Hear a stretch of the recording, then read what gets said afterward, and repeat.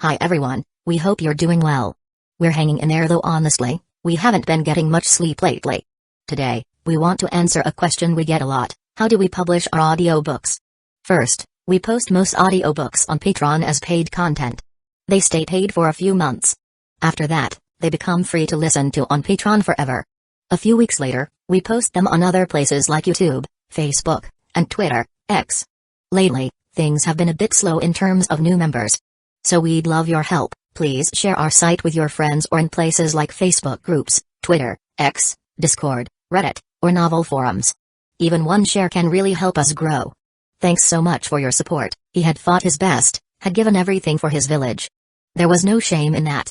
As the blade fell, his final thought was of the old fortune teller's words, echoing in his mind. He should have listened, should have believed. The blade cleaved towards his neck, and his world went dark. Kamade's head rolled across the bloody ground, coming to rest against a fallen kunai. His remaining eye stared blankly at the misty sky, a faint, peaceful smile etched on his face. Zabuza stood over the corpse, his gaze fixed on the head. He felt a strange sensation as he took in the peaceful expression. It was as if Kamade had finally found the peace he'd been searching for. Zabuza's eyes narrowed. It had been a good fight, better than he'd expected. But in the end, the outcome was never in doubt. Such was the way of the shinobi world. Kill or be killed, with no room for mercy or hesitation. He then leaped into the trees, vanishing into the shadows as swiftly as he had appeared. The corpse of the Hidden Leaf village ninja lay forgotten in the street, another secret swallowed by Kiri's ever-present mist. The night's work was done. But for Zabuza, the true test was yet to come. For when the Mizukage called, only a fool would keep him waiting. Chapter 39, The Demon's Hunt. Stirrings in the mist. Zabuza's feet barely made a sound as he sprinted along the top of Kiri's towering walls. The night air was damp, and a stubborn mist clung to the village like a second skin. Moonlight struggled to pierce the haze, casting weird shadows across the maze-like streets below. He paused for a moment, crouching low to survey the scene. Hidden Mist Village had always been a harsh place, but tonight something felt off. Below, a small group approached one of the many gates set into the walls. Zabuza watched as they huddled together, nervously presenting papers to the guards. Papers, a guard barked. Why are you headed to the upper district? One of the civilians, a man with weary eyes, spoke up. Just going home, sir. We work in the factories down below. The guard eyed them suspiciously, taking his sweet time checking their documents. Zabuza could practically smell the fear coming off the group. Finally, the guard waved them through, and their relief was visible as they hurried past. He could sense the unease of the villagers below. Behind curtained windows, shadows darted back and forth, and the few people still out on the streets rushed along with their heads down, trying to avoid drawing attention to themselves. Even from this height, he could sense the fear that ran through the villagers like a poisoned river. This doesn't feel right, Zabuza muttered, frowning beneath his bandages. He'd grown up with Kiri's tough reputation, but this was something else. He continued his journey, leaping from wall to wall with ease. The village's layout was a nightmare for civilians, but for a skilled ninja like Zabuza, it was second nature. As he moved, his eyes were drawn to the cylindrical towers that loomed over the village, their softly glowing windows hinting at the watchful eyes within. Finally, he neared the Mizukage's building. It was a massive structure, dominating the skyline. All the walls seemed to converge here, forming a barrier that would make any invader think twice. As he approached the entrance, the door swung open, and two familiar figures stepped out. Suikazen Fuki, a burly man with weird braids, and Hoshigaki Kisame, known for his shark-like grin, stood before him. His curiosity got the better of him. Fuki, Kisame, he called out. What brings you here so late? Fuki tensed, but Kisame's grin only widened. Well, if it isn't the demon of the mist, Kisame said, his tone mocking. Still nosy as ever, eh? Zabuza's eyes narrowed further. Just making conversation. You two don't usually hang out together. Fuki shot Kisame a warning glance before turning to Zabuza. Official business, Momoki. Nothing to worry about. Everything in Hidden Mist Village is my business, Zabuza growled, his hand drifting towards his sword. Kisame stepped forward, his grin never faltering. Easy there, Zabuza. No need to get all worked up. We're on the same team, right? There was something in Kisame's voice, a hint of something that set Zabuza's teeth on edge. Before he could push further, Fuki stepped between them. We've all got our orders, Momoki, he said firmly. Best we stick to them, don't you think? Zabuza held Kisame's gaze for a long moment before nodding curtly. Sure thing. Happy hunting, boys. As they walked away, he couldn't shake the feeling that something was off. Fugi and Kisame working together? That was as unlikely as the sun rising in the west. Shaking off his unease, Zabuza entered the Mizukage's chamber. He dropped to one knee, bowing his head. Lord Mizukage. The Mizukage sat behind his desk, looking as youthful as ever. But something was off. His eyes, usually sharp as knives, seemed distant and glassy. Zabuza, he said, his voice flat and lifeless. I have a mission for you. You're familiar with the Land of Waves? Zabuza nodded slowly. It's a small country near our borders. Mostly fishermen and farmers live there. We've received reports that the traitor, Kojiro, has been spotted there, the Mizukage continued. Your mission is to investigate and report back. Zabuza frowned. Kojiro? The guy who defected months ago? Why the sudden interest? For a fleeting moment, he thought he saw a flicker of confusion or pain in his leader's eyes, but it was gone before he could be sure. Are you questioning my orders? The Mizukage's voice took on a sharp edge. No, Lord Mizukage, Zabuza replied smoothly. I merely seek to understand the mission parameters fully. He quickly rephrased his question. Has the traitor made contact with our enemies? Is there a specific threat? The Mizukage's face remained expressionless. Your job is not to understand, Zabuza. It's to obey. Find Kojiro. Gather information. Report back. Is that clear?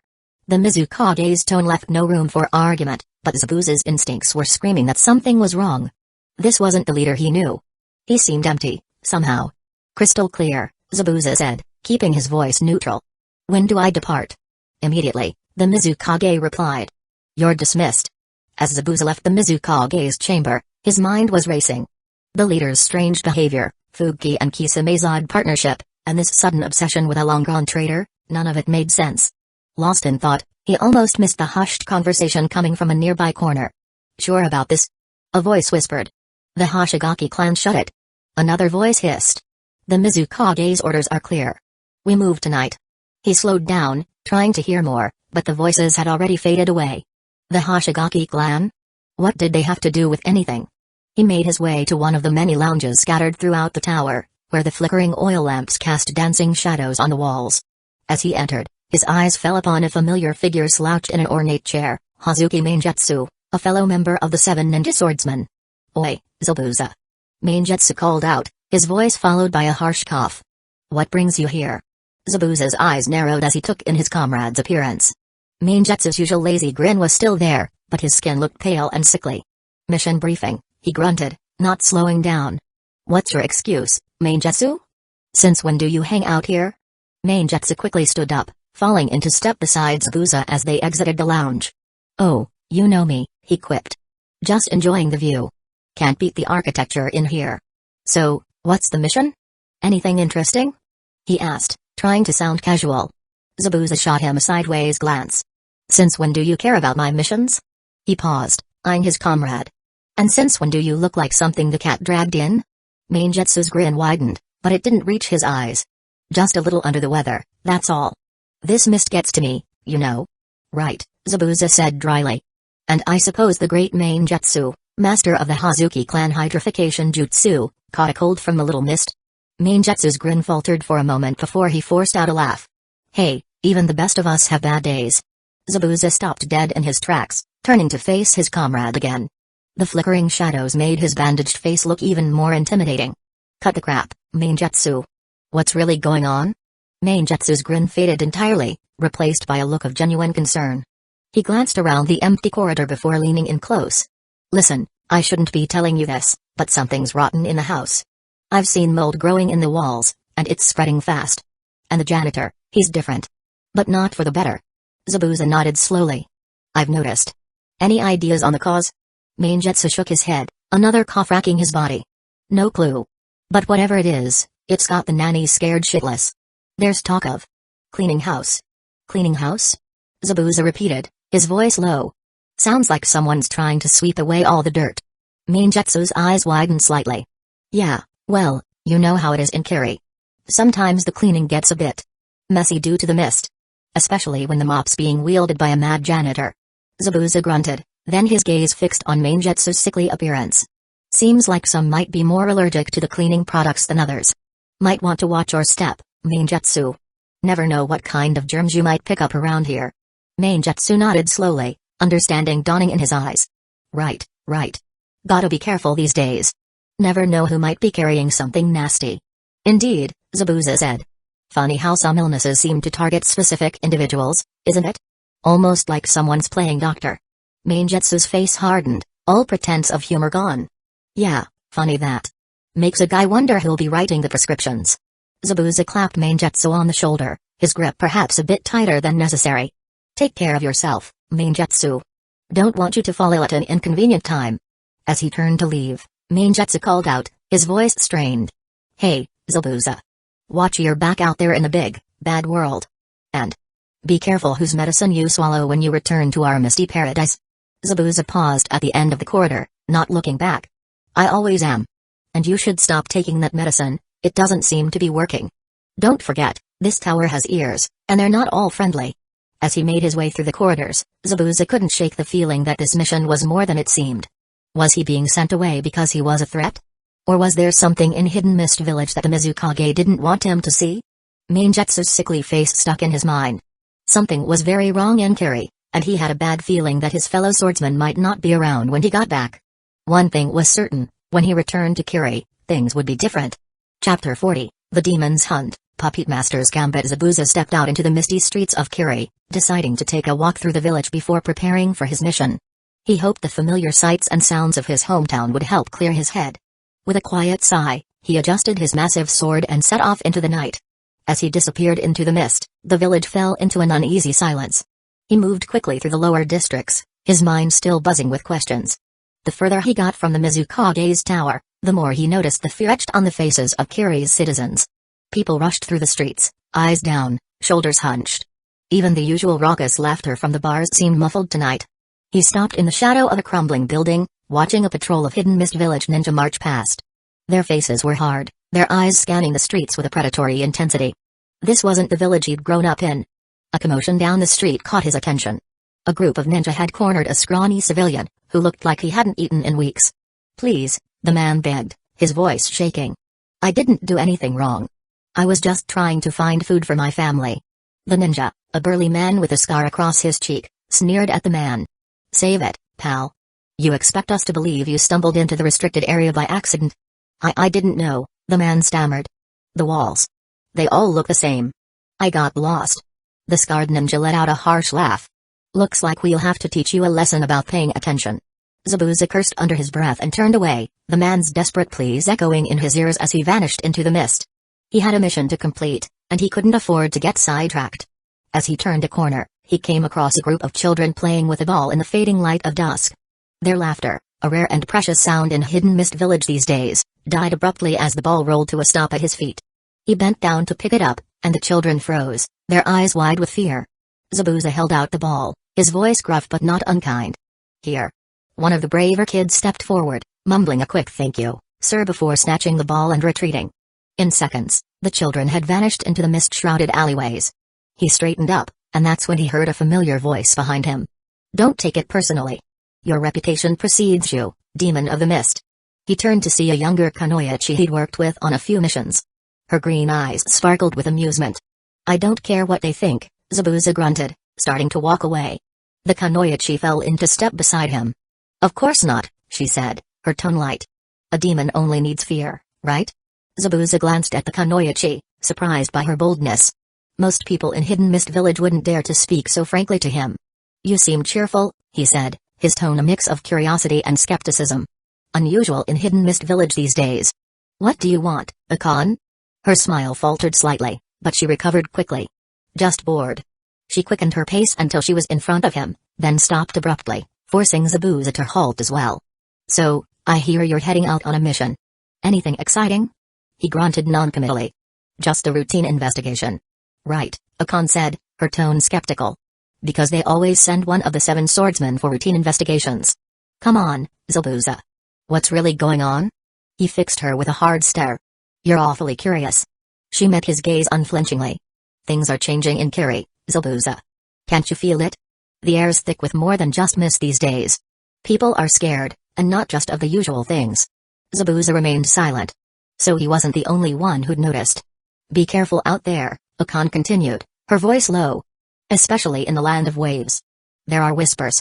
Strange things happening. People changing. Changing how? He pressed, his interest piqued. The Kunoichi glanced around nervously. Just watch your back, okay? And if you see anything strange, don't trust your eyes. Before he could press her for more information, Akon melted into the mist, leaving him alone with his thoughts. As night fell over Kiri, the mist thickened until it seemed to swallow the very light. Zabuza stood at the village gates, ready to depart.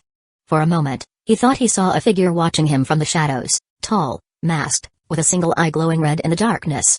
But when he blinked, the figure was gone. Shaking off the uneasy feeling, Zabuza stepped into the mist. Whatever awaited him in the land of waves, he would face it head-on. After all, he was Zabuza, the demon of the hidden mist. And demons feared nothing. After Zabuza left, silence fell over the Mizukage's chamber. Yagura sat frozen behind his desk, his eyes empty, his face a blank slate. Suddenly, the air behind him began to swirl, reality itself seeming to tear as a vortex of space-time ninjutsu opened. A cloaked figure emerged from the swirling vortex, his face hidden behind an orange mask with a spiral pattern. With a casual yet menacing gesture, the masked man reached out and grabbed Yagura's hair, yanking his head back. As his dull eyes met the spinning tomoe of the Sharingan, the last flicker of light in him died out, and his will was consumed once more by the Ganjutsu's grip. What a pain, the masked man grumbled, his voice thick with irritation. Having to reinforce this control every month is becoming problematic. From the floor beside him, another voice chimed in, belonging to a strange, plant-like figure that seemed to sprout from the very ground. Come on, Obito, don't be too hard on yourself. Keeping a Kage-level shinobi like Yagura under your control is no easy feat. Obito released Yagura's hair with a sigh, letting the Mizukage's head slump forward lifelessly. I suppose you're right, Zetsu. As long as I control the Mizukage, Hidden Mist Village is mine to command. And they'll pay for what they did to Rin. The pain in his voice was still raw, even after all these years. He couldn't help but relive the moment when Rin, the love of his life, was killed by Kakashi's hand, her life slipping away before his eyes. Black Zetsu tilted his head. Your attachment to that girl still drives you, even after all these years. Fascinating. Obito's visible eye narrowed behind his mask. Don't test me. My motivations are my own. Of course, Black Zetsu said, raising his hands in a calming gesture. I merely find human emotions intriguing. But let's focus on the task at hand. What of the Hoshigaki boy? Obito's posture relaxed, his tone turning calculating. Ah, yes, Kisame. Placing him with Fugi serves two purposes. It keeps a potential threat in the village in check and grooms a future Akatsuki member. His potential is considerable. White Zetsu let out a low chuckle. Speaking of potential threats, what about that rogue mist ninja, Kojiro? My clones always seem to meet with unfortunate accidents when they venture too close to those shores. Obito waved his hand dismissively. I've already set Hidden Mist Village's dogs on Kojiro's trail. As long as he doesn't interfere with our plans, he's not a priority. White Zetsu probed further. And if he does interfere? A cold smile crept into Obito's voice. Then Zabuza will take care of him for us. Either way, we come out on top. He began to pace, his mind clearly racing with plans and strategies. The real prize is that statue Kojiro stole. We still haven't fully unlocked its secrets, especially the specimens we acquired from it. Black Zetsu's eyes lit up with interest. Ah yes, those fascinating corpses from the Land of Fire. Ordinary men and women transformed into something extraordinary. Obito nodded, his excitement visible even behind his mask. Skin hardened to resist even the sharpest blades, regenerative abilities that border on the miraculous. If we could harness that power, give your clones even a fraction of those capabilities. With that kind of enhancement, my clones would be unstoppable, White Zetsu purred, his tone almost sensual. A true asset to your cause, wouldn't you agree? Indeed, Obito said, his Sharingan gleaming in the darkness. All we need now is someone with the expertise to unravel the statue's mysteries, to bend its power to our will. White Zetsu's lips curled into a knowing smile. Someone, perhaps, like the man who stole it in the first place? Obito chuckled darkly. Precisely. Kojiro may yet prove useful to us, whether he likes it or not. As they continued to scheme, a tiny spider crawled across the ceiling, unnoticed by the two shinobis.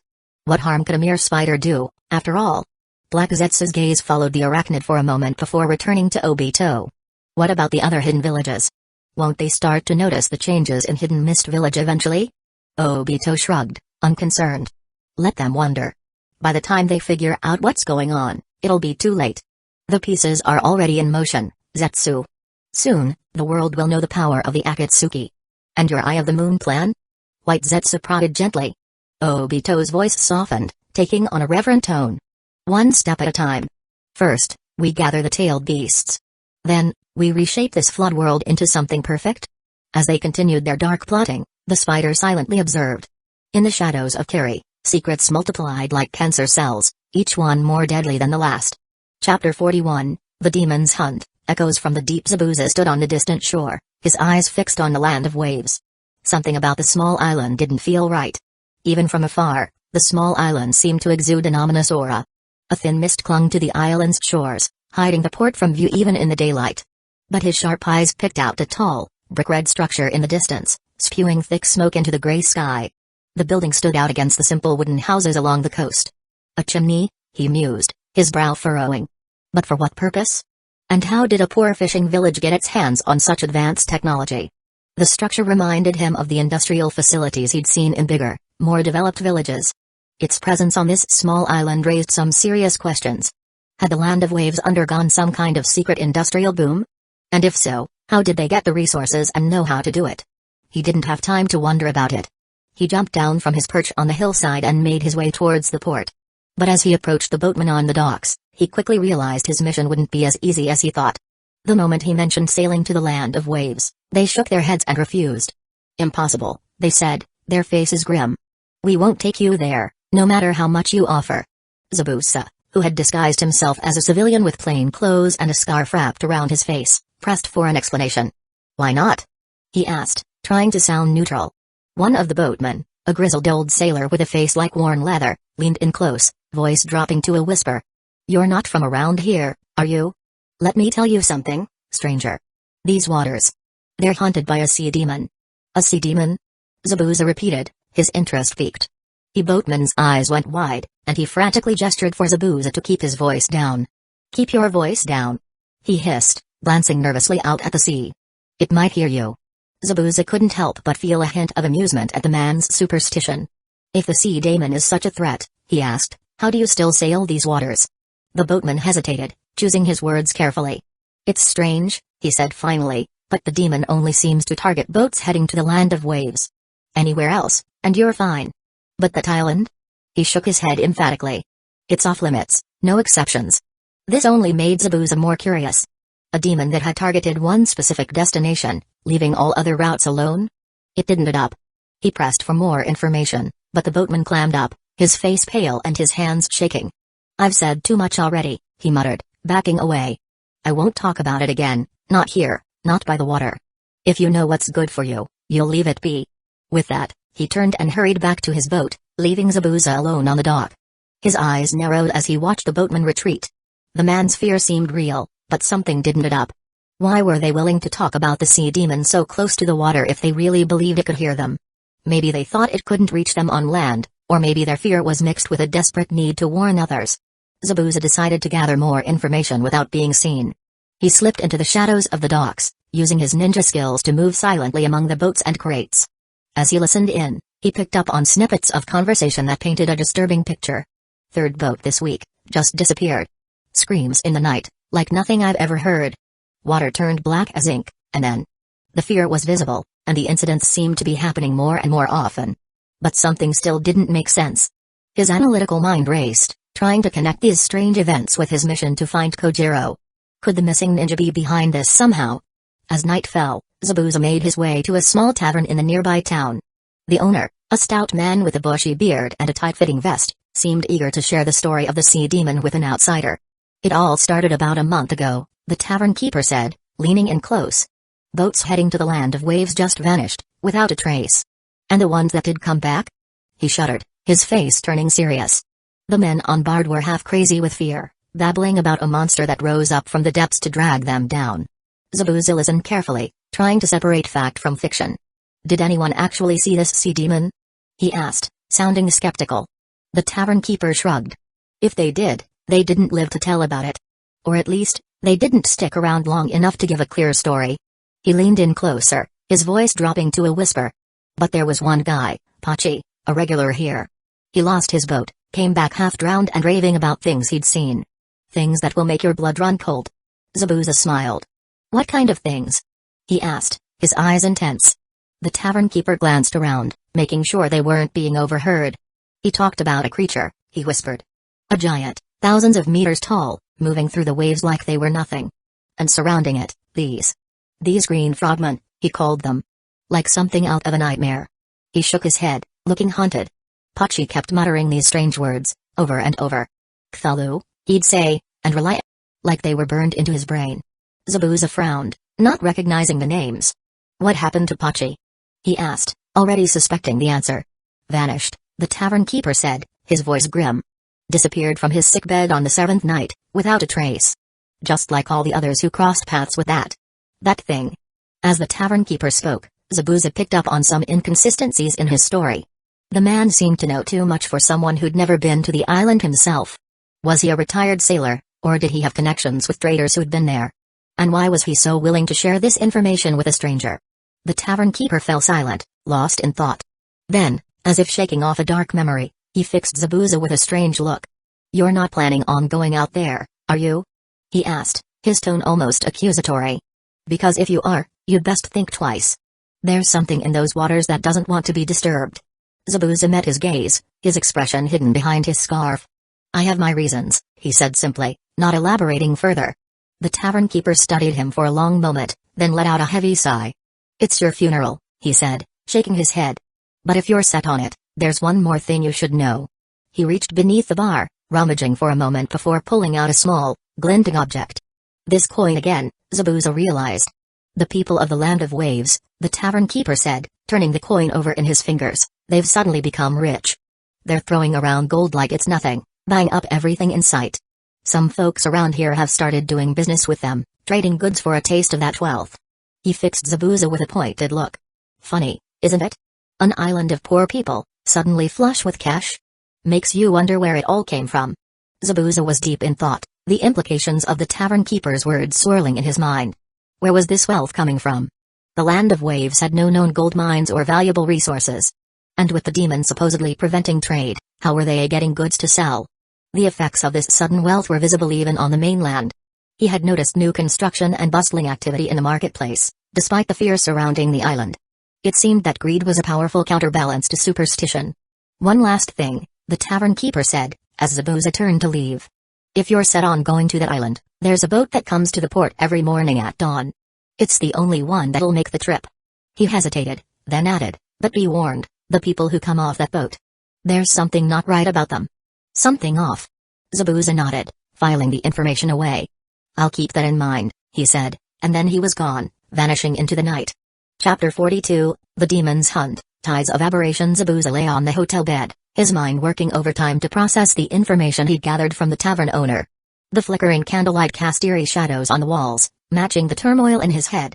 As a seasoned ninja, the so-called sea demon didn't impress him. He knew how easily people could be fooled into believing what they wanted to see. What really caught his attention was the connection to Kojiro, the rogue ninja who'd fled Hidden Mist Village for the Land of Waves. If the Mizukage's intel was right, and Kojiro was hiding on the island, it would be easy for him to create a fake threat to keep people away. The more he considered the details, the more they fell into place. The sea demon had conveniently left the merchant caravans alone, which seemed strange. These caravans might look like ordinary trading groups, but he knew they were actually part of Kiri's spy network. Their routes were carefully planned to gather information from the surrounding island nations. This system allowed Hidden Mist Village to keep tabs on its neighbors without arousing suspicion. The caravans were staffed by civilians, even allowing outsiders to join, but their loyalty was always to the village.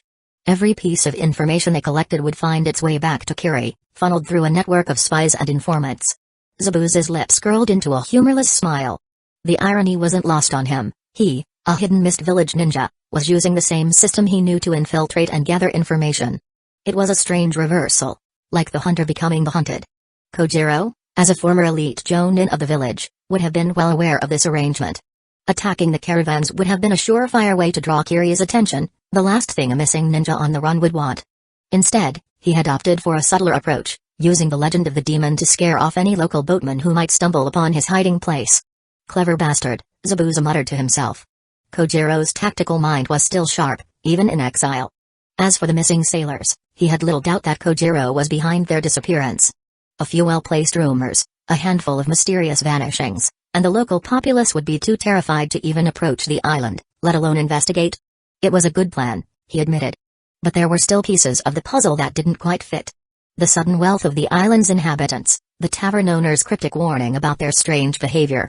These details couldn't be explained away by a simple ghost story.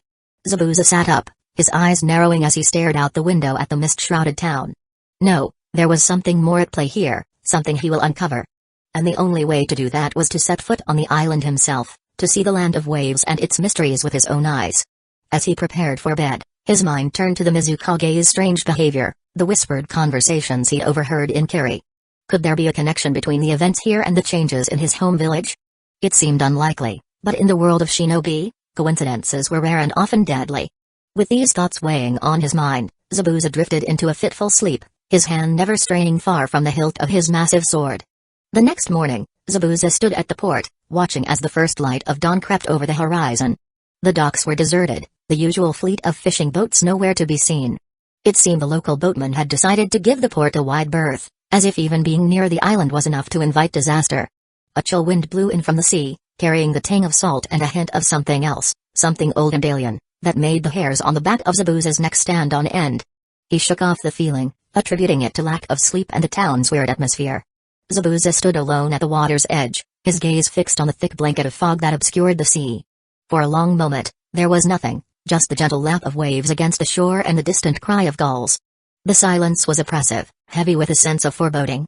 Then, like a ghost materializing from the mist, a boat emerged from the fog. The vessel was larger than the ones favored by the local fishermen, its hull long and sleek, with a waterproof canopy stretched over the top. As it drew closer, Zabuza could make out the shapes of 6 figures seated beneath the canopy, their forms still and silent.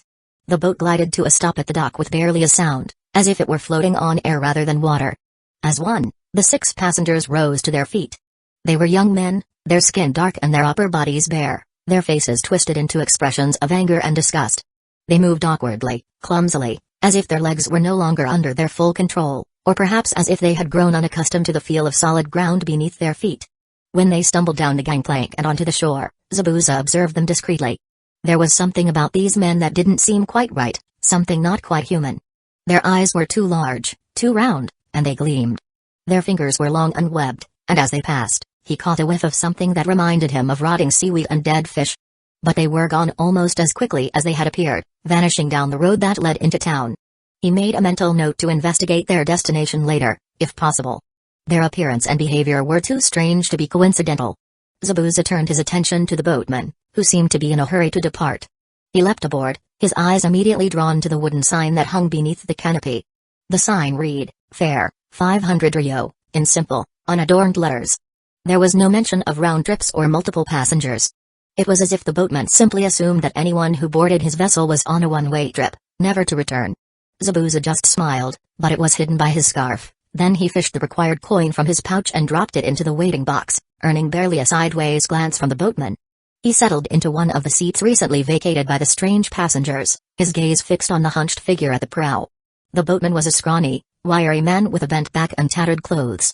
His deep blue cap, with mold creeping along the edges, was pulled low over his face, but even from the side, Zabuza could see that something was off about his features. His skull was narrow, his nose flat, and his ears underdeveloped. The forehead and chin sloped back sharply, giving his face a pinched, almost inhuman look. But it was the strange indentations on the sides of his neck that really caught his attention. They looked almost like gills. The resemblance to the Hoshigaki clan was unmistakable. The members of that bloodline were known for their shark-like features, pale blue skin, and the slits on their necks that allowed them to breathe underwater. But the boatman's appearance was more extreme, as if his transformation had been taken to a grotesque level. Was this connected to the changes Mangekyō had hinted at back in Kiri? Could whatever was affecting the Hoshigaki clan have spread to the land of waves? Or was this something entirely new, some local mutation caused by unknown forces? As the boat pushed off from the dock, he kept a close eye on the water, half expecting the sea demon to emerge at any moment. But the sea remained eerily calm, as if even the waves were hiding the island's secrets. The fog closed in around them, thick and oppressive, muffling all sound except for the gentle lapping of water against the hull. The journey seemed to drag on forever, broken only by the occasional glimpse of dark shapes moving beneath the surface. Zabuza's hand stayed close to his transformed sword on his back, which looked like a backpack, his senses on high alert for any sign of danger. As the boat finally emerged from the thick fog, Zabuza stepped onto the rocky shore of the Land of Waves. He was alone, no other vessels in sight. He made his way to the nearest settlement, a small fishing village huddled against the shoreline. The wooden houses with thatched roofs looked simple, but many showed signs of recent repairs, fresh paint, stronger walls, and even some metal fixtures that hinted at sudden wealth. But the streets were empty, as if the entire village had vanished overnight. But as he approached the village center, he spotted a figure in red robes, a golden crown on their head. They were heading towards an ancient, twisted structure. The building was like nothing he'd ever seen, a mass of stone and coral that defied architectural logic, its angles wrong in a way that made his eyes ache. At the sound of Zabuza's approach, the figure turned, and the shinobi found himself staring into a face that made even the boatman seem tame by comparison. Twisted, grotesque features leered back at him, with strange eyes. The skin was a sickly green-gray, mottled with scale-like patches. The mouth was too wide, filled with needle-sharp teeth, and instead of a nose, there were only fish-like slits. In that moment, he knew with certainty that whatever secrets this silent held, he had only scratched the surface. This was no ordinary case of a missing ninja in hiding. As the robed figure disappeared into the temple's darkness, Zabuza's hand instinctively reaching for his blade. He had come seeking answers, but now he wondered if he even wanted to know them. Chapter 43, The Demon's Hunt, Depths of Madness. Zabuza's eyes narrowed as the red-robed figure vanished into the twisted building. For a moment, he hesitated. Every instinct screamed at him to turn back. But he had never backed down from danger. With a strange smile, he followed the priest into the darkness. The temple's interior was even creepier than its outside. And the air was thick with the smell of salt and rot. He caught glimpses of shadows out of the corner of his eye, but whenever he turned to look, they vanished. The silence was suffocating, broken only by the sound of his own breathing and the occasional drip of water. As he crept deeper, his senses picked up on subtle details that only heightened his unease. Strange symbols on the walls depicted creatures that were a nightmarish mix of fish and man. Small shrines in alcoves held offerings of seaweed and what looked disturbingly like human bones. But the priest was nowhere to be seen, lost in the labyrinthine depths of the structure. He pressed on, his hand never far from his sword. The corridors twisted and turned in impossible ways, defying logic.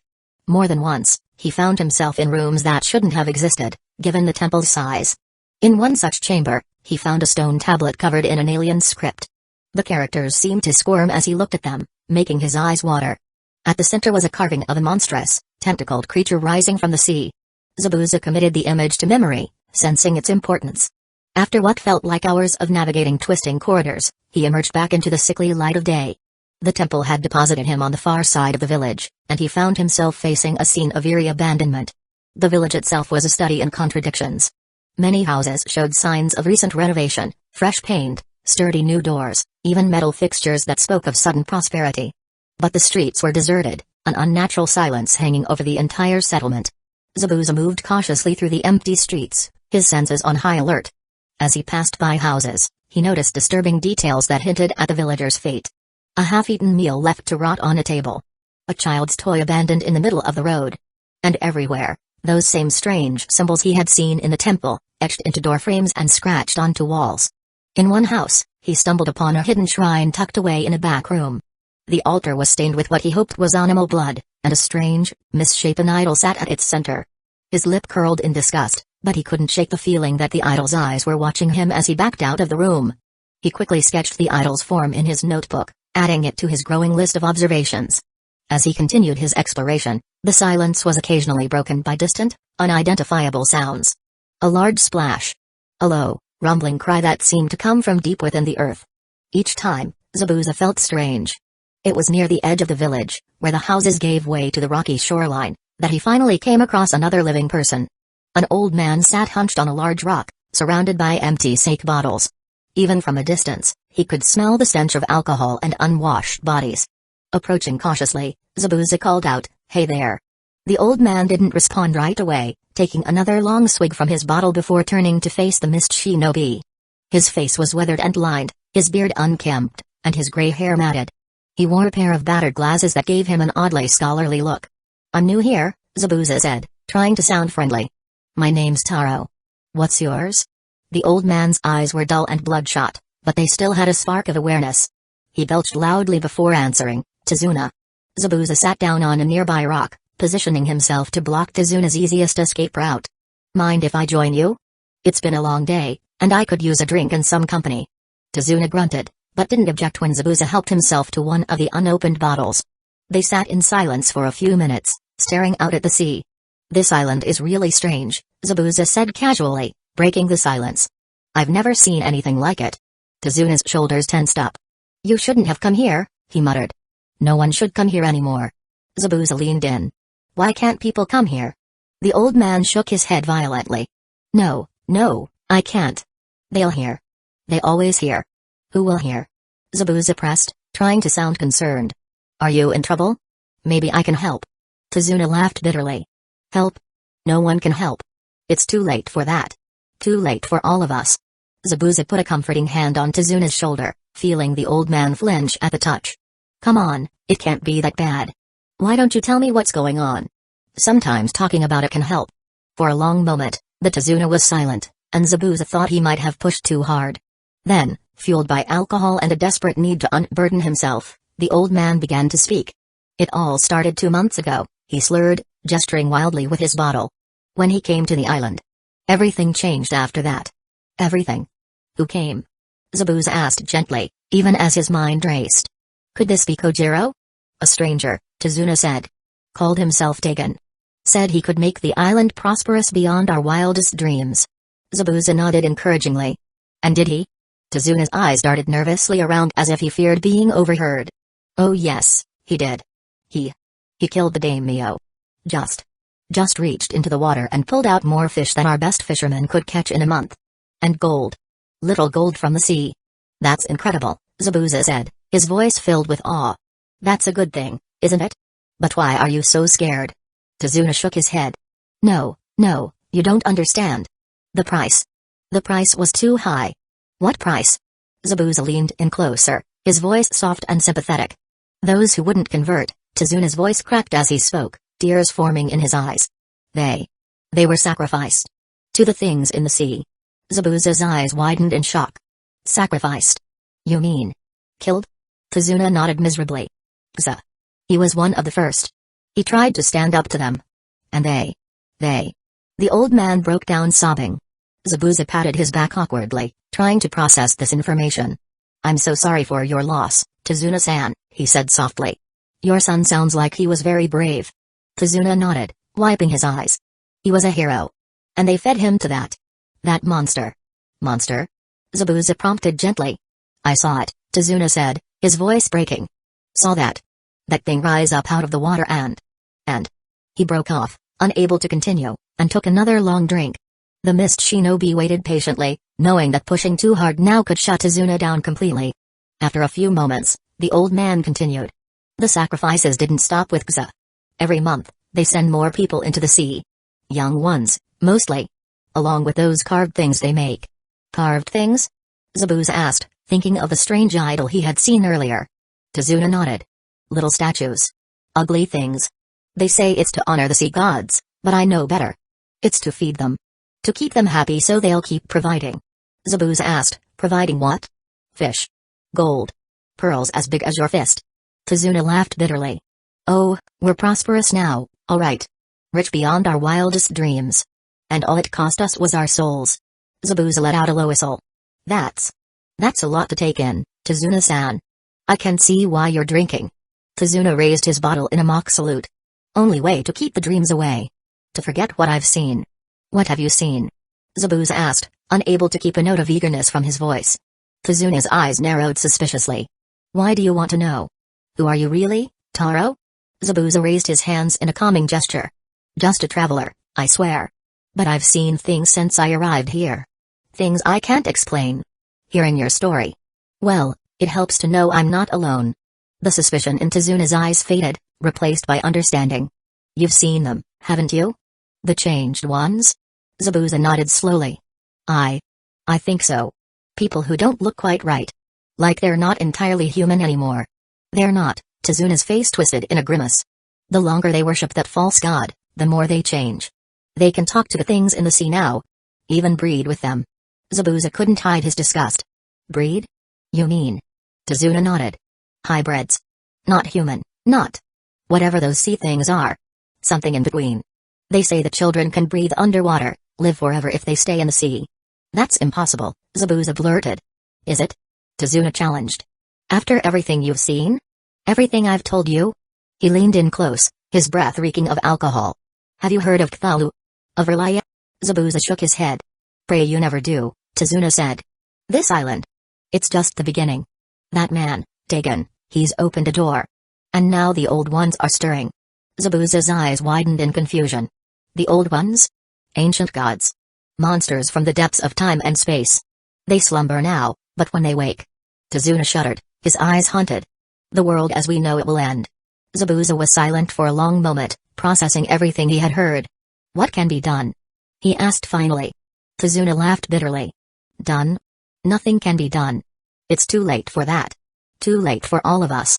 There must be something, Zabuza pressed. Some way to stop this Dagon, to close the door he's opened. Tazuna's headshake was slow and deliberate. The only escape is death. Or. His eyes lit up with a manic gleam. Or to join them.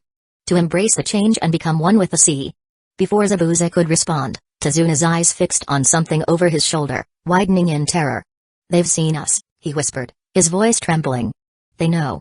Zabuza spun around, his hand instinctively reaching for the hilt of his transformed sword. But the sea behind him was calm, the waves gently lapping at the shore. There was nothing there. Or was there? When he turned back, Tazuna was already on his feet, stumbling away with a speed that didn't match his drunken state. Run for your life. He yelled over his shoulder. I've seen them. They've seen us. Zabuza stood there for a long moment. Part of him wanted to dismiss it all as the ravings of a drunk and the superstitions of isolated islanders. But he couldn't shake the memory of that red-robed priest's inhuman face. The strange symbols carved into the walls of the temple. The abandoned village with its hidden shrines and blood-stained altars. And then there was the question that had been nagging him, what did all of this have to do with Kojiro? Was he this Dagon that Tazuna spoke of? Or was he just another victim of whatever had taken hold of this island?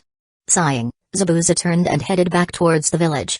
He had a cult to infiltrate, a missing ninja to find, and the source of these monstrous transformations to uncover. Chapter 44, The Demon's Hunt. The Grey Hosts standing alone on the coastal rocks, Zabuza realized he'd made himself too visible. He needed a place to continue his investigation from. With one last glance at the deceptively calm sea, he turned and headed back to the fishing village. As he approached the settlement, he was surprised to see the previously empty streets now bustling with life. Young men with repulsive features emerged. Some stumbled forward, while others huddled in small groups, silent and still. The stench of fish and decay grew stronger, making his stomach turn. These villagers didn't stare at him like the red-robed priest had, but his ninja instincts picked up on their sneaky glances whenever his back was turned. What really unsettled him were the eyes watching him from the shadows of the tilted houses and cracked eaves. He pulled his scarf higher, covering more of his face. He realized his ordinary appearance made him stand out in this village of misfits. Zabuza needed to find a place to stay, and fast, to avoid drawing more attention. As he navigated the twisting streets, he spotted the boatman who had ferried him to the island. Despite the man's unusual appearance, Zabuza decided to approach him for help. "Excuse me," he called out, keeping his voice low and neutral. "I'm looking for a place to stay. Can you help me?" The boatman turned slowly, his fish-like eyes regarding the mist shinobi blankly. For a long moment, he said nothing, making Zabuza wonder if he'd made a mistake. Then, without a word, the boatman pointed down a narrow side street and shuffled away. Zabuza hesitated, then decided to follow the boatman's gesture. He walked down the narrow street, the smell of salt and rot growing stronger with each step. Just as he thought he'd been led astray, he spotted a weathered wooden sign creaking in the breeze, Takahashi Inn. The inn looked like a regular house, but with some extra renovations that made it stand out from its run-down neighbors. It had a small courtyard and a two-story loft, which made it seem relatively upscale compared to the surrounding houses. Zabuza approached cautiously, his senses on high alert for any sign of danger. As he entered the courtyard, the inn's owners came out to greet him. They bowed traditionally, and when they straightened up, Zabuza's eyes narrowed slightly. The couple's faces were mutated, like the villagers he'd seen. They didn't look as grotesque as the red-robed priest, but they were still far from normal. Their skin was a sickly grayish color, and their eyes bulged slightly from their sockets. The man's mouth seemed too wide, hinting at sharp teeth behind his closed lips. But it was his wife who really caught Zabuza's attention. She was heavily pregnant, her belly straining against her kimono. She moved slowly and painfully, as if every motion hurt her. Her husband helped her up with gentle care, which seemed at odds with his monstrous appearance. "Welcome to our humble inn," the man said, his voice sounding like he was speaking underwater. I am Kazuya, and this," he gestured to the woman beside him, "is my wife, Asao. We don't get many visitors these days. How long will you be staying with us?" Zabuza forced himself to keep a neutral expression. "Just a few days," he replied. "I'm a traveler, passing through." Kazuya nodded, a motion that looked unnatural with his stiff neck. "Very well. Please, follow me. I'll show you to your room." As they walked towards the loft, Zabuza noticed a small boy standing in a nearby doorway. The boy was no more than half the height of an adult, and his hands clutched the edge of the sliding door. His head was twisted at an unnatural angle as he stared fixedly at Asao's swollen belly. When Zabuza passed by, the boy's head snapped towards him with an unnatural speed, despite his awkward posture. The child's face was a blank slate, his features not yet as distorted as the adult's, but clearly heading in that direction. What really caught Zabuza's attention, though, were the boy's eyes. The pupils were fading, replaced by a milky film that reminded him of dead fish floating in a stagnant pond. "Our son, Hiroshi," Kazuya said, noticing his gaze. There was an odd note in his voice, pride mixed with something darker. "He's excited about his new sibling." He nodded, not trusting himself to speak. Whatever was happening to the people on this island, it wasn't sparing the kids. He wondered what kind of creature Asao was carrying in her womb. The loft where Zabuza would be staying was cramped and clearly a recent addition to the main structure. A small bed occupied one corner, with a tiny table and 2 chairs making up the rest of the furniture. The air was thick with the smell of disuse, and cobwebs hung from the corners, suggesting the room hadn't been cleaned or used in a long time. As soon as Kazuya left, Zabuza's ninja instincts kicked in. He searched the room thoroughly, looking for hidden surveillance or secret compartments. But to his surprise, he found nothing. Instead, he discovered a small, worm-eaten hole in the floor that allowed him to observe the corridor below. The floor was thin, and he could easily overhear conversations from downstairs. A window facing the courtyard provided a potential escape route if needed. It wasn't ideal, but it would do. Satisfied with his search, he lay down on the bed, his mind racing as he tried to process everything he'd seen and heard since arriving on the island. The timeline was becoming clearer. The changes in the Land of Waves had started about 2 months ago, around the time Kojiro defected from the Hidden Mists assassination squad. It made a certain kind of sense. A missing ninja of Kojiro's caliber could easily overthrow the daimyo of a small nation like the Land of Waves. Many missing ninjas sought out isolated locations to establish their power bases. What puzzled him, though, was Kojiro's decision to set himself up as a religious figure. Why establish a cult? Such overt actions risked drawing attention from Kiri, something a smart missing ninja would typically avoid at all costs. Moreover, if Kazuna's ramblings held any truth, Kojiro seemed to have acquired new abilities. Providing fish and gold from the sea was one thing, a skilled water-style user could potentially pull that off, but controlling monstrous sea creatures and transforming an entire population? These were beyond any jutsu he had ever encountered. He briefly considered the possibility of Ganjutsu, but quickly dismissed it. Even the most powerful illusion techniques, including the legendary Sharingan of the Uchiha clan, couldn't trap an entire population in a shared hallucination for months on end. And if it was a Ganjutsu, he was confident he would have seen through it by now. No, the changes in the Land of Waves seemed terrifyingly real. The mutated faces, the strange behaviors, the oppressive atmosphere, all of it pointed to something far beyond normal techniques. His mind drifted back to what he knew of Kojiro's defection. It had begun with a mission to investigate reports of a fanatical new religion taking hold in a certain area. During that mission, Kojiro had killed his comrades and fled from Kiri. Could that investigation have been the catalyst for all of this? If Kojiro had encountered something during that mission, it could explain his sudden betrayal and the bizarre events unfolding on this island. Suddenly, Zabuza's body jolted upright, every nerve tingling with alarm. The Takahashi family had been silent for far too long.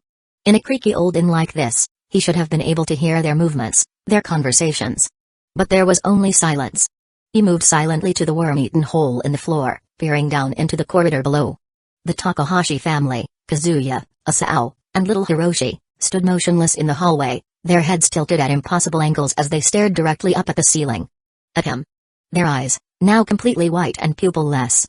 Then, Asao's swollen belly began to ripple and shift, as if something inside was trying to claw its way out.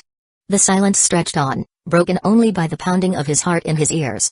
He knew that he was no longer simply investigating a missing ninja. The true horror of the Land of Waves was only beginning to reveal itself. Chapter 45, The Demon's Hunt. Whispers in the abyss. Minutes passed like hours, but the Takahashi family didn't move. They simply stood there, staring upwards with their blank, fish-like eyes, while Asao's belly continued its unnatural movements. Finally, after what felt like an eternity, the family snapped out of their trance. They turned and shuffled away.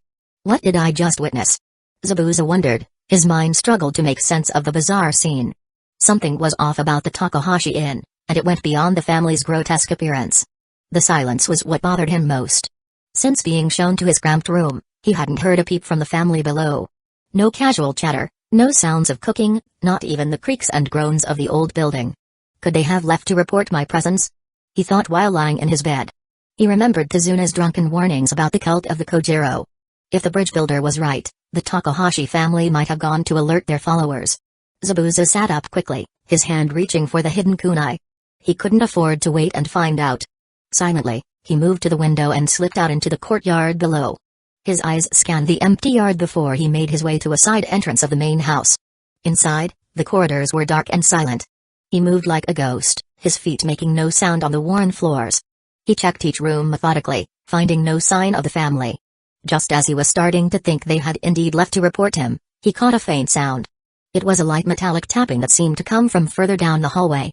Following the sound, he found himself outside a dressing room. The sliding door was painted with delicate inkwash scenes that seemed out of place in this building. Silently, Zabuza used the tip of his kunai to create a small hole in the paper, just large enough to peek through. What he saw made him puzzled. The family sat around a low table, each hunched over some kind of carving. The metallic sound came from their tools scraping against stone as they worked. Each family member was painstakingly carving a small statue, its form a nightmarish blend of human and sea creature. The body was grotesquely swollen, with vestigial wings sprouting from its neck. But it was the head that drew his attention, a mass of tentacles where a face should be. Kazuya's hands were slick with blood from his clumsy efforts, but he didn't seem to notice or care. His eyes, filled with fanatical devotion, never left his work. Asao and Naroshi were equally engrossed, their own statues in various stages of completion. Was this the deity they worshipped? Zabuza leaned in closer to the hole he'd made. In that instant, as if responding to some unheard signal, all three members of the Takahashi family turned their heads in perfect unison. Their dead, fish-like eyes stared directly at the hole in the door, seeming to pierce through to where he crouched in the darkness. Impossible. How could they know? His legs, acting on pure instinct, carried him swiftly back to the loft before his mind had fully processed what had happened. Back in his room, he pressed his ear to the floor, straining to hear any sound of pursuit or alarm. But the house remained as silent as a tomb. Whatever the family had seen, or sensed, they weren't reacting to it. At least, not in any way Zabuza could detect. Throughout the day, he stalked the corridors. He kept an eye on the innkeeper, who never left the building. Kazuya's movements were stiff and purposeless, like a machine. Every now and then, he'd stop and cock his head, as if listening to a voice only he could hear, before continuing his endless patrol. When Zabuza ventured into the village, he was met with strange scenes. A group of kids played in a muddy yard, their laughter hollow and joyless. When one of them fell and scraped her knee, she didn't cry. Instead, she stared at the wound with fascination, then started digging her fingers into the cut, her face twisted in a strange, almost ecstatic expression. Down by the docks, fishermen were hauling in their catches, but the creatures in their nets looked wrong. They were too big, too long, and seemed to squirm and flail. One of them, a sickly gray-green creature, locked eyes with him before being clubbed into stillness. As it was getting darker, Zabuza returned to his room, his mind reeling from the disturbing images he'd seen. He heard Kazuya's shuffling footsteps outside his door, announcing the arrival of dinner. He waited until the innkeeper was gone before retrieving the tray. At first glance, the meal looked harmless, a bowl of steaming soup, a side of rice, and what appeared to be grilled fish. But when he stirred the soup, the broth began to swirl in strange patterns, like dark, twisting tendrils. For a moment, he could have sworn he saw faces in the liquid, twisted, agonized faces that silently screamed. Disturbed, Zabuza jerked back, spilling the bowl across the floor. As the liquid splattered, he blinked, and suddenly it was just ordinary soup again, no faces, no unnatural movements. Had he imagined it all? Almost immediately, a knock came at the door. "Is everything all right, sir?" Kazuya's voice, for the first time, held a note of emotion, curiosity. Zabuza composed himself. "Just a small accident. No need to trouble yourself." But Kazuya was already entering, a rag in his gnarled hands. As he bent to clean the spill, his eyes fixed on the puddle with an expression of deep contemplation. "Such a waste," Kazuya murmured, his voice taking on a rhythmic, almost chant-like quality. "In the depths, nothing is wasted. Every morsel, every drop is consumed, transformed, Repurposed. Zabuza's hand inched towards his concealed blade. Nature can be efficient. Kazuya looked up. Efficient? Oh, it's so much more than that, Taro-san. Consider the octopus. Did you know that it can change not just its color, but its very texture to blend with its surroundings? An impressive trick, Zabuza replied cautiously. A trick? Kazuya's smile stretched unnaturally wide. No, it's survival. Adaptation. In the unforgiving depths, one must change or perish. The octopus goes further still. It can solve puzzles, use tools. Some species can even detach a limb to distract a predator, then regrow it later. Zabuza's eyes narrowed. Seems like a high price to pay for survival. Is it? Kazuya countered. In the food chain, the weak must adapt or be consumed. But the octopus? It turns the tables. There are species that hunt sharks, Taro-san. Imagine that, a soft, boneless creature taking down the ocean's apex predator. Nature is full of surprises, Zabuza said neutrally. Kazuya nodded enthusiastically. Indeed. And the deeper you go, the more wondrous it becomes. In the lightless abysses, creatures have evolved beyond our wildest imaginations. Some generate their own light, others have become living traps. He then whispered. And who knows what still remains undiscovered in the deepest trenches? What ancient beings might dwell where no light has ever penetrated? Zabuza remarked as he narrowed his brows. You seem to have given this a lot of thought. Oh, we all have, Kazuya said, his gaze seeming to look through Zabuza. The sea is the cradle of life, Taro-san. All things came from it, and to it, all things must return. Those who embrace this truth, who are willing to adapt, they will thrive. And those who don't? Zabuza's words escaping before he could stop them. Kazuya's smile widened impossibly further. They become food for those who do. It's the way of nature, of the deep. To resist change is to ensure one's own obsolescence. Kazuya slowly got to his feet, his movements strangely fluid. Don't let this meal go to waste, honored guest. Every morsel is a gift, a chance to grow, to change. In the end, we all must decide, will we be the predator, or the prey? When Kazuya went out, Zabuza stared at the remains of his meal, his appetite gone. The ordinary-looking food now seemed sinister, an unspoken invitation to horrors beyond imagining. As night fell, he found himself unable to relax. The land of waves is wrong, Zabuza thought, not for the first time. He recalled the tavern owner's theory about the missing ferryman, how they might have seen the country's wealth and decided to stay. He almost laughed at the absurdity of it. No sane person would choose to remain in this place. Yet here he was, planning to venture deeper into the heart of the mystery tomorrow. Tazuna's ramblings about the Kojiro hiding near the central chimney nagged at him. It was as good a lead as any in this maze of horrors. Sleep, when it finally came, was fitful and plagued by disturbing dreams. He found himself swimming in a dark, endless ocean. The water was eerily still, like black glass reflecting a starless sky. The air was heavy with the smell of salt and iron, and the only sound was the soft lapping of waves against his body. As he treaded water, shapes began to emerge from the darkness. Dozens of bodies floated nearby, their lifeless faces turned towards the sky, bearing the unmistakable marks of a blade, his blade. A face drifted past. Zabuza's jaw clenched as he recognized the boy who used to sit next to him in class, always quick with a joke. Another body bumped against him, a girl who had once shared her lunch with him when he had none. One by one, the faces of his former classmates emerged from the darkness, each one a painful reminder of that bloody day when he had turned the graduation exam into a massacre. His eyes narrowed, his expression hardening into a familiar mask of indifference. But deep down, an old ache stirred. Among the sea of familiar faces, two stood out. Mangekyō drifted past, his usually fluid body now stiff and still. Nearby floated Akane, her fierce eyes now lifeless. These two had been the closest thing to friends he had known. A sneer twisted his lips, a reflexive defense against the guilt and regret that threatened to surface. Weakness had no place in a shinobi's heart, especially not his. But then, one of the corpses twitched. Milky eyes snapped open, fixing Zabuza with a hungry stare. It lunged, jaw open wide to reveal rows of needle-sharp teeth. His body reacted on instinct, tensing to evade, but the water seemed to thicken around him, slowing his movements.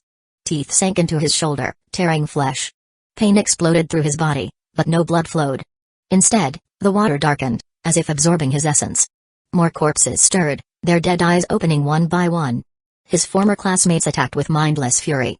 Mangekyō's liquefied arm stretched unnaturally, wrapping around Zabuza's leg. Akane's reanimated body clawed at his face, her expression as lively in death as it had been in life. Zabuza fought back, but for every attacker he defeated, two more took its place. As the horde threatened to overwhelm him, A part of him wondered if this was justice, the demon of the mist finally facing judgment for the lives he had taken. Just as the thought crossed his mind, a massive tentacle burst from the water, sweeping aside the attacking dead. Then, it wrapped around him, its suckers latching onto his skin. With terrifying speed, he was dragged underwater, pulled deeper into the abyss. The pressure should have crushed him, but somehow he could still breathe the heavy, alien water. As he was dragged deeper into the darkness, it gave way to a dazzling array of bioluminescent wonders, colors and life forms he'd never seen before. Rising before him like a mountain thrust up from the ocean floor, he saw a city of impossible geometry. And behind the city, a colossal creature loomed, its massive form casting a long shadow. A voice then echoed in his mind, bypassing his ears, "Embrace the change." As the tentacle drew him closer to a maw large enough to swallow a country, he saw faces in the creature's flesh, the Takahashi family, the villagers of the Land of Waves, and at the center, a twisted face that might once have been Kojiro. They all wore expressions of rapture, as if they'd found an escape from the cruel world above. For a moment, Zabuza felt a pull to join them. To finally lay down the burden he'd carried since that bloody graduation day. But the moment passed. His eyes hardened, his will reasserting itself. He was Zabuza of the Mist, the demon who'd carved his own path. No god or monster would decide his fate. Just as the maw was about to engulf him, he jolted awake. For a moment, he lay still, trying to figure out what had woken him. Then he heard it, the unmistakable sound of a door opening downstairs, followed by soft footsteps in the corridor. Zabuza sprang into action, kunai in hand, pressing himself against the wall beside the door. Part of him almost hoped for a confrontation, a chance to take out these strange people and put an end to the constant feeling of being watched. But the footsteps didn't come closer. Instead, he heard 3 sets of feet moving in unison, heading towards the front of the house. Curiosity got the better of him, and he crept to the hole in the floor, peering down into the darkened hallway below. The Takahashi family, draped in black cloaks and each carrying a lit candle, were making their way out of the house. Their movements were eerily synchronized, like puppets controlled by a single invisible hand. Where are they going at this hour? He wondered.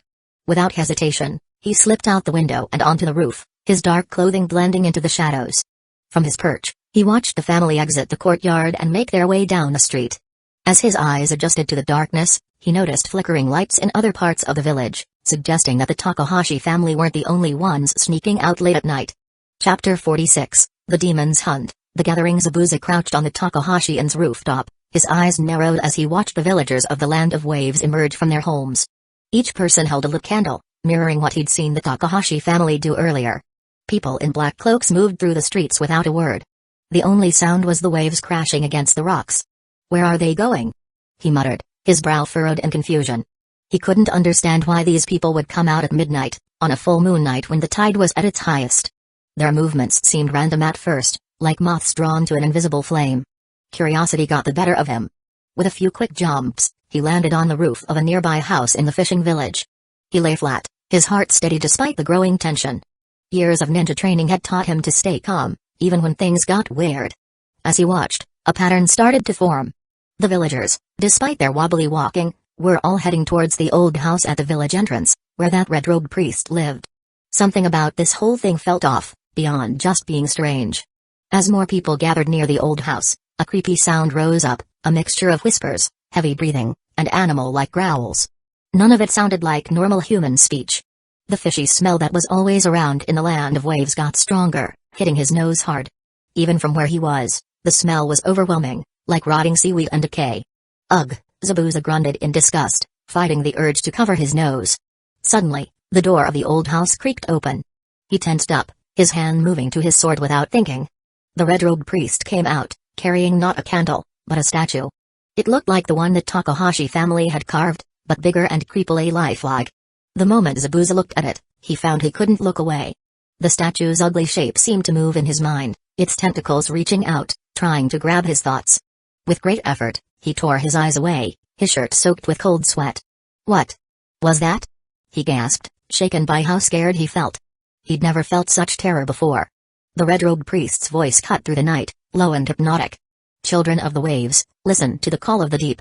The villagers swayed together, their candles flickering in the dark. Zabuza found himself leaning forward, straining to hear every word. Our friend stirs beneath the waves, the priest went on. Soon, we'll be rewarded for our loyalty. The land will shake, and the sea will rise. Zabuza's eyes narrowed. There was something familiar about that voice. It reminded him of someone, but the memory was just out of reach. The priest lifted the statue high, its tentacles seeming to move in the moonlight. Look upon the face of our savior. Let its gaze wash away your doubts and fears. As one, the villagers chanted in a language the mist shinobi didn't know. The words seemed to slither through the air, making his skin crawl. He found himself gripping the roof tiles tightly, fighting the urge to run away from this unnatural gathering. Listen well, the priest said, his voice dropping to a near whisper that somehow reached every ear. I'll tell you a story of the deep, a tale of awakening and becoming more than human. Zabuza leaned closer, his curiosity overcoming his unease. Long ago, when the world was young and the sea was vast and unknown, there was a village much like ours, the priest began. The people were simple folk, fishermen and traders, living their lives without knowing the great truths that lay beneath the waves. The villagers stood still, swaying gently like seaweed in a current. One day, a huge storm came, churning the seas and darkening the skies. The villagers huddled in fear, thinking their end had come. But as the storm raged, something stirred in the depths. Something ancient. Something bigger than anything they could imagine. Zabuza felt strange. The story touched something deep inside him. From the wild waters rose a single, massive tentacle, green as the deepest algae and strong enough to crush mountains. The villagers shook with fear, thinking it was their doom. But then, a child stepped forward, eyes wide with wonder instead of fear. The priest's voice grew louder, filled with excitement. The child reached out and touched the tentacle. And in that moment, a connection was made. The child's mind opened to truths beyond human understanding. And a great being from the deep. It saw the potential in these small, fragile creatures. Zabuza's gaze turned skeptical. Was this just a story, or something more? The land of waves had always been mysterious, its customs strange to outsiders. Could there be truth in this tale? The storm calmed, and the tentacle went back to the depths. But the child was changed forever. As the years passed, the child grew to be a leader, guiding the village to embrace the wisdom of the deep. They learned to listen to the whispers of the waves, to read the patterns in the tides. And with each new generation, they grew closer to the great being that slept beneath. The priest spread his arms wide, his voice full of passion.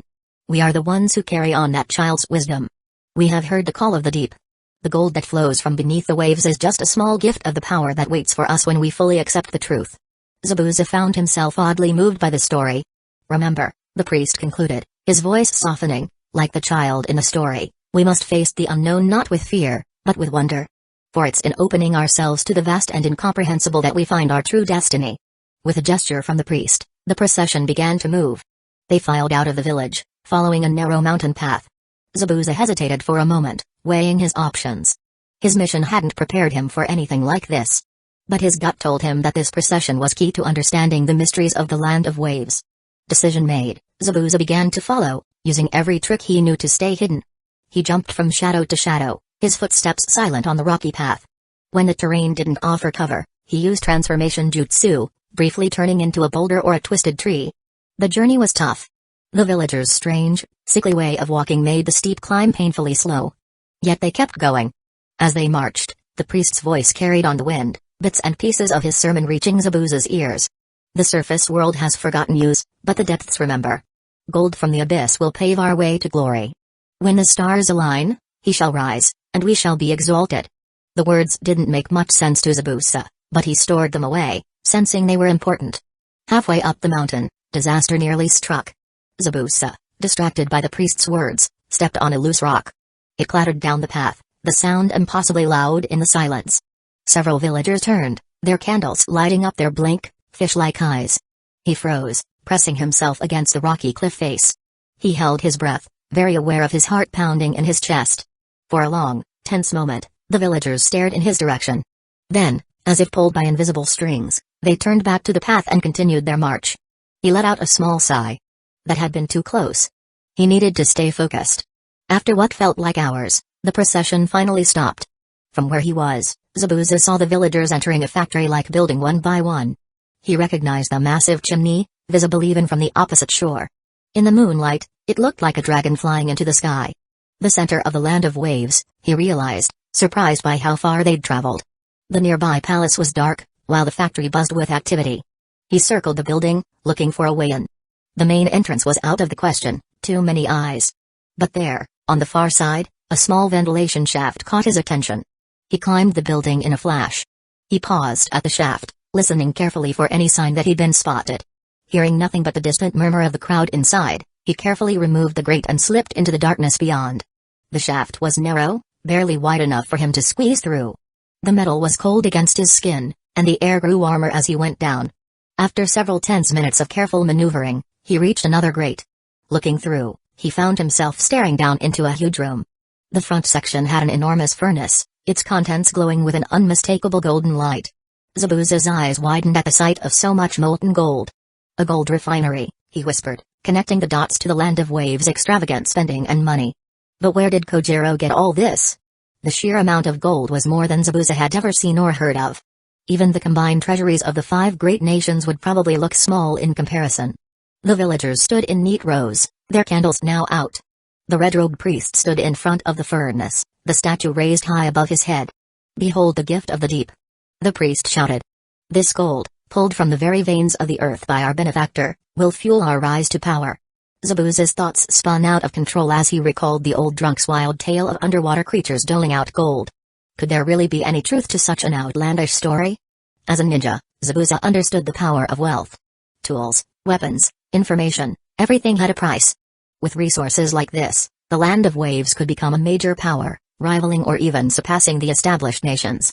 If Kojiro really controlled such vast wealth, along with whatever force drove these villagers' devotion, he was a far more dangerous figure than anyone realized. "The time is coming," the priest intoned, his voice echoing in the cavernous space. "Soon, the stars will align.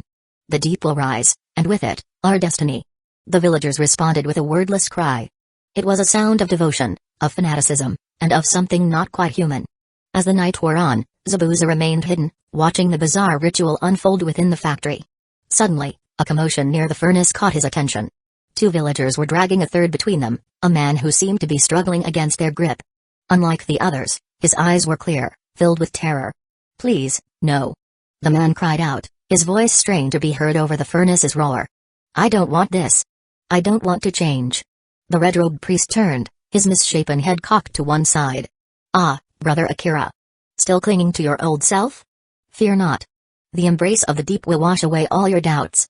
He raised the statue high. "Behold, the face of our benefactor. Let its gaze cleanse your mind and prepare your body for the glorious transformation." Akira screamed. Then, abruptly, the scream cut off, replaced by a gurgling sound that was somehow even worse. Zabuza watched in horror as the man's body began to change. His skin rippled and bulged, taking on a sickly greenish hue. His eyes bulged, becoming glassy and fish-like. And from his mouth. Zabuza looked away, his stomach churning. He'd seen many horrors in his life as a ninja, but nothing like this.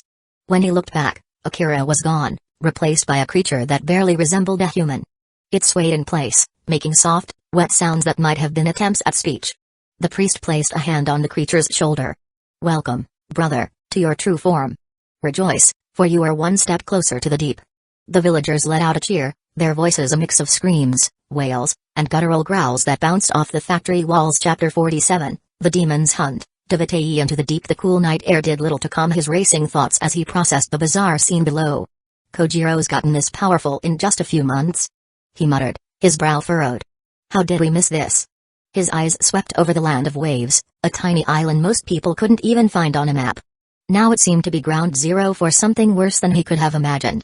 If the Mizukage hadn't sent me to check on Kojiro, we might never have known, Zabuza realized. How close they had came to missing this threat entirely. He shook his head, refocusing on the task at hand. Stealthily, he made his way across the rooftop, careful not to alert those gathered below. This area, he noted, wasn't dedicated to melting gold but rather to processing the molten metal into coins on an assembly line. 2 long assembly lines divided the islanders into 3 groups. These folks can actually form lines, he thought, surprised. It wasn't just the villagers he'd seen earlier, people from all over the island had shown up. As he scanned the crowd, his eyes narrowed. Something didn't add up. Wait a minute, he mumbled. Shouldn't there be more people here? He remembered what Tazune had said about everyone worshipping Dagon.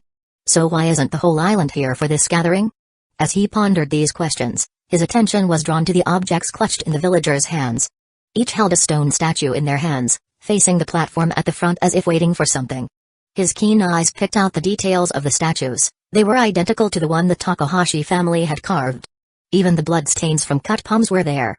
Those must be the trinkets Tazuna mentioned, he realized.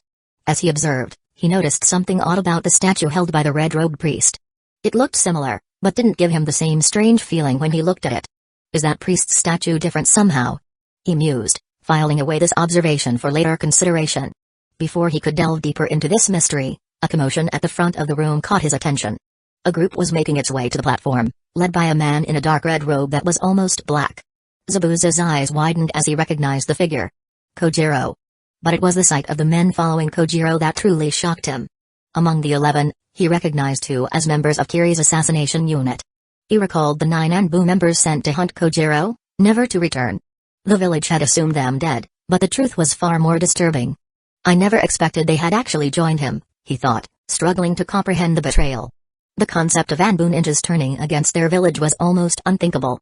These were supposed to be the most loyal, the most dedicated shinobi. Apart from the 9 hidden mist village Anbu, there were 2 shorter individuals who also appeared to be ninjas. Unlike the villagers, they showed no signs of degeneration, indicating their combat abilities were intact. 12 highly skilled ninjas, including the formidable Kojiro himself, constituted a force that even most other ninja teams would struggle to resist. And if Kojiro possessed some kind of additional power, as the bizarre ritual suggested, he would be even more dangerous. This is a threat to the land of water, Zabuza concluded grimly. I must report the situation here to the Mizukage as soon as I return. His attention was drawn back to the platform as Kojiro began to speak, his voice carrying easily through the space. My lambs. He called out, his arms spread wide in a gesture of embrace. We gather here to praise the great Heavenly Father and Savior. The crowd stirred, a low murmur of excitement rippling through the gathered islanders. When the stars align, the dreamt of underwater temple will finally descend. The missing ninja continued, his voice rising in fervor. On that day, we shall be freed from the shackles of flesh, finding our place in that wondrous realm, witnessing his great reawakening. The crowd swayed in unison, their eyes glazed with fanatical devotion. Zabuza's gaze swept over them, noting the vacant expressions and the way their bodies seemed to move unnaturally. This is our destiny, as it was for our grandparents and great-grandparents, Kojiro proclaimed. Our brethren, the Deep Ones, await us in that land. There, we shall forever bask in the glory of miracles, eternally serving our master. The gathered crowd swayed in unison, caught up in the fervor of his words. Zabuza noticed that even some of the more lucid-looking individuals seemed entranced.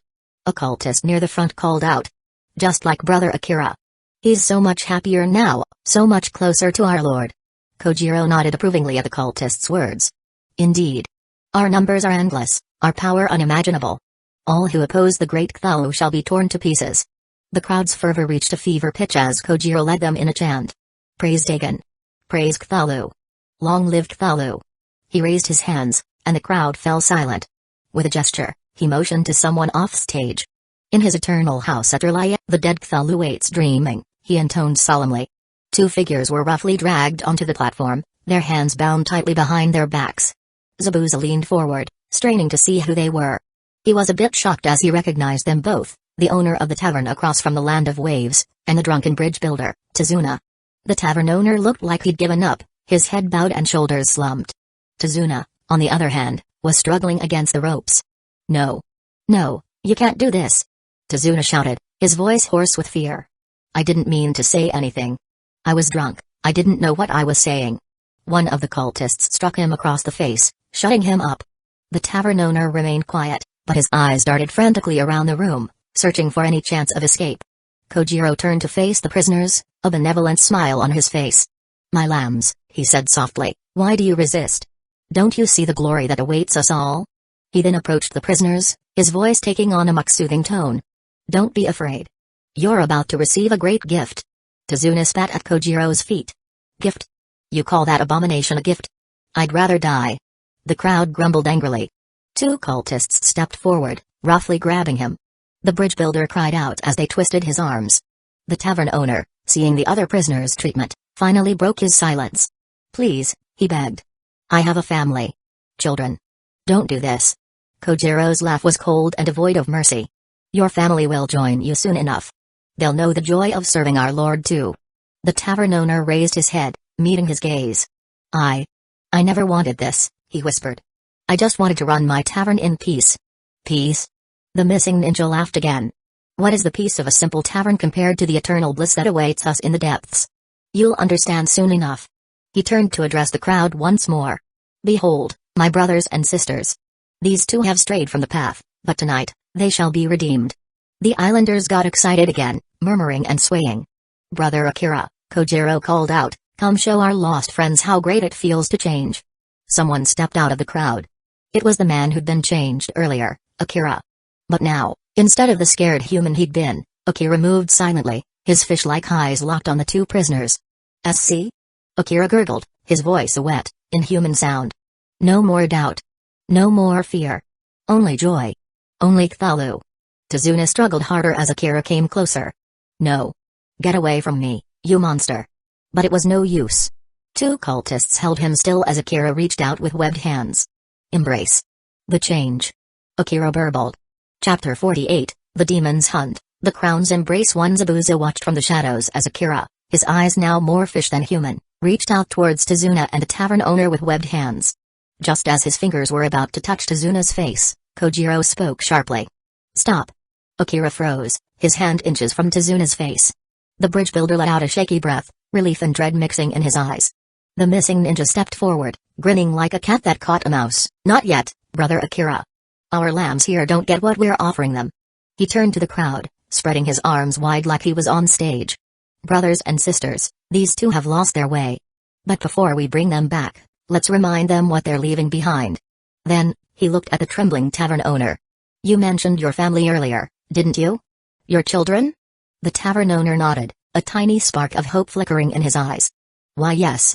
Please, if you have any kindness. Kojiro cut him off with a wave. Oh, what we're offering is far superior. How about we play a little game?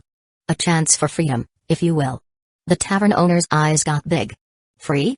You'd let us go? Kojiro's laugh echoed through the factory. Oh, not just you. Bring them in.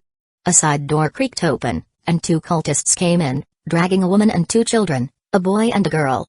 The tavern owner's face went white. Mina. Kai. Yuki. He yelled, pulling at the ropes holding him. Let them go. They've got nothing to do with this. Kojiro laughed again, cold and mean. Nothing to do with this. They've got everything to do with this. They're your family, aren't they? And family should share in big moments like this. He waved, and the cultists released their captives. The three newcomers stumbled forward, scared and confused. Kojiro turned back to the tavern owner, his voice mockingly gentle. See? We're not tearing your family apart. In fact, we're giving you a chance to be together forever. The tavern owner's face twisted as he realized what Kojiro meant. No. Please, no. Not them. Do whatever you want to me, but let them go. Now, here are the rules of our little game, Kojiro announced, ignoring his begging. Your beloved family members will fight each other. The last one standing, along with you, will walk free. He snapped his fingers, and a cultist brought forward 3 knives. The tools for your freedom, Kojiro said. Or your doom. It's all up to you. Mina, the wife, looked at her husband with tears streaming down her face. I'm sorry, she whispered. I love you all so much. Before anyone could react, she grabbed one of the knives and killed herself. The tavern owner's scream of pain echoed through the factory as Kai and Yuki stared in shock at their mom's body. Yuki, her eyes wide and unfocused, slowly reached for another knife. I don't want to die, she muttered, her voice barely audible. Kai turned to her, his face full of disbelief. Yuki, no. We can't, but his words were cut off as his big sister struck. Kai fell, his face showing betrayal and confusion. Yuki stood there, knife in hand, a crazy laugh bubbling up from her throat. Hi ha ha ha ha. I did it, she said, her voice getting higher. I'm free. We're free, Dad. We're free. She turned to the missing ninja, her eyes wild. I won your game. Now let us go. Kojiro's smile got even bigger, looking almost inhuman. Of course. I keep my word, after all. I promised freedom, and freedom you'll have. Relief washed over Yuki's face, but it didn't last long. In a blur too fast to see, Kojiro moved. Yuki blinked, confused. Why? Why is everything sideways? She thought. Dad. Why can I see myself? Her headless fell to the ground as Kojiro held up her severed head for all to see. I freed you, he said, his voice mockingly serious. Freed you from your sad, dirty life. To think you'd kill your own brother so easily. How wonderfully ugly. He tossed the head aside like it was trash, turning back to the tavern owner and Tazuna. You see, this is what humans are really like. Selfish, brutal, willing to throw everything away just to live a little longer. The tavern owner stared at the bodies of his family, his mind struggling to process what had just happened. He had lost everything. His wife, his children, his whole world, gone in a flash. He had nothing left to lose now. No reason to be afraid anymore. With a sudden burst of energy, he yanked at his bonds. The ropes, weakened by his earlier struggles, finally gave way. Before anyone could react, he lunged for the knife that had fallen from his daughter's hand. "You bastard!" he roared, charging at Kojiro with the knife raised high. "I'll kill you." Kojiro didn't move. He just stood there, a small smile playing on his lips as the tavern owner bore down on him. The knife plunged into Kojiro's chest, right where his heart should be. The tavern owner pushed with all his might, driving the blade into the hilt. But Kojiro didn't flinch. He didn't even blink. Slowly, almost lazily, he looked down at the knife protruding from his chest. "Is that all?" he asked, his voice filled with amusement. The tavern owner stumbled back, his eyes wide with disbelief. What are you?" Kojiro reached up and casually pulled the knife out. There was no blood, no wound, just smooth, unbroken skin where the blade had entered. "I am the herald of the Great Old Ones," he smirked. "Your puny weapons cannot harm me." Realization dawned on the tavern owner's face. If he couldn't kill Kojiro, he'd deny him the satisfaction of turning him into one of those things. He turned the knife on himself, ready to plunge it into his own heart. But before he could, strong hands grabbed him from behind. The cultists had finally reacted, disarming him and forcing him to his knees. "Punish him!" one of the cultists shouted. "He dared to attack our lord." The crowd surged forward, angry faces all around. But Kojiro held up a hand, and they all stopped in their tracks. "No," he called out. "He has shown us the depths of human desperation. For that, he deserves a special reward." He gestured to one of his followers. "Bring me the sacred treasure." A hush fell over the crowd as a cultist approached, carrying something shiny on a velvet cushion. As Kojiro picked it up, the dim light caught it, revealing a long golden crown with a complicated design. "Look," Kojiro said, his voice full of respect, "the sacred treasure of the deep. A crown fit for those who will serve in Cthulhu's court." The tavern owner's eyes widened as he recognized it. It was the same crown he had bought from Tizuna, a deal that now seemed to have sealed his fate. "I didn't know. I swear I didn't know it was important." Kojiro's smile got wider, showing teeth that looked too sharp to be human. "Oh, but it is important. More important than you could ever imagine. And now, you'll have the honor of wearing it." The tavern owner laughed, a hollow, broken sound. "Go ahead," he spat. He had nothing left to lose, no reason to fear death. But as his eyes roamed the crowd in his final moments, he froze. "Pachi? Keisha?" he gasped, spotting the boatman who had mysteriously disappeared earlier. They stood nearby, their faces blank and eyes unfocused. Kojiro's gaze sharpened, noticing the flash of recognition. "Oh? You know these two, do you?" He gestured, and Pachi stepped forward mechanically. "Pachi, isn't it?" His voice was deceptively gentle. "Tell me about your friend here." Pachi's voice came out flat, devoid of emotion. "His name is Yato. He ran the tavern by the docks." "Yato," Kojiro rolled the name on his tongue, savoring it. "And how long have you known our friend Yato?" 20 years, Pachi replied. "We grew up together. I was best man at his wedding." Each word was like a knife twisting in Yato's gut. The betrayal cut deeper than any physical wound Kojiro could inflict. You brought me here?" Yato's voice cracked. Pachi's blank eyes met Yato's. For a moment, something flickered in their depths, regret? Fear? But it was gone in an instant. "Fascinating," Kojiro mused. "The bonds of friendship, shattered so easily. Doesn't it make you wonder, Yato? How fragile human connections truly are?" Yato spat blood at Kojiro's feet. "Go to hell." Kojiro just laughed. "We're already there." He raised the crown. "Now, let's see how this fits, shall we?" Chapter 49, The Demon's Hunt. The crown's embrace. To Yato's eyes darted around the room, taking in the gathered cultists. Pachi and Keisha stood impassively beside Kojiro. Their vacant stares chilled him more than any threat. I'm here," Yato managed, his voice barely above a whisper. "The crown, yes, the crown," Kojiro interrupted, his smile widening to reveal teeth unnaturally sharp. "But I'm afraid we have a small problem." Yato's breath caught in his throat. "What do you mean?" Kojiro lifted the crown, its strange angles catching the dim light. "Your head. It's utterly incompatible with this masterpiece." He no longer feared death. But pain? The promise of agony still held terrible power over him. "We'll have to make some adjustments," Kojiro continued, his voice filled with a perverse excitement. Before Yato could react, Kojiro's hand shot out, grabbing him with inhuman strength. Yato struggled instinctively, even as his mind screamed the futility of resistance. "Hold him," he commanded. Pachi and Keisha stepped forward, their grip tightened. There was no going back now. Kojiro pulled out a knife. Its edge caught the light, sharp and menacing.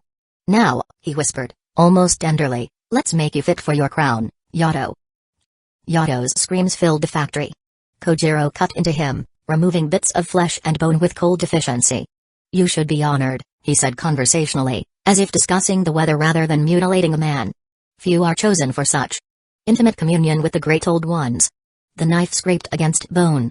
Yato could hear it over his own yells. His head felt wrong, changing shape to fit the crown. Through the haze of pain, he caught sight of Tazuna. The bridge builder cowered in a corner, his eyes wide with horror. Yato tried to speak, but only gurgled. Kojiro stepped back, eyes gleaming. "Impressive," he said. Yato shook on the ground, fading in and out. He looked around frantically, eyes landing on Pachi. Was his friend still in there somewhere? In those last moments of clarity, his gaze darted wildly around the room. He looked at Pachi, searching for any hint of the friend he once knew. Finding nothing but a mindless servant, his eyes shot upward, locking onto a figure lurking above. Even through the fog of agony, he recognized the silhouette. The stranger. The man he'd seen watching the village.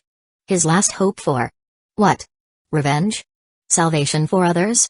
With his remaining strength, he tried to call out to beg for help. Yato choked out, blood in his mouth. It was enough. The cultists looked up as one, following Yato's gaze. High above, hidden in the shadows, Zabuza cursed under his breath. Then, he rose and vanished from sight. "Intruder!" Kojiro barked, momentarily distracted from his grisly task. "Capture him." The 11 ninja behind Kojiro transformed into black shadows, leaping onto the rooftop in pursuit. Below, the hundreds of cultists turned as one, rushing out of the factory. Zabuza's eyes widened as he saw the horde pouring out of the building. They moved like zombies, but faster, much faster. Their eyes were vacant, their mouths slack, but their bodies moved with unnatural coordination. "Damn it," he muttered, weighing his options. Too many to fight. He'd have to run, lose them in the village or pick them off one by one. Zabuza jumped from the roof, pushing Chakra into his legs. He ran, hearing the cultists chase after him, their steps in sync. As he leapt from roof to roof, he glanced back. What he saw chilled him to the bone. The cultists swarmed like insects, their bodies twisting in impossible ways as they scaled buildings and obstacles. Those at the front of the pack threw themselves at the walls, fingers clawing at the smooth surfaces. Many fell, their bodies hitting the ground. But the fallen didn't slow the horde. Instead, the cultists behind simply climbed over their fallen brethren, using the growing pile of bodies as a stairway. Within seconds, a mountain of flesh had formed, allowing the pursuers to reach heights they shouldn't have been able to. He watched as cultists at the top of these human pyramids launched themselves into the air, arms outstretched, fingers grasping for him. Their faces remained blank, devoid of emotion, even as they hurled themselves to certain injury or death. What the hell did he do to them? Zabuza muttered, pushing himself to move faster. He leapt across a wide street, landing on a taller building. He thought he'd gotten away, but then he heard wood breaking. "Still behind me?" Turning, he saw cultists throwing themselves at the building next to his. Their combined weight and force was literally tearing the structure apart. As the building collapsed, cultists rode the falling debris like a wave, using it to propel themselves towards Zabuza's position. He didn't wait to see if they'd make it. He was already running, his mind racing faster than his feet. These weren't normal people anymore. Whatever Kojiro had done to them, it had stripped away their humanity, leaving behind nothing but single-minded, relentless pursuers. As he ran, Zabuza caught glimpses of the chaos spreading through the village. More and more people were joining the horde, their movements shifting from normal to that same eerie, synchronized gait in an instant. It was as if some unseen signal was turning the entire population into a mindless, hunting swarm. "I've got to get off this island," he thought, changing direction towards the docks. But even as he formulated his escape plan, a part of him knew that running wasn't enough. Back in the factory, now empty save for Kojiro, Yato, and Tazuna, the gruesome scene continued to unfold. Kojiro released his grip, and the tavern owner's body collapsed to the floor. What remained of his head, now flattened like a deflated ball, lay motionless. One eye, partially dislodged from its socket, seemed to stare directly at Tazuna. The sight shocked him sober. His mind cleared instantly. He suddenly understood exactly what was about to happen. "I surrender!" Tazuna cried out, his voice cracking with terror. I surrender to Dagon. I will worship the great Cthulhu and become his servant. He fell to his knees, prostrating himself before Kojiro. Praise Dagon. Praise Cthulhu. Kojiro turned to face Tazuna, the blood-stained crown still in his hands. His eyes, cold and calculating, assessed the bridge builder's groveling form. Your surrender comes too late, Kojiro said, his voice devoid of emotion. You've already proven yourself unworthy of the Great Old One's gifts. He gestured towards the tavern owner's corpse. But fear not. You'll still serve a purpose. Tazuna's eyes widened in horror as he realized his fate was sealed. No, please. I'll do anything. I'll serve faithfully. Kojiro ignored his pleas, turning instead to address someone in the shadows. Brother Akira, come forth. Show our friend here the true path to enlightenment. From the darkness emerged the transformed figure of Akira, his fish-like eyes gleaming in the dim light. He moved with an unnatural grace, his webbed hands reaching out towards Tazuna. No. No. He screamed, trying to back away. But there was nowhere to go. Kojiro watched impassively as Akira approached Tazuna. You spoke of our secrets to outsiders, he said. Now, you'll become one of those secrets. Akira touched Tazuna's face. The bridge builder's screams changed, becoming wet and strange. His skin shifted, turning a sickly green. As Tazuna changed, Kojiro heard noise from outside. A cultist burst into the room, panting heavily. Lord Dagon. The intruder. He is escaping. Our forces are in pursuit, but... Kojiro's eyes narrowed. But what? The cultist swallowed hard. He is killing our brothers and sisters. For a moment, Kojiro seemed to consider this news. Then, with a casual gesture, he placed the blood-stained crown atop Tazuna's still transforming head. Let him run, Kojiro said, a cold smile playing across his lips. He'll spread the word of our power. And when the stars align, nowhere will be beyond our reach. He turned back to watch Tazuna's final moments of humanity slip away. The age of man is ending. The age of Cthulhu is at hand. As Tazuna's screams faded into inhuman gurgles, Kojiro's laughter echoed through the factory. Chapter 50, The Demon's Hunt. Escape. One Zabuza's sandals skimmed the clay tiles. Behind him, the pursuit continued. Just a bit further, he thought. If I hit the coast, I can swim across. Kojiro won't let them follow me too far, he's still too scared of Kiri. Once across the water, he could tell the Mizukage everything. This thought pushed him harder, his muscles burning with effort. A black-clad figure appeared from the shadows, an Anbu with an eagle porcelain mask. But Zabuza didn't slow down. He charged straight at the ninja, reaching for the handle of his massive sword. The Anbu's hands blurred through seals. Water style, water bullet jutsu. High-pressure water bullets shot from his mouth. Zabuza twisted in midair, feeling the moisture on his skin as the bullets whistled past. As the last bullet passed, he snapped back into his charge. He closed the distance in an instant, the Kubik Iribicho cleaving through the air as it clashed against the Anbu's hastily drawn sword. Clang. They exchanged blows, moving faster than the eye could follow. You're good, Zabuza grunted, blocking a strike aimed at his throat. The force sent vibrations up his arm. But I'm better. He feinted left, then dropped low, sweeping the ninja's legs. As the Anbu lost balance, Zabuza surged upward. The blade found a gap in the armor, its massive blade cleaving through flesh and bone. The Anbu gasped, then went limp. Zabuza didn't pause. More pursuers were closing in, their chakra signatures were getting closer. He sprinted towards the edge of the roof. With a burst of chakra, he leaped, soaring across the gap between buildings. As he flew, he saw the horde below. The cultists moved in perfect sync, twisting and climbing like inhuman creatures. He landed on the next roof, rolling to absorb the impact. He was up and running again instantly, channeling chakra to his feet as he hit the wall of the next building. Defying gravity, he ran straight up, each step leaving a faint blue glow of chakra behind. Two more Anbu appeared, running parallel to him on either side. He gritted his teeth. Annoying pests. The Anbu on his left threw a barrage of shuriken. Zabuza ducked, feeling the wind from the projectiles ruffle his hair. One grazed his cheek, leaving a thin line of fire. Poison? He quickly swung the Kubik Iribicho in a wide arc, the massive blade creating a barrier. The Anbu dodged, but lost momentum. The ninja fell behind, leaving Zabuza to focus on the remaining threat. The Anbu on his right closed in, Danzo blade glowing with a blue light. Zabuza met the attack with the flat of his blade, the clash of metal ringing out. Cling. Clang. They fought as they ran, neither giving ground, their feet never missing a step on the vertical surface. Zabuza analyzed the Anbu's style, looking for weaknesses. There, a slight favoring of the left side, barely noticeable but enough to exploit. As the Anbu prepared for another strike, Zabuza suddenly reversed direction. The unexpected move caught the Anbu off guard, their strike hitting nothing but air. In that split second of imbalance, Zabuza struck. The Kubika Ribicho found its mark, cleaving through the Anbu's defense and into their body. The ninja fell to the street below. Zabuza allowed himself a smile, but the victory was short-lived. The remaining Anbu had used the distraction to get behind him, his blade slicing through Zabuza's flesh. He roared in pain and anger, the sound more animal than human. He spun, ignoring the pain in his side, and grabbed the Anbu's arm. Using the ninja's own momentum, he hurled them off the wall, sending them tumbling through the air.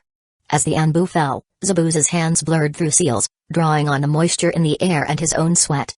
Water-style, water dragon jutsu. A massive dragon made of water erupted from a nearby canal, its glowing eyes fixed on the falling Anbu. With a roar that shook the buildings, it smashed into the ninja and occultists below. The street flooded, bodies washing away in the torrent, their inhuman shrieks cut short by the rushing water. Zabuza didn't wait to see the aftermath. He was already moving, pushing his body to its limits. The docks were in sight now, the promise of escape was in reach. As he approached the water's edge, he stopped. The sea was alive, but it wasn't the gentle lapping of waves that caught Zabuza's attention. It was the creatures emerging from the depths. They erupted from the depths. Moonlight caught their slime-slicked hides. Hunched and malformed, they shambled from the surf. In the distance, massive shapes breached the surface, whales, but grotesquely altered. Their broad backs carried more of these monstrosities, turning them into living troop transports for this army of abominations. Shit.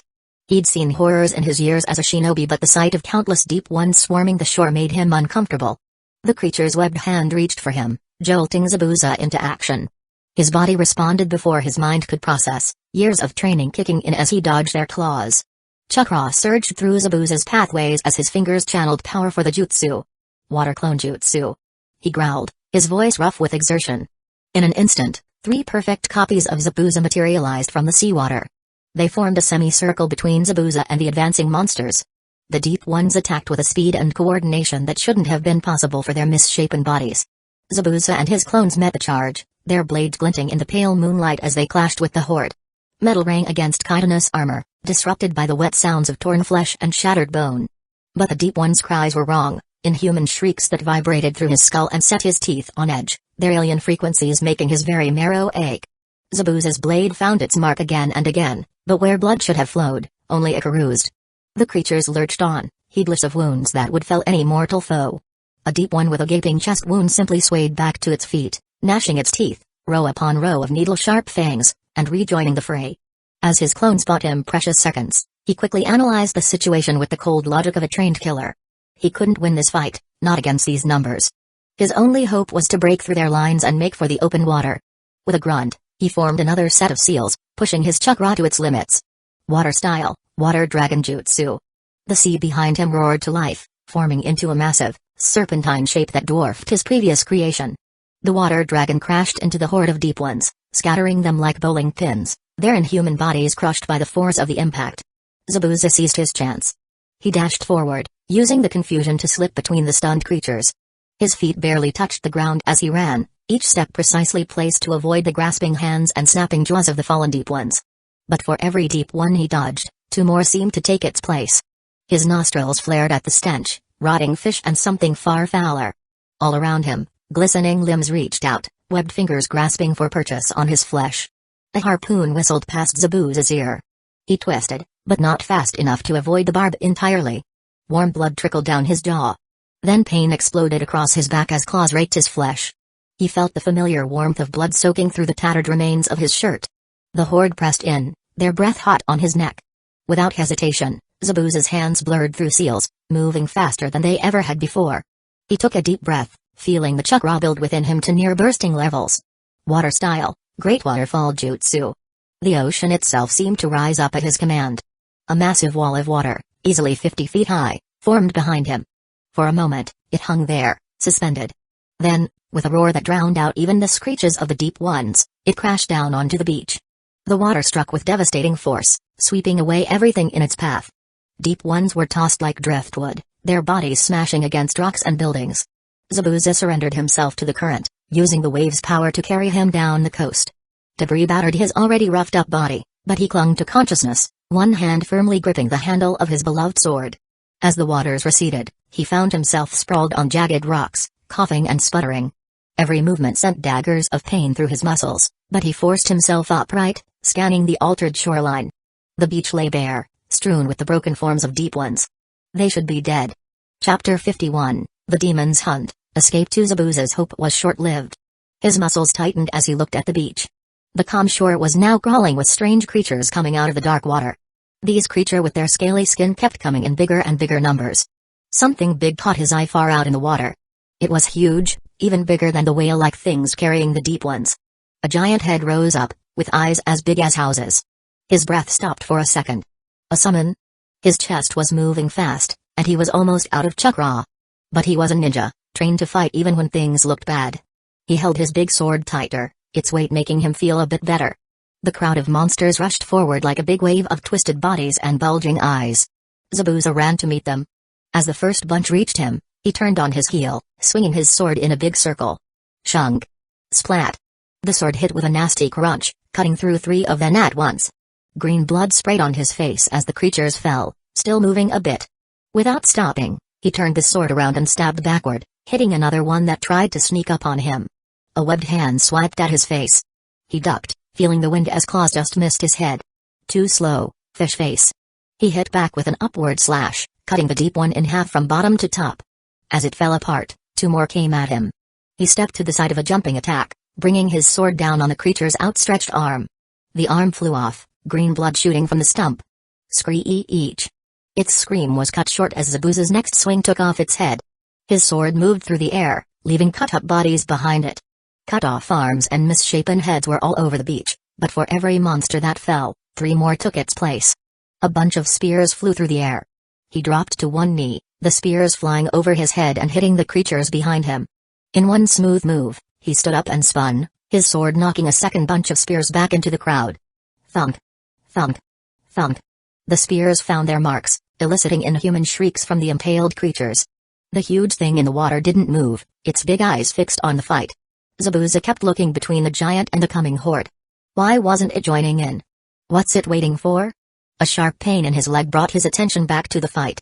A deep one had grabbed onto his leg, its needle-like teeth biting into his flesh. Argh. You little, he roared in anger, smashing the bottom of his sword down on the creature's head. Crunch. As he pulled the dead thing's teeth from his leg, 2 more jumped at him. Zabuza did a backflip as he went over his attackers. He landed behind him and immediately swung his sword low, cutting off their legs at the knee. Schlick. The creatures fell, screaming.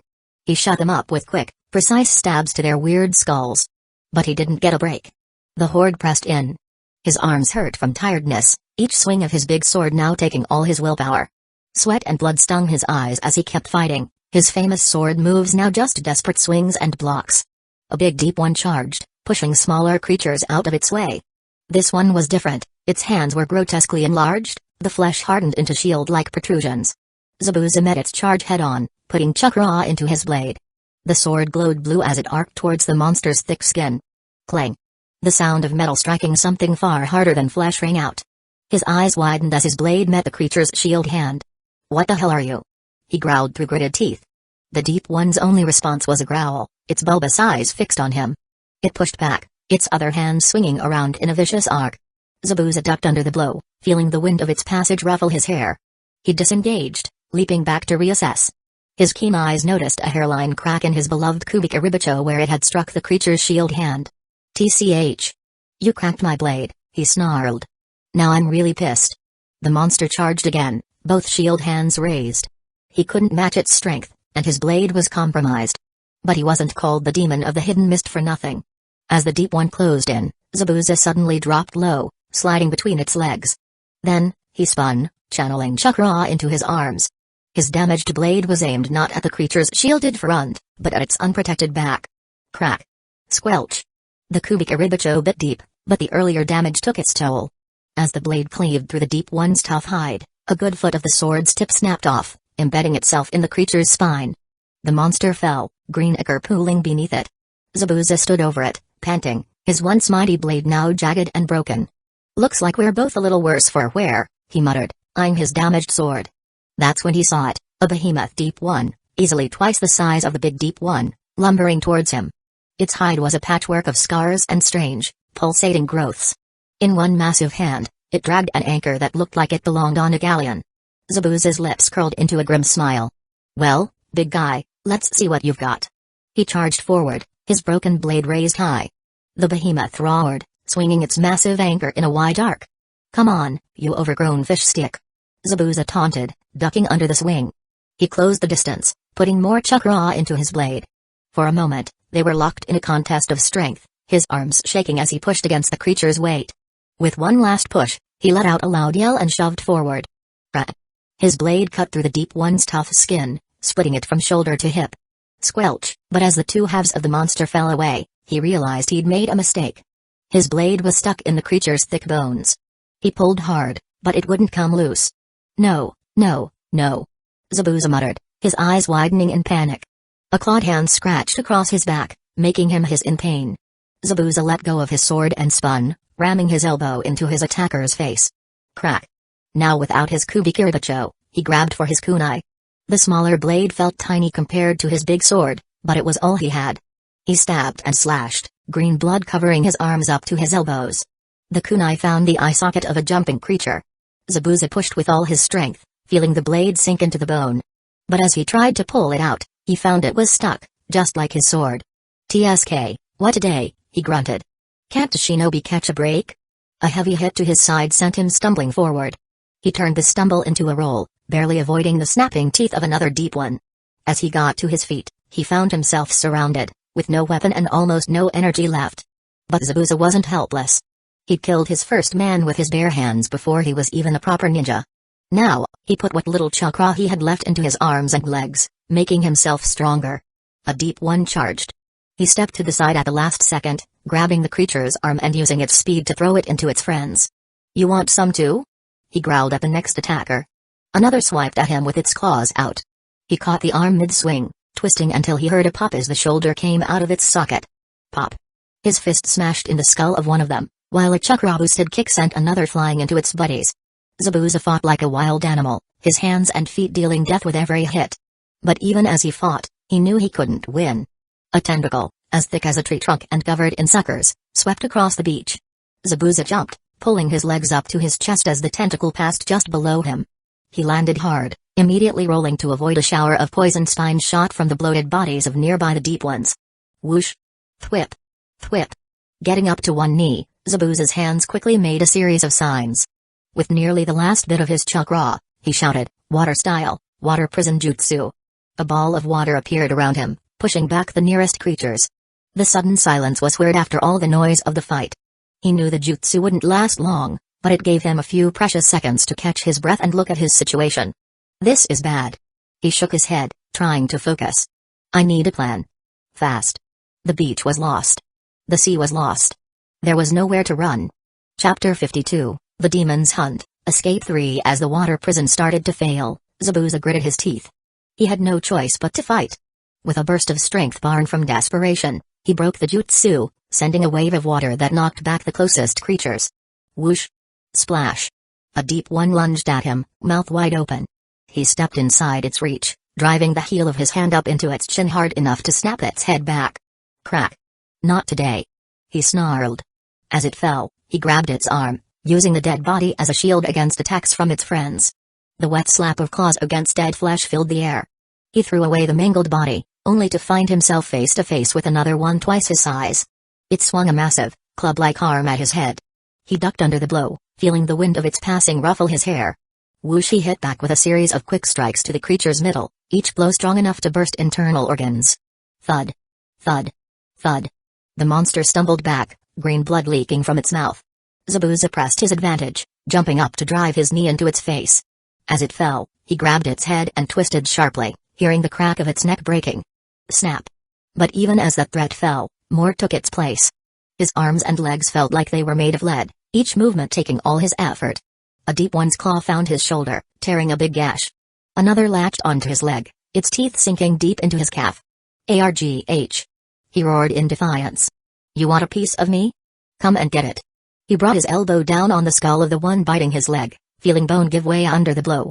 Spinning, he used the momentum to throw the creature still clinging to his shoulder into its advancing friends. Crunch! Thud! His eyes scanned the battlefield, looking for any advantage. There, a gap in the horde, a clear path to the water. If he could just reach it, maybe he could. He didn't let himself finish the thought. Hope was a luxury he couldn't afford. But survival instinct took over. He charged, finding strength he didn't know he had. His fists and feet lashed out as he ran, breaking bones and bursting organs. A deep one leaped at him from the side. Without slowing down, Zabuza clotheslined it, feeling its neck snap from the impact. Crack. He was almost there. The waves hit the shore, promising escape. But as his foot touched the water, he felt something wrap around his ankle. Looking down, he saw a pale, almost see-through hand gripping him with inhuman strength. What the? His eyes widened in shock. More hands burst out of the sand, grabbing at his legs. The creatures he thought he'd left behind rushed forward, their empty eyes fixed on their prey. He thrashed and struggled, his fists smashing into grabbing hands and twisted faces. But for every one he fought off, more took its place again. It was not stopping. He was pulled down, the weight of countless bodies pressing him into the sand. The smell of rotting fish and alien flesh filled his nose, almost choking him. His arms were pinned to his sides, his legs trapped by the press of bodies. Still, he fought, snapping his head back to smash the nose of a deep one that got too close to his face. Crunch. In those last moments, as the tide of monsters threatened to overwhelm him, Zabuza's mind raced. He thought of his plans, his dreams for Carrie. But those thoughts didn't last long. The demon of the hidden mist had no time for regrets or deep thinking. With the last of his strength, Zabuza let out a final roar. I am Zabuza Momoki, the demon of the hidden mist. You'll remember this day. He thrashed wildly, feeling bones break and flesh tear under his assault. Crack. Snap. Squelch. He would not die quietly. The monsters swarmed over him, a mass of gray-green flesh and glassy, bulging eyes. Zabuza disappeared beneath them, lost in a sea of twisted bodies and fishy stench. Just then, a massive wave crashed onto the shore, bigger than any before. The water rushed around the mass, its roar drowning out their inhuman shrieks. For a moment, the beach was chaos. Roar. Splash. Gurgle. As the wave pulled back, the beach was a mess of moving bodies and churning sand. Deep ones got to their feet, shaking off the impact of the sudden flood. They started to regroup, their bulging eyes scanning the shore without really seeing. The horde moved randomly, some shuffling back towards the sea, others stumbling up the beach. In the confusion, they rose from the surf, looking just like the rest. They joined the stumbling crowd, blending in with the group. The creatures moved without any real purpose, their movements as strange as their looks. High up in a twisted old tree, a spider watched everything. Its many eyes hadn't missed a single detail of the battle, from Zabuza's first stand to the final, chaotic moments. The spider's gaze moved from one scene to another. It watched the huge creature still waiting in the water. The thing's house-sized eyes stayed fixed on the spot where Zabuza had last been seen. Then the spider noticed something odd. One of the deep ones was walking away from the main group. Its movement was lost in the general chaos, just another creature in the mass of monsters. It walked along the shoreline, its movements more purposeful than the others. It stumbled along the shoreline, following the push and pull of the waves. In the sand near its feet, something shiny caught the light. Its webbed foot kicked the object as it passed, sending it sliding across the beach. For a moment, the moonlight caught the edge of what looked like a broken piece of metal, maybe part of a blade, before it was lost again in the dark sand. The creature paused, its bulbous eyes scanning the area. It bent down, clawed hands sifting through the sand as if searching for something. Nearby, a group of deep ones turned their heads, empty eyes fixed on the strange behavior of their kin. One of them, larger than the others, approached the searching creature.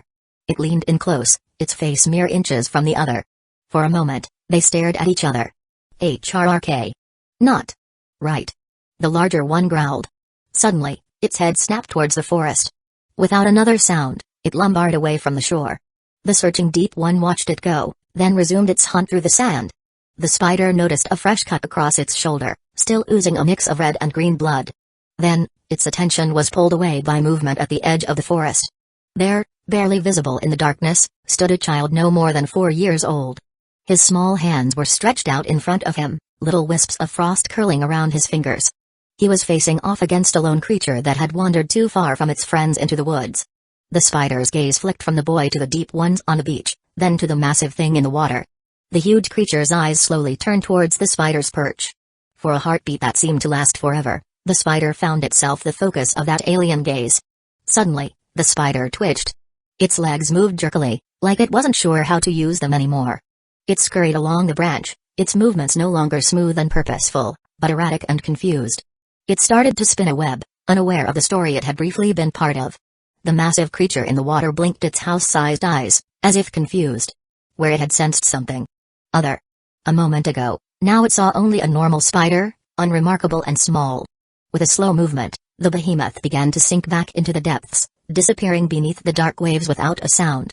As the last ripples faded from the surface, a strange silence fell over the beach. The deep ones continued their aimless wandering, their inhuman voices occasionally breaking the quiet with grunts and sloshing footsteps. Chapter 54, Kagame's Awakening. The crushing pressure of murky depths enveloped Kagame. His lungs burned for air as he thrashed in the darkness. Something cold and slimy wrapped around his ankle, dragging him deeper into the abyss. No. This can't be how it ends. Panic clawed at his chest as he struggled against the unseen force. Then, a glimmer caught his eye. A strand of silvery web drifted through the water, catching the faint light from above. Without thinking, he grabbed it. The web held firm. Another strand appeared, then another. They wove together, forming a lifeline. He pulled himself up, fighting against the thing that tried to drag him down. As he climbed, a massive shape loomed in the darkness below. Kagame caught a glimpse of bulbous eyes and writhing tentacles before the web yanked him upward with surprising strength. He broke the surface with a gasp, coughing and sputtering. Ha! Ha! What the? The web dissolved, leaving him floating in calm, shallow water. A beach stretched before him, bathed in moonlight. And there, at the water's edge, stood a spider larger than any he had ever seen. Its body was pitch black, with a pattern on its back that looked like a human face. 8 eyes glowed as they fixed on him. It felt wrong. Out of place. Despite the spider's monstrous size, he felt an inexplicable sense of safety in its presence. Its mandibles clicked, and a voice echoed in Kagame's mind. You are not ready yet, little one. But soon. Ready? Ready for what? He called out, but the world began to blur. The beach, the water, and the giant spider all melted away into darkness. Kagame woke up slowly. For a moment, he lay still, listening to the soft sounds of the village coming to life outside his window. NGH. Another weird dream, he muttered, rubbing his eyes. Another day in Hidden Leaf Village, he thought, stretching. Another day of pretending to be normal. The thought brought a wry smile to his face. Normal. As if he had any idea what that meant anymore. Not with the dreams, the spiders, and the growing sense that he was meant for something more. As he went through his morning routine, he couldn't shake the lingering effects of the dream. The giant spider's words still stuck in his mind. You're not ready yet, little one. But soon. Soon for what? He wondered, splashing cold water on his face. As he dried off, he caught a glimpse of himself in the mirror. For a moment, he thought he saw a faint, silvery glimmer around his reflection. He blinked, and it was gone. Get it together, Kagame, he muttered to himself. You're seeing things now? Shaking his head, he decided a walk might help clear his mind. He scribbled a quick note for his brother, who was still asleep after a late-night mission, and stepped out into the streets of Hidden Leaf Village. The morning sun cast long shadows across the village, but something felt different. The world seemed sharper somehow, more vibrant. Kagame attributed it to his strange dream, but as he walked, he noticed that faint glimmer again, this time in the corner of his vision. What the? He rubbed his eyes, but the shimmer persisted. Curious and slightly unnerved, he decided to take a different route than usual.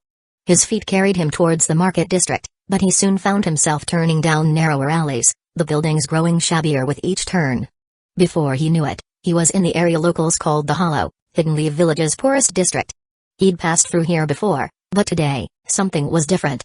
The silvery glimmer he'd noticed earlier began to take shape, forming thin, barely visible threads connecting people on the street. He blinked hard, but the threads remained. Fascinated, he focused on one thread, following it to a man in his mid-40s emerging from a ramshackle building. As the man made his way towards the market, Kagame trailed behind, captivated by the way the threads around the man shifted and changed. People on the street reacted to the man's presence, and Kagame could now see, or sense, the emotions flowing through the threads. A woman pulling a cart of vegetables suddenly changed direction, creating a wide berth around the man. The thread connecting them pulsed with a sickly green color and dark gray that Kagame somehow knew represented disgust and fear. Watch where you're going. The woman snapped as the man accidentally brushed against her cart. I'm sorry, the man mumbled, ducking his head and quickening his pace. A group of chatting shinobi fell silent as he passed, their eyes following him. The threads linking them to the man wavered, alternating between a muted purple of pity and an ugly brown of contempt. Can you believe they let people like that walk around freely? One of the shinobi muttered to his companions. SHH, not so loud, Another replied, glancing nervously at the man. It's not his fault he's... You know. It was as if the man carried an invisible barrier around him, parting the crowd like Moses and the Red Sea. No one touched him, no one spoke to him. They simply flowed around him, as if he were an inconvenient obstacle in their path. Kagame's lips pressed into a tight line. He'd always known about the divisions in Hidden Leaf Village, but he'd never felt them so acutely before. These threads were showing him the emotional currents that ran beneath the surface of everyday interactions. As they neared the market proper, Kagame noticed one of his spying spiders clinging to the underside of a fruit stand. He reached out with his mind, connecting to the tinier arachnid senses, curious if the spider could see the threads too. Through its eyes, the world looked different again. The threads were more pronounced, forming a complex web that connected everyone in sight. Kagame watched as the man approached a vegetable stall, the threads between him and the merchant twisting with conflicting emotions. "What can I get for you today?" the merchant asked, his voice carrying a forced cheerfulness. The thread connecting them flickered rapidly between colors, pale yellow discomfort, sickly green disgust, and dark purple that Kagame interpreted as guilt. The man held out a handful of coins. "Whatever this will buy," he said softly. "Preferably something that will last." The merchant's eyes darted between the coins and the man's worn clothing. "Right," he said, his smile faltering. "Let's see what we can do for you." As the transaction continued, Kagame observed the subtle interplay of emotions. He pulled his consciousness back from the spider, his mind whirling with what he'd seen. "This is incredible," Kagame thought. "I can see everything they're feeling, even when they try to hide it." He continued his walk, the contrast growing stronger with each step. As he emerged from the narrow streets of the hollow into one of Hidden Leaf Village's more affluent areas, the web of threads became even more complex. Here, children played freely in well-maintained parks, their laughter carried on the breeze. The threads connecting them pulsed with bright, joyful colors. "Tag, you're it!" a young girl shouted, her hand brushing against her friend's shoulder. "No fair, you cheated," the boy retorted, but his grin betrayed his amusement as he chased after her. Shinobi and civilians alike strolled along clean streets, greeting each other warmly, their connections glowing with warm, positive hues. Kagame's gaze fell on a group of geinin, not much older than himself, emerging from a high-end weapons shop. The threads between them sparkled with camaraderie and shared enthusiasm. "Check it out," one boy said, twirling a kunai around his finger. "Perfect balance." "Show off," his friend replied with a good-natured shove. One of the geinin, a girl with blonde hair, suddenly pointed across the street. "Look! It's Itachi." Kagame's head snapped around, following her gaze. Sure enough, there was Itachi, walking alongside his father. The threads connecting them were taut and dark, pulsing with tension and expectations. Another of his spiders, perched on a nearby signpost, provided a closer view of the pair and their emotional threads. "Your performance in the last mission was good," Fugaku was saying, his voice low but intense. "But good is not enough. You're a new Uchiha, and more importantly, my son. You must excel in all things." Itachi's face remained impassive, but Kagame saw the thread connecting him to his father darken further, twisting with a mix of respect, determination, and a deep, underlying fear. "Yes, father. I understand," Itachi replied, his voice steady despite the turmoil Kagame could now see. As they passed, civilians and shinobi alike bowed their heads respectfully. The contrast with how the man from the hollow had been treated was disturbing. It was made even more apparent by the vastly different emotional threads connecting these Uchiha to the villagers. "Itachi-san. Good morning." A shopkeeper called out, his thread glowing with admiration and a touch of envy.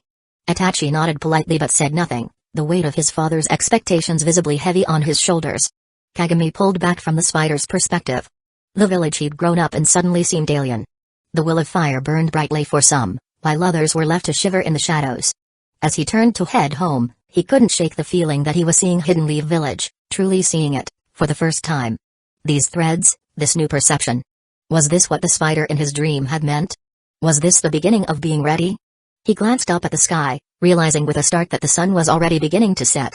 He'd been wandering the village for hours, lost in thought and observation. The streets were starting to empty as people headed home for the evening. "Crap, Hi-8's probably wondering where I am," Kagame muttered, quickening his pace. Chapter 55. Beneath the surface, the smell of miso soup greeted Kagame as he entered the house. He found Hyuga in the kitchen, stirring a pot with slow, deliberate movements. "There you are," his brother said, glancing up from the stove. His eyes were tired. "Thought you might have gotten lost out there." "Yeah, sorry," Kagame chuckled, rubbing the back of his neck. "I guess I lost track of time." He grabbed some bowls from the cupboard and started setting the table, trying to act normal. His brother raised an eyebrow. That's not like you. Everything okay? Yeah, just thinking. Kagami set the table, trying to sound casual. As he moved, he noticed threads connecting him to Hyuga, deep blue, soft pink, mint green. Trust, affection, concern. As they sat down to eat, Hyuga watched Kagami over his bowl. So, what's on your mind? Kagami poked at his soup, unsure how to explain. How could he describe what he'd seen? What he was starting to understand about himself and the world. Just thinking about the village, he said finally. How different things are for people, depending on where they live or what clan they're from. Hyuga nodded slowly. Heavy stuff for a day off. Something happen? I walked through the hollow today, Kagami admitted. He saw worry flicker through the threads connecting them. The mint green darkened. The hollow's not safe, Kagami, his brother said quietly. You need to be careful. I know, Kagami said, waving off the concern. But don't you ever wonder why it has to be that way? Why some parts of the village prosper while others struggle? Hyuga sighed, putting down his chopsticks. It's not simple. The village has problems, sure. But it's still our home. Kagami nodded, but he couldn't shake the feeling that there was more going on. The threads he'd seen, the emotions he could now sense. They showed a world more complex than he'd ever imagined. What about you? Kagami asked, changing the subject. How was the mission? You look tired. Hyuga tensed a bit, a new thread of deep purple, secrets, weaving into their connection. It was tough, he said after a pause. I was working with Uchiha as the squad leader. Kagami leaned forward, forgetting his soup. Uchiha. That must have been something. Hyuga nodded, his eyes distant. He was skilled, no doubt about that. But when we got back... He trailed off, frowning. What happened? Kagami pressed. Hyuga seemed to choose his words carefully. I noticed some of the villagers acting differently around him. Nothing big, just little things. Folks crossing the street to avoid us, talks stopping when we walked by. Kagami frowned. That's not right. The Uchiha are part of the village too. They are, Hyuga agreed. But there's been tension lately. Rumors going around. It's probably nothing, but... He shook his head. Just keep your eyes open, okay? After dinner, as Kagami helped clean up, Hyuga yawned. I'm turning in, he said. Don't stay up too late, alright? I won't, Kagami promised. Good night, brother. Hyuga ruffled Kagami's hair affectionately, sending a warm pulse through their connecting threads. Get some rest. And try not to overthink things too much, okay? Kagami nodded, smiling a bit as he headed to his room. Getting ready for bed, he kept glancing at the covered breeding box in the corner. The spider inside was quiet, but he could almost feel its presence, like a weight on his mind. What's happening to me? He wondered as he fell asleep. The dream came swiftly, dragging Kagami into its depths with merciless force. He found himself sinking in a vast, dark ocean. The water was thick and red, more like blood than seawater. The pressure was intense, threatening to crush him. Creak. Creak. His joints protested as he tried to swim upward, but his limbs felt heavy, unresponsive. Each stroke seemed to pull him deeper into the abyss. Thump thump, thump thump, his heart pounded in his ears. In the darkness below, something stirred. A massive shape, indistinct but undeniably there. He felt the presence, ancient and malevolent, turning its attention towards him. Tendrils of darkness reached up, wrapping around his ankles. They were cold, so cold they burned. Kagami tried to scream, but only bubbles escaped his mouth. Blub, blub, blub. The thing in the depths pulled, and he felt himself being dragged down. The pressure increased, threatening to burst his eardrums. His lungs burned, screaming for air.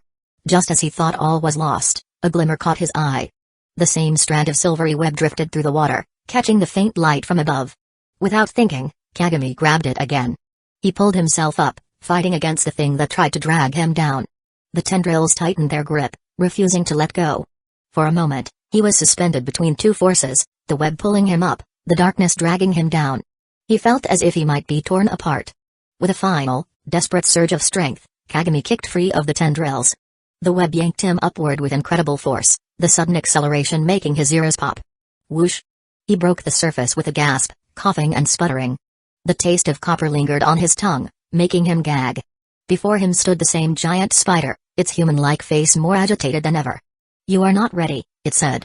But he is greedy and interfering. We cannot speak here, in the dream realm. It is his domain, and he listens. Kagami tried to ask who he was, but no sound came out. His throat felt raw, as if he'd been screaming for hours. The spider's eyes fixed on him. Seek out my avatar. We have much to discuss, and little time. The boundaries between worlds are thinning, and the old ones stir. The dream began to fade, the spider's form dissolving into mist. As he felt himself being pulled back to consciousness, he heard one last whispered warning, beware the call of Cthulhu, for his madness knows no bounds. Gasp! Kagami jolted awake, his heart pounding and his sheets drenched in sweat. Pa! Pa! What the hell? He gasped, his eyes darting around the room. The shadows in the corners seemed deeper, more menacing than usual. Tick, tick, tick. The clock on his wall seemed unnaturally loud in the silence. The first rays of dawn were just beginning to peek through his window, painting the room in a pale light. His mind swirled with questions, each more unsettling than the last. What are the old ones? He whispered to himself. Who was the spider? This Cthulhu again. As he sat up, trying to calm his racing heart, a realization struck him. Seek out my avatar, the spider in his dream had said. Could it be? His gaze fell on the covered breeding box in the corner of his room. He hesitated, torn between curiosity and caution. This is crazy, Kagami thought. It was just a dream. Just a dream. But even as he thought this, he found himself standing up, drawn inexorably towards the breeding box. Creak. The floorboard protested under his foot, and he froze, irrationally afraid of waking the spider. What am I doing? He wondered. Am I losing my mind? In that moment, the breeding box seemed to loom larger in his perception, as if it contained not just a spider, but all the answers to the mysteries that plagued him. I have to know, Kagami thought. Shaking off his doubts, he padded over to the breeding box, his bare feet silent on the tatami mats. The wood felt cool under his touch as he carefully lifted the lid, revealing the spider within. Scratch, scratch. The spider's legs moved with hypnotic precision, weaving its web. In just a month, it had grown from palm size to something that could no longer be held in one hand. Its body was a deep, lustrous black, with patterns that seemed to shift and change if you looked at them too long. But it wasn't just the size or appearance that set this spider apart. There was something different about it. Are you the avatar? Kagami whispered, feeling slightly foolish even as the words left his mouth. The spider paused in its weaving, turning to face him with deliberate slowness. For a moment, he could have sworn he saw a flicker of intelligence in its cluster of eyes, a spark of recognition. But then it resumed its work, ignoring him completely. He frowned, disappointment and relief warring within him. Had it all been just a dream? Am I seeing things that aren't there? Maybe Hyuga is right, he thought. Maybe I do need to stop overthinking and get more rest. As he was about to replace the cover, he noticed how cluttered the breeding box had become with excess webbing. Avatar or not, the spider still needed a clean living space. Well, might as well make myself useful, he murmured, reaching for the cleaning stick. Good morning, Kagami said softly, more to himself than to the spider. As he began to clear away the excess webbing, he found himself drawn to the spider's eyes. There was something captivating about them. He leaned in closer, his own eyes widening as he noticed something strange. The spider's eyes weren't the simple, glossy black orbs he'd expected. They seemed to be moving, swirling, like miniature whirlpools of darkness. Chapter 56, Atlaknaka. A sudden force gripped Kagami's core, yanking him sideways through reality. The world bled together like watercolors in the rain. His eyes, locked on the spider, refused to obey his desperate attempts to look away. Whoosh! Reality snapped back into focus. Kagami found himself surrounded by darkness, broken only by an intricate lacework of webs that pulsed with an otherworldly glow, stretching beyond his vision in every direction. At the nexus of this impossible structure loomed a colossal arachnid. Its chitinous body bore a grotesque human visage, the same face he had seen in his dream. At last, you've arrived. The words reverberated through his mind, bypassing his ears entirely. I've awaited your readiness, young one. Kagami's muscles tensed, his stance shifting imperceptibly into a defensive posture. Identify yourself, he demanded. The human features on the spider's face contorted into a smile, somehow both achingly familiar and profoundly wrong. I am Atlaknaka, one of the great old ones. And the spider you tend to in your waking hours. It is an extension of my will, a fragment of my being in your world. Kagami's fingers twitched, grasping for the reassuring weight of a kunai that wasn't there. He swallowed hard. Why have you brought me here? The creature's face rippled, features rearranging into what might have been mirth. You possess a rare gift, the ability to perceive beyond the veil of mundane reality. Already, you've tasted power beyond mortal comprehension. But oh, there are oceans of knowledge yet unexplored. The cavern seemed to shift, the webs rearranging themselves to form images. Kagami's eyes darted from one impossible sight to another, his analytical mind struggling to process the information overload. What am I witnessing? What you see is the Dreamlands, Black Naka explained. A parallel world formed by human consciousness and imagination. It exists alongside your reality, governed by different laws, accessible only through dreams. Or to those with the right knowledge. The cavern erupted into a kaleidoscope of shifting realities. Kagami's breath caught in his throat, his carefully cultivated composure cracking. Incredible, he whispered, overwhelming his usual stoicism. And dangerous, Black Naka warned, its tone growing grave. The Dreamlands are not just a realm of wonder. They are also a battleground. Some entities seek to use this realm for their own ends. Cthulhu, for instance, can appear in dreams, influencing mortals and spreading his madness. At the mention of Cthulhu, Kagami's eyebrows raised slightly. Is this why you're telling me all this? To warn me? Black Naka's human face took on a solemn expression. To warn you, yes. But also to prepare you. You have a role to play, little one. The knowledge I offer can help you navigate the dangers ahead. A lifetime of feeling different, of sensing a greater destiny, crystallized in this moment. Yet the scope of what lay before him dwarfed even his loftiest ambitions. The webs shifted again, forming a new image. His breath caught as he recognized a familiar face. Brother? He whispered, watching as the image of Hyate flickered in the webs. Black Naka's voice took on a somber tone. In 12 years' time, he will die. What? How? But after a pause, he forced his voice to remain steady. Is there a way to alter this outcome? What actions must I take?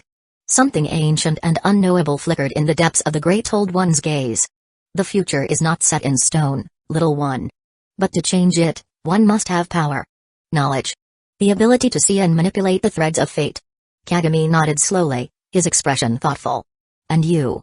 You can teach me these things? I can show you the path, Black Naka replied. But the journey is yours to make. The power you seek comes at a price. What kind of price? Kagami asked calmly. The cavern seemed to darken, the webs pulsing with an eerie light. To gain the sight, you must be willing to see. To wield power over fate, you must be willing to sacrifice. Are you prepared for that, little one? Kagami's fists clenched at his sides, his mind weighing the possibilities. After a long moment, he spoke. I need time to think. Black Naka's human face nodded, an almost paternal expression crossing its features. Wise. Do not rush into bargains with forces beyond your understanding.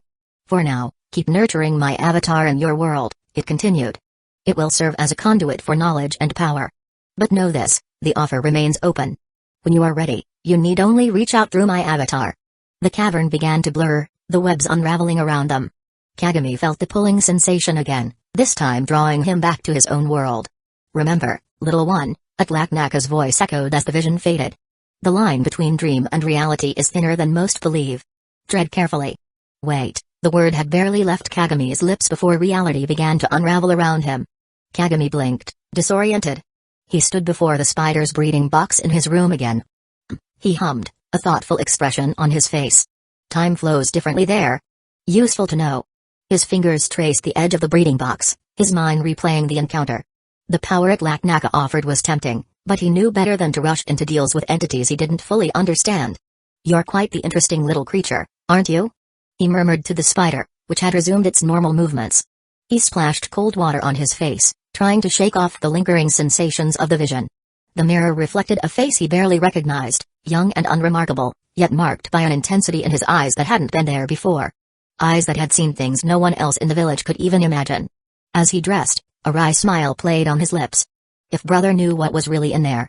The image of his brother attempting to dispose of the spider brought a wry smile to Kagami's face. He'd probably try to get rid of it, he muttered to himself, chuckling softly. He made his way to the kitchen. As expected, Hyate was already gone, leaving behind a covered breakfast plate and a note. His brother had been taking more missions outside the village lately, leaving him alone more often than not. TCH. Another mission, he grunted, unfolding the note as he sat down to eat. Kagami, got called out on another mission. Should be back in a few days. Stay safe and keep up with your training. Hyate PS There's money for food in the usual spot if you need it. He paused his chopsticks halfway to his mouth as he read the note. He set them down, a strange feeling washing over him. On one hand, his brother's absence meant more freedom to pursue his own interests. On the other, I should be worried, I suppose, but... He mused thoughtfully. Then, he remembered the vision Black Naka had shown him. 12 years, he murmured. Is that all the time we have? A bitter laugh escaped him. Strange, how comforting that knowledge is. He shook his head, picking up his chopsticks again. Maybe I am turning into a monster after all. As he finished his breakfast, his eyes lost focus as he reached out with his mind, searching for Itachi through the spider's vision. Found you, he muttered. A frown creased his brow.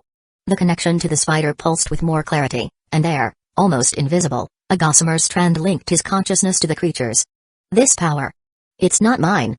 Kagami pushed away from the table, pacing restlessly.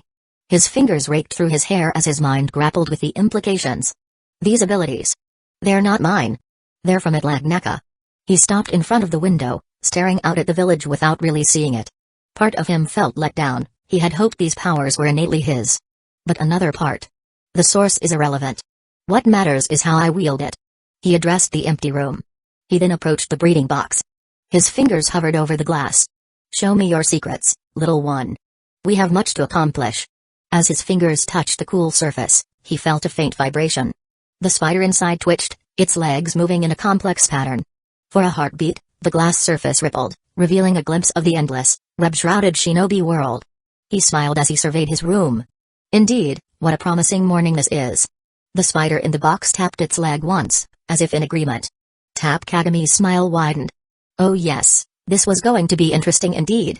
Chapter 57, Thread of Destiny. The young Uchiha was making his way through the compound, his baby brother securely fastened to his back. Kagami focused, and the threads connecting Itachi to others became visible. Each thread linking Itachi to a new Uchiha clan member had two colors. The primary color varied, but underneath ran a constant, ominous dark crimson. A group of Uchiha children played nearby. Their ball flew towards Itachi, who caught it smoothly and kicked it back. Join us, Itachi. A boy called out, waving enthusiastically. Itachi smiled faintly. Not today. I'm taking Sasuke to the lake. Oh, come on. Another child chimed in. Just for a little while?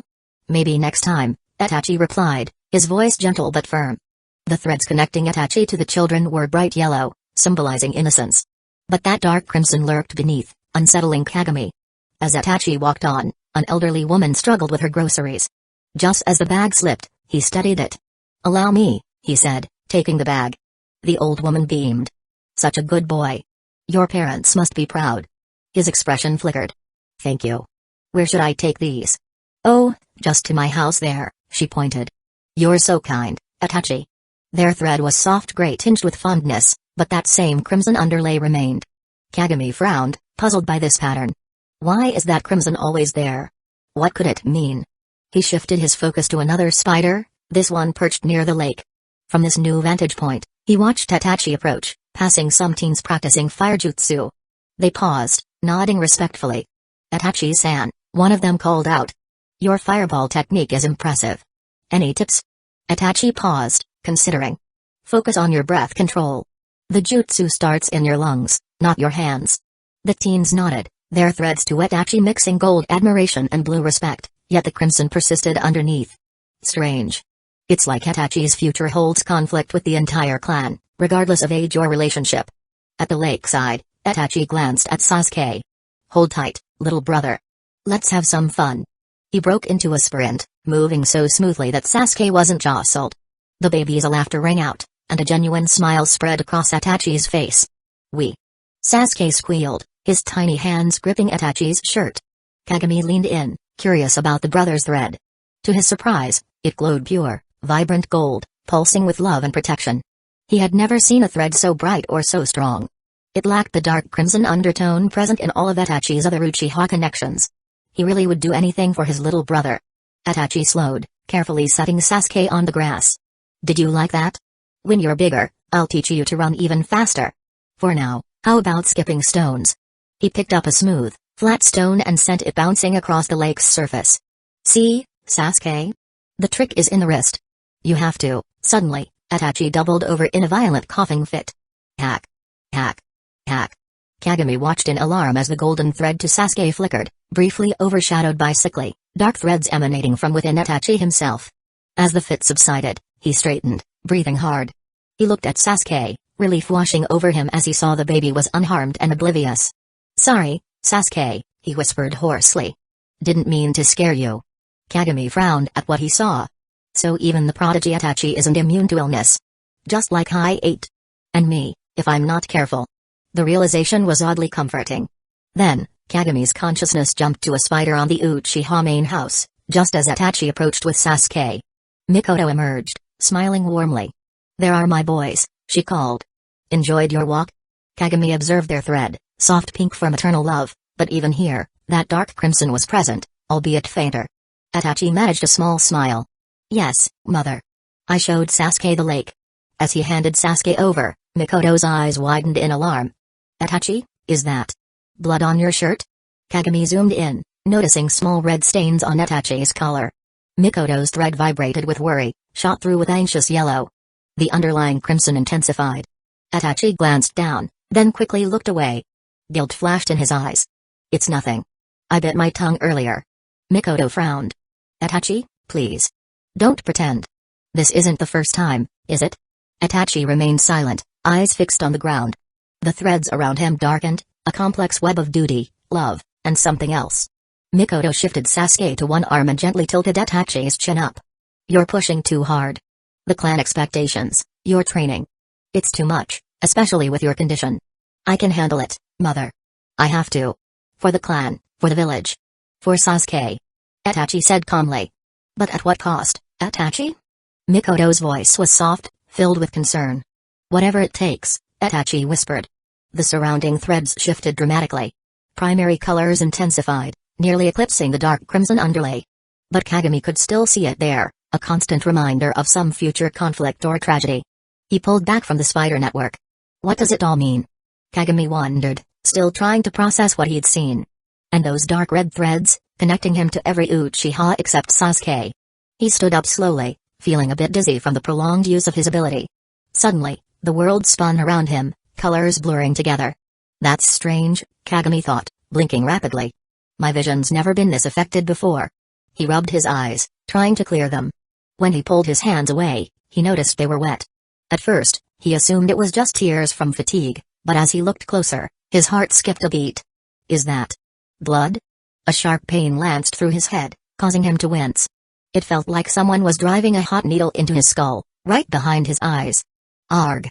Kagami groaned, pressing his palms against his temples. The pain intensified, spreading like wildfire through his head. "What's happening to me? Is this because of the ability? Have I pushed it too far?" He staggered, leaning against a nearby wall for support. For a moment, he thought he could still see the threads connecting people, but they were distorted. No, no, no, squeezing his eyes shut. It won't stop. Slowly, agonizingly, the pain began to subside. The world stopped spinning, and when Kagami opened his eyes, his vision had mostly returned to normal. A few spots of color danced at the edges of his sight, but they were fading quickly. He took a deep, shaky breath. That was intense. As the last vestiges of pain faded, he found himself grappling with a new fear. What if this happens again? What if it gets worse? Am I damaging my eyes? Or my mind? He wiped the blood from his face, trying to compose himself. I need to be more careful, he realized. This ability. It's powerful, but it comes at a cost. I can't let my curiosity overwhelm my common sense. Kagami pushed himself off the wall, testing his balance. He felt weak, but the dizziness had passed. I need to watch this closely. One step at a time. I'll get stronger. I'll learn to control this. With a final deep breath, Kagami gathered his things and headed out. As he walked through the quiet morning streets, Kagami reflected on his friendship with the young Inuzuka. She's a good training partner. And it's nice to have someone who doesn't ask too many questions. He'd been watching Deodara and Akatsuchi closely in Hidden Stones village, and the earth-style jutsu he'd gleaned from them could prove invaluable, if he mastered it. And with Hana's help, his taijutsu was improving steadily. I may not be a prodigy, but I've my spiders. Lost in thought, Kagami almost missed the commotion ahead. A baby was wailing, its cries filling the street. The mother, a young woman with tired eyes, bounced the infant gently, trying to soothe it. SHH, SHH, she cooed. It's okay, sweetie. Mommy's here. Kagami paused, watching the scene unfold. The baby's face was scrunched up, red with effort as it screamed. Why is it crying? It doesn't even know what real suffering is yet. He blinked, startled by his own thoughts. Where had that come from? The child cries because it knows nothing else, his mind continued. Ignorance is bliss, they say. But knowledge is a curse. Kagami shook his head, trying to dispel the dark musings. This wasn't like him. He'd never thought this way before. Is this because of what I saw? The threads? Am I changing? Becoming something else? Fear gripped him. He'd always wanted to be stronger, to know more. But at what cost? I need to be careful, Kagami realized. The color vision. I can't use it too often. He hurried past the mother and child, trying to focus on his upcoming training session with Hana. As he neared the Inuzuka compound, Kagami took a deep breath, centering himself. Focus on the present. One step at a time. That's how I'll get stronger. He was so lost in thought that he didn't notice the figure emerging from a nearby bar until it was too late. Kagami collided with a tall man, the impact sending him to the ground. Ow, Kagami muttered, looking up at the man. The morning sun silhouetted him, making it hard to see his face, but the red cloak and tea-colored kimono were unmistakable. His eyes widened in recognition. Toad Sage. The man turned, seeming to notice Kagami for the first time. A grin spread across his face, and he struck a dramatic pose. Toad Sage is just a title I use to conceal my identity, he declared, his voice booming in the quiet street. Want to know the truth?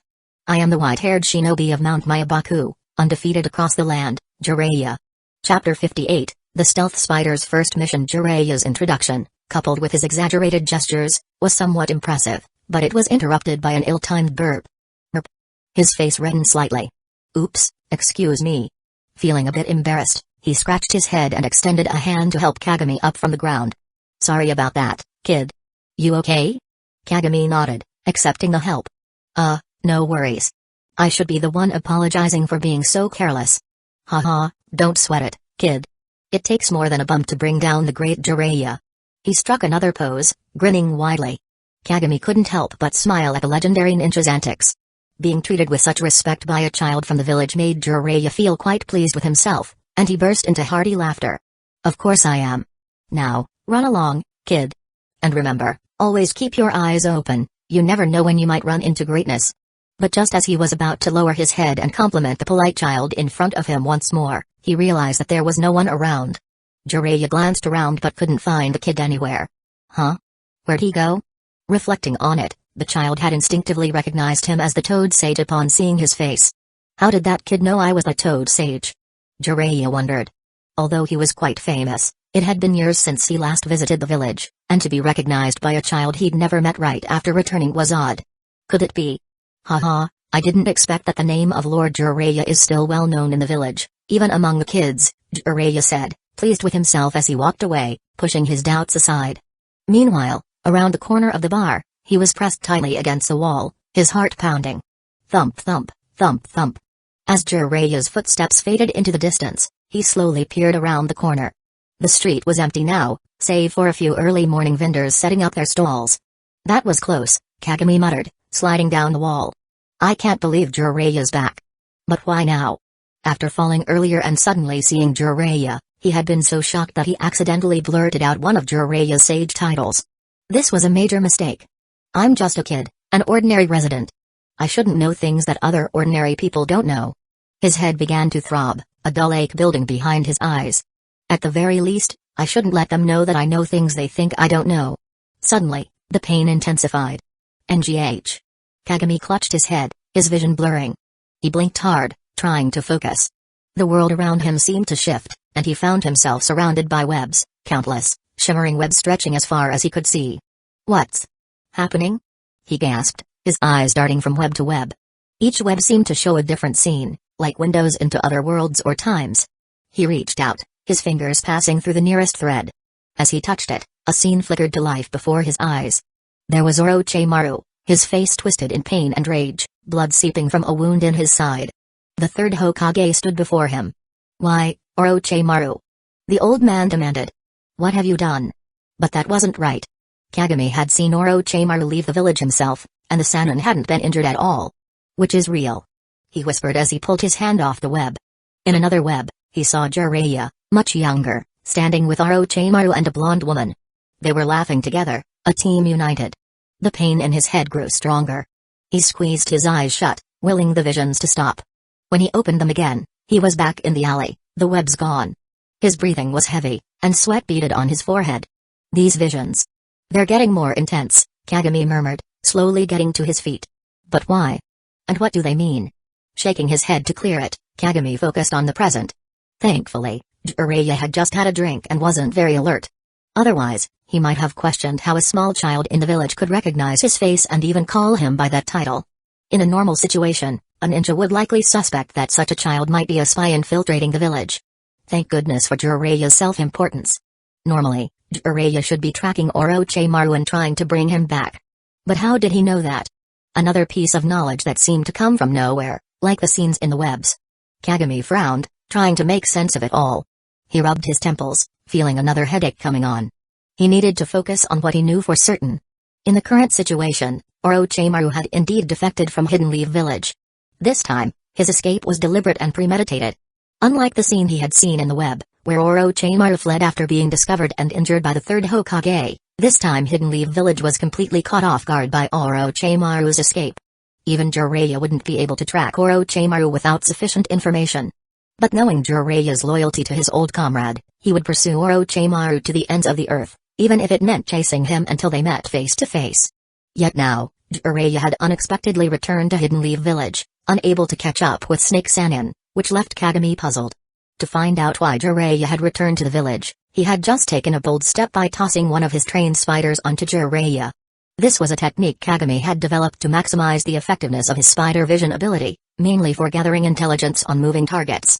The weakness of spider vision was that it struggled to track moving targets effectively. However, by placing a spider directly on the target, no matter how the target moved, as long as the spider didn't fall off, he could monitor the target's movements anytime, anywhere. Kagami had researched extensively and finally selected a type of spider called the stealth spider. It's the smallest spider in the world, measuring only 0.43 millimeters in length, with a strong vitality that allows it to survive up to 2 months without food or water. Due to its lighter weight and tiny body, the stealth spider is difficult to detect when attached to a target and hard to shake off. To ensure the stealth spider could be quickly placed on a target, Kagami kept it on his wrist. There's a tiny hollow in the wrist that is perfect for hiding the tiny spider, and it was small enough to hold just one. Maintaining this spider on his wrist without it falling off or being accidentally crushed was challenging at first, and many stealth spiders died during the first month. "Sorry, little guys," he whispered, remembering the fallen spiders.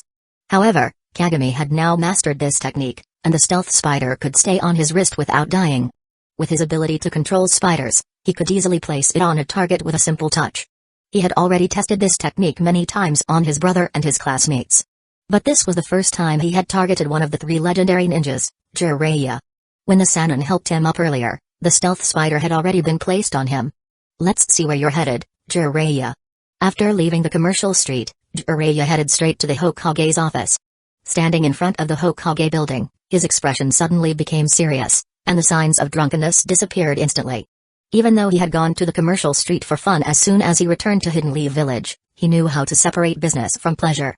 When it's time to drink, he drinks. When it's time to be serious, he's serious, Kagami observed through his spider's eyes. That's what makes him a true shinobi.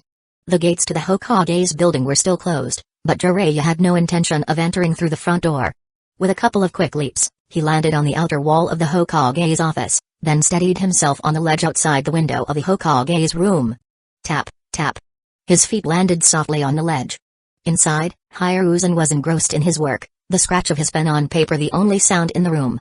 Seeing that his teacher was still in good health and hadn't been too affected by Orochimaru's departure, Jiraiya smiled. Jiraiya. Even without turning around, Hiruzen had sensed the familiar presence outside the window. Jiraiya hopped in through the window and waved at him. "Old man, you're still in pretty good shape, huh?" Hiruzen, long accustomed to Jiraiya's antics, simply smiled and said, So. "What brings you back to the village?" Jiraiya's expression turned serious. "I've gathered some intel in the Land of Water." Hiruzen set down his pen, giving Jiraiya his full attention. "Go on." "The spy you sent has been killed. The one who got him was a ninja from Kiri, Momokizabuza." Hearing this, Hiruzen paused, a shadow crossing his face. The mission of a spy ninja is extremely dangerous, so dying at the hands of the enemy is to be expected. "Rest in peace, Pomade," Hiruzen thought silently. "And there's one more thing. The Great Toad Sage's prophecy." Jiraiya continued, his voice low and grave. Chapter 59, The Prophecy Clink. The pipe slipped from Hiruzen's grasp and hit the desk with a sharp clank. Creak. He leaned back, and his old chair creaked under him. Every battle, every tough call, seemed to weigh on him at once. He reached for his fallen pipe. He lit it with a quick-fire jutsu, thinking about the old sage. Puff. Puff. Smoke curled upwards, forming shapes that seemed to mock him, reminding him of all he didn't know, couldn't control. "Gamamaru," he murmured. "The great toad sage." Jiraiya's eyebrow corked up. "Sensei? Remember when Gamamaru foresaw the child of prophecy?" Hiruzen asked his former student. A cloud of smoke drifted from his lips, hanging in the air between. Jiraiya's eyes softened at the memory. "How could I forget? The one who would bring great change to the ninja world." He chuckled, but there was no humor in it. "We thought it might be Minato." "Ah, Minato," Hiruzen sighed. "He certainly changed Hidden Leaf Village, sacrificing himself to save us all." Tick. Tock. Tick. Tock. In the quiet, the clock's ticking seemed to echo. "Yeah," Jiraiya said, looking off into space. He shook his head and cracked a sad smile. "But the old toad said the child of prophecy is still to come." He shook his head, a wry smile playing on his lips. "Makes you wonder, doesn't it?" Hiruzen nodded and took another drag from his pipe. The smoke swirled, forming shapes that looked almost like reaching hands. He blinked, dispelling the illusion. "And what of your students from Hidden Rain Village?" he asked, his tone carefully neutral. "Any word on them?" Jiraiya's face darkened. "Nothing concrete. No information? Or is he?" Hiruzen's eyes narrowed. "No, Jiraiya wouldn't." He studied his former student, standing before him. Jiraiya had said one of his students might have the Rinnegan, eyes only the Sage of Six Paths was supposed to have. Neither spoke for a while, both avoiding the big questions. Finally, he cleared his throat. "Show me his message, Jiraiya." Jiraiya bit his thumb, formed a series of hand seals, and slammed his palm on the floor. Summoning jutsu. Poof. Smoke filled the room, making Hiruzen's eyes water. As it cleared, a massive scroll appeared, nearly as tall as Jiraiya himself. "Oh, if," Jiraiya grunted, lifting the scroll onto Hiruzen's desk. "This thing's heavier than I remember." Thud. The scroll landed on the desk, scattering papers. Jiraiya unrolled it, revealing a single word scrawled in blood-red strokes. "Danger." Hiruzen frowned, leaning forward to examine the scroll. "This is unusual." "Nothing new," Jiraiya said, shaking his head. "The old toad's never been this direct before. Usually, it's all riddles and metaphors." The third Hokage ran a hand over his face, feeling the deep wrinkles there. "What exactly did he say, Jiraiya?" "It's not just what he said, sensei. It's how he said it," Jiraiya replied. "I've never seen the old toad so scared." Hiruzen's pipe nearly slipped from his fingers again. "Scared?" Jiraiya nodded grimly. "He was shaking, sensei. Actually shaking. Impossible." The sage had seen the rise and fall of nations, witnessed the birth of the ninja world itself. What could possibly frighten such a being? "Tell me everything, Jiraiya," Hiruzen urged. "Word for word if you can." Jiraiya's usual jolly demeanor vanished like smoke in the wind. He closed his eyes, his face scrunching in concentration. When he spoke, his voice was low and grave. "Listen well, young one, for the future unravels before my eyes. Long before humans drew their first breath, a power beyond understanding ruled this world." Tap. Tap. Tap. Hiruzen's fingers drummed against his desk, his only outward sign of agitation. This ancient force slept as humans grew, waking only in brief moments. But now, it stirs. The barrier between worlds weakens, and what was once locked away seeks freedom. Humans live on an island of ignorance, surrounded by a sea of unknown terrors. They think they've mastered the world. But truths hide in the darkness, truths that could break minds and twist reality. Scrape. Hiruzen stood, his sandals scuffing against the floor as he paced. This force. Did the sage say anything else? Anything we can use? Jiraiya slumped into a chair, suddenly looking as old as Hiruzen felt. Not much. Just that it's old, powerful, and alien. Whatever's coming, it's going to affect everyone and everything. Hiruzen puffed on his pipe. People called him the professor and the strongest Hokage, but his real power was what he knew, not his jutsu. He had studied countless techniques, delved deep into the history of the founding villages. But this was beyond anything he had encountered. The history we know, Hiruzen mused aloud, only goes back to the era of the Sage of Six Paths. But this prophecy, it speaks of a time before that. A blank history. Jiraiya leaned forward, his eyes intent. You think there's a connection? Hiruzen nodded slowly.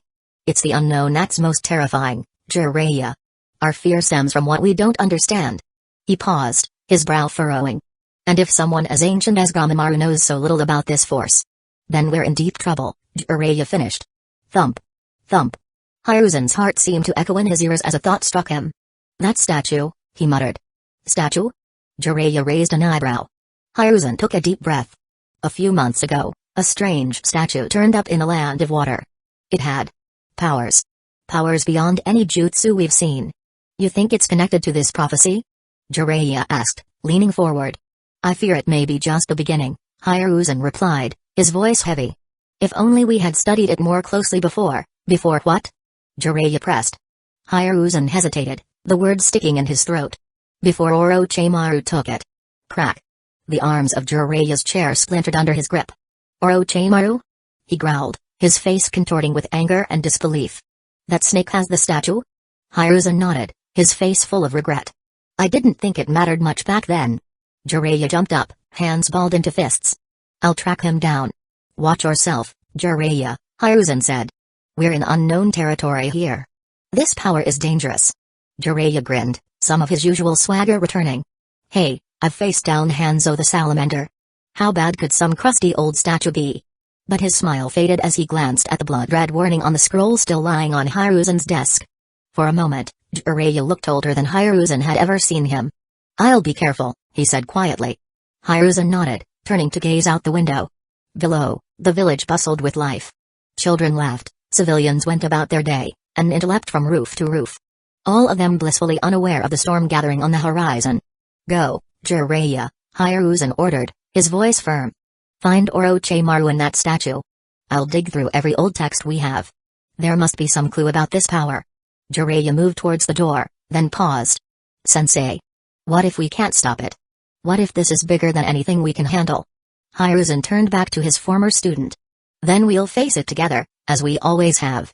The will of fire burns bright in Hidden Leaf Village. We won't go down without a fight. Jiraiya nodded, a small smile on his face. Right. Well, I'm off then.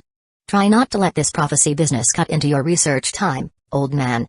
Hiruzen nearly slipped, catching himself on the edge of his desk. He glared at Jiraiya, but his eyes twinkled a bit. Jiraiya, he called as the Sannin was about to leap out the window. Be discreet. We can't afford to cause a panic. Jiraiya nodded, his face solemn once more. Don't worry. I'll be sneaky as a shadow. He winked, and vanished in a swirl of leaves. Whoosh.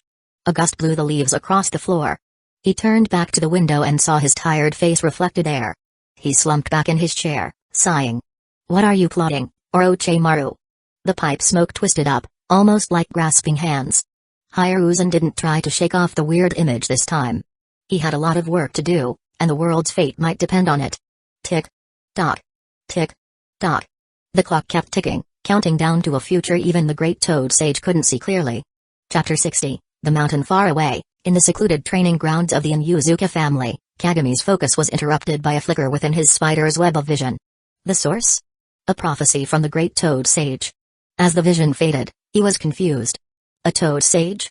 He muttered, puzzled. What's that supposed to be? He wanted to laugh it off, but the Hokage's serious face made him think twice. Their reaction suggested this wasn't just some random amphibian spouting nonsense. Maybe there's more to this Toad Sage.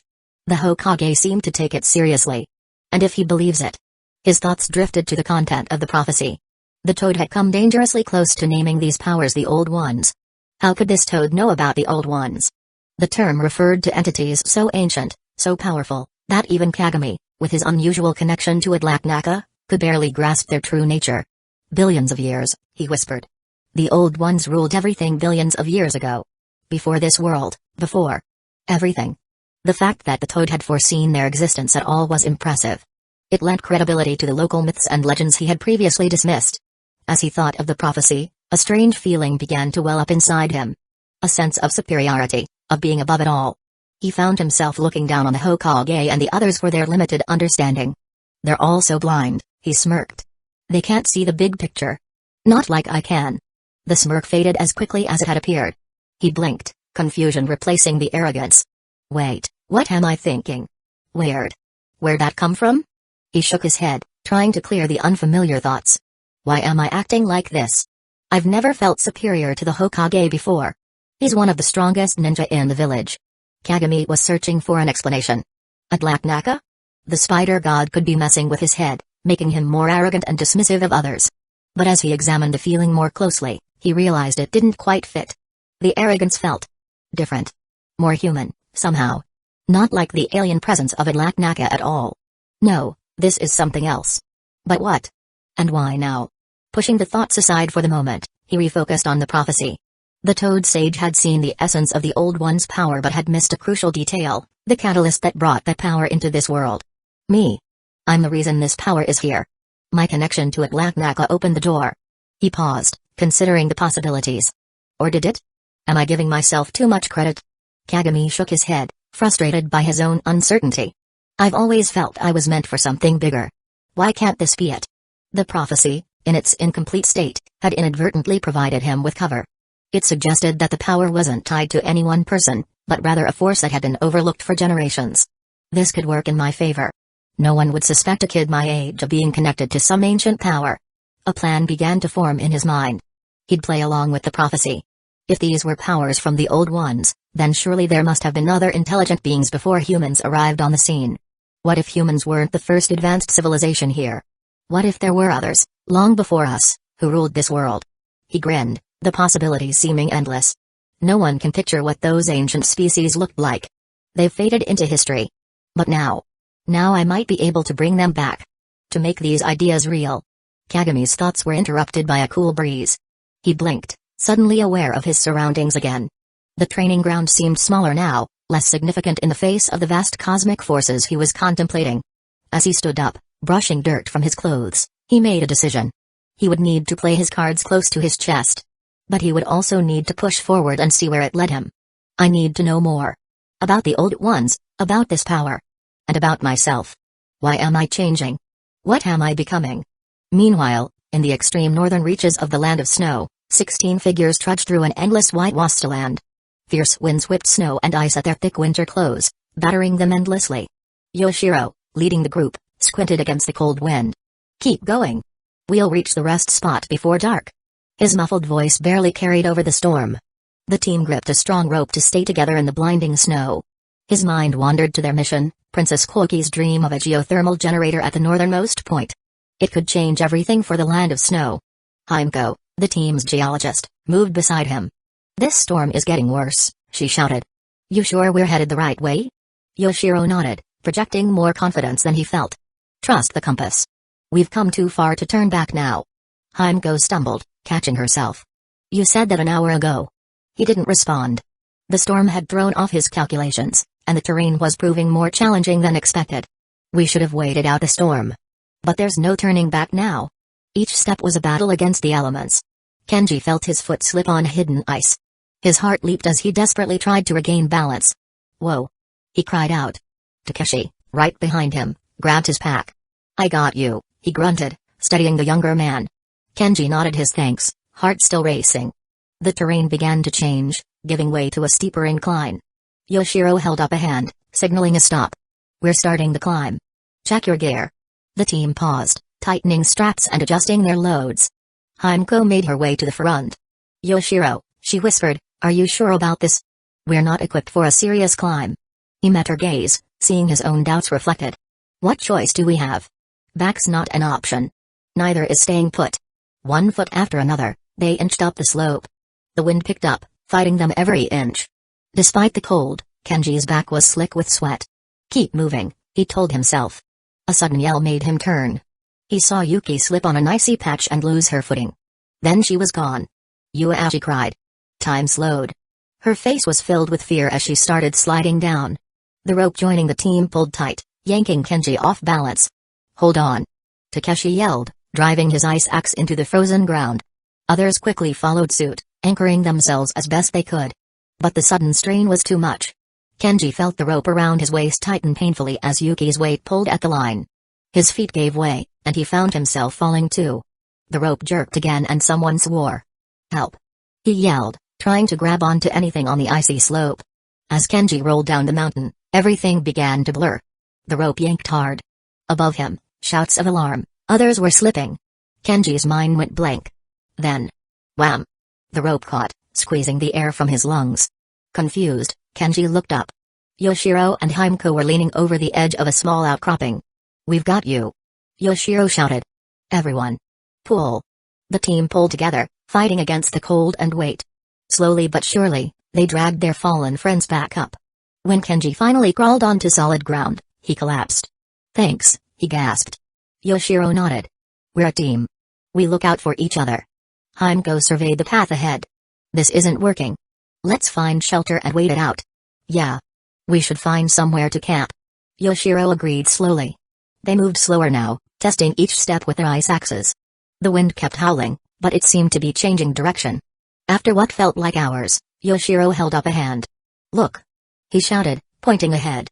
Through the swirling snow, a dark mass was blocking the worst of the northern winds. "A mountain?" Takeshi asked, disbelief in his voice. Yoshiro shook his head, awe and confusion warring on his face. "Not just a mountain. A whole range. And it's black?" The team stared in stunned silence. The mountain range before them was like nothing they'd ever seen. Its peaks reached impossibly high, disappearing into the storm clouds above. "How is this possible?"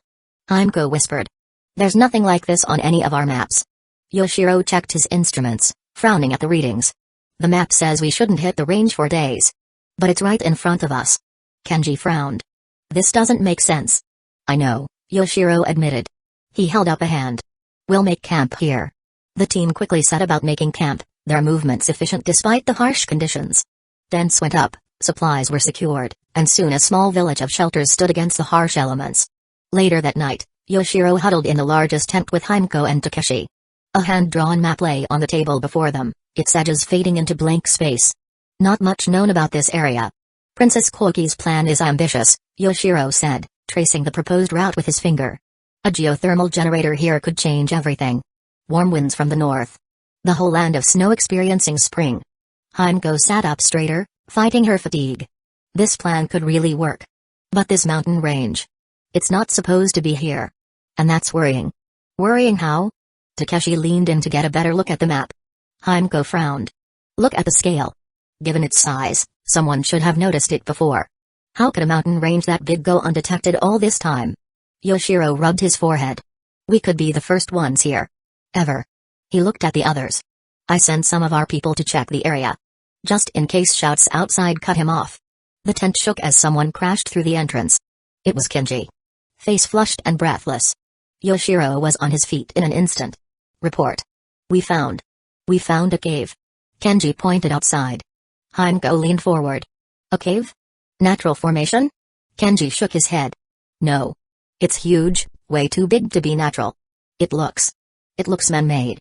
Chapter 61, The Cave. Yoshiro blinked hard. "Man-made?" He shook his head. "No way. That's impossible."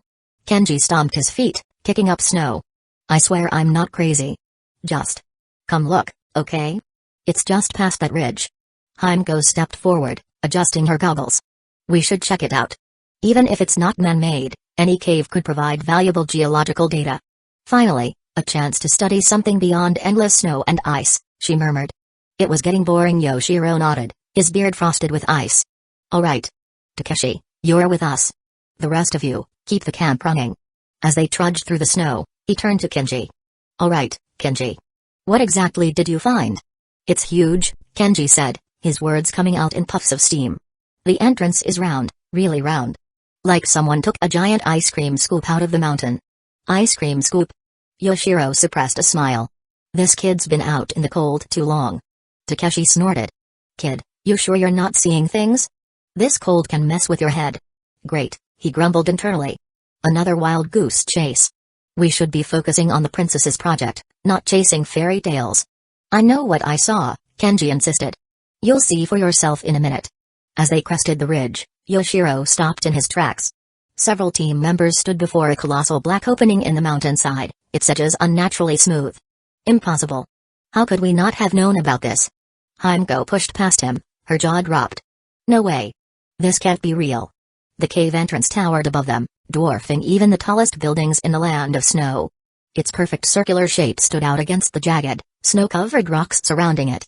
"This defies everything I know about natural cave formations," she thought, her scientific curiosity overriding her disbelief. What was needed to create this? Takeshi ran a gloved hand along the edge. "Huh. The kid was right. This ain't natural." "I'll be damned," he grunted internally.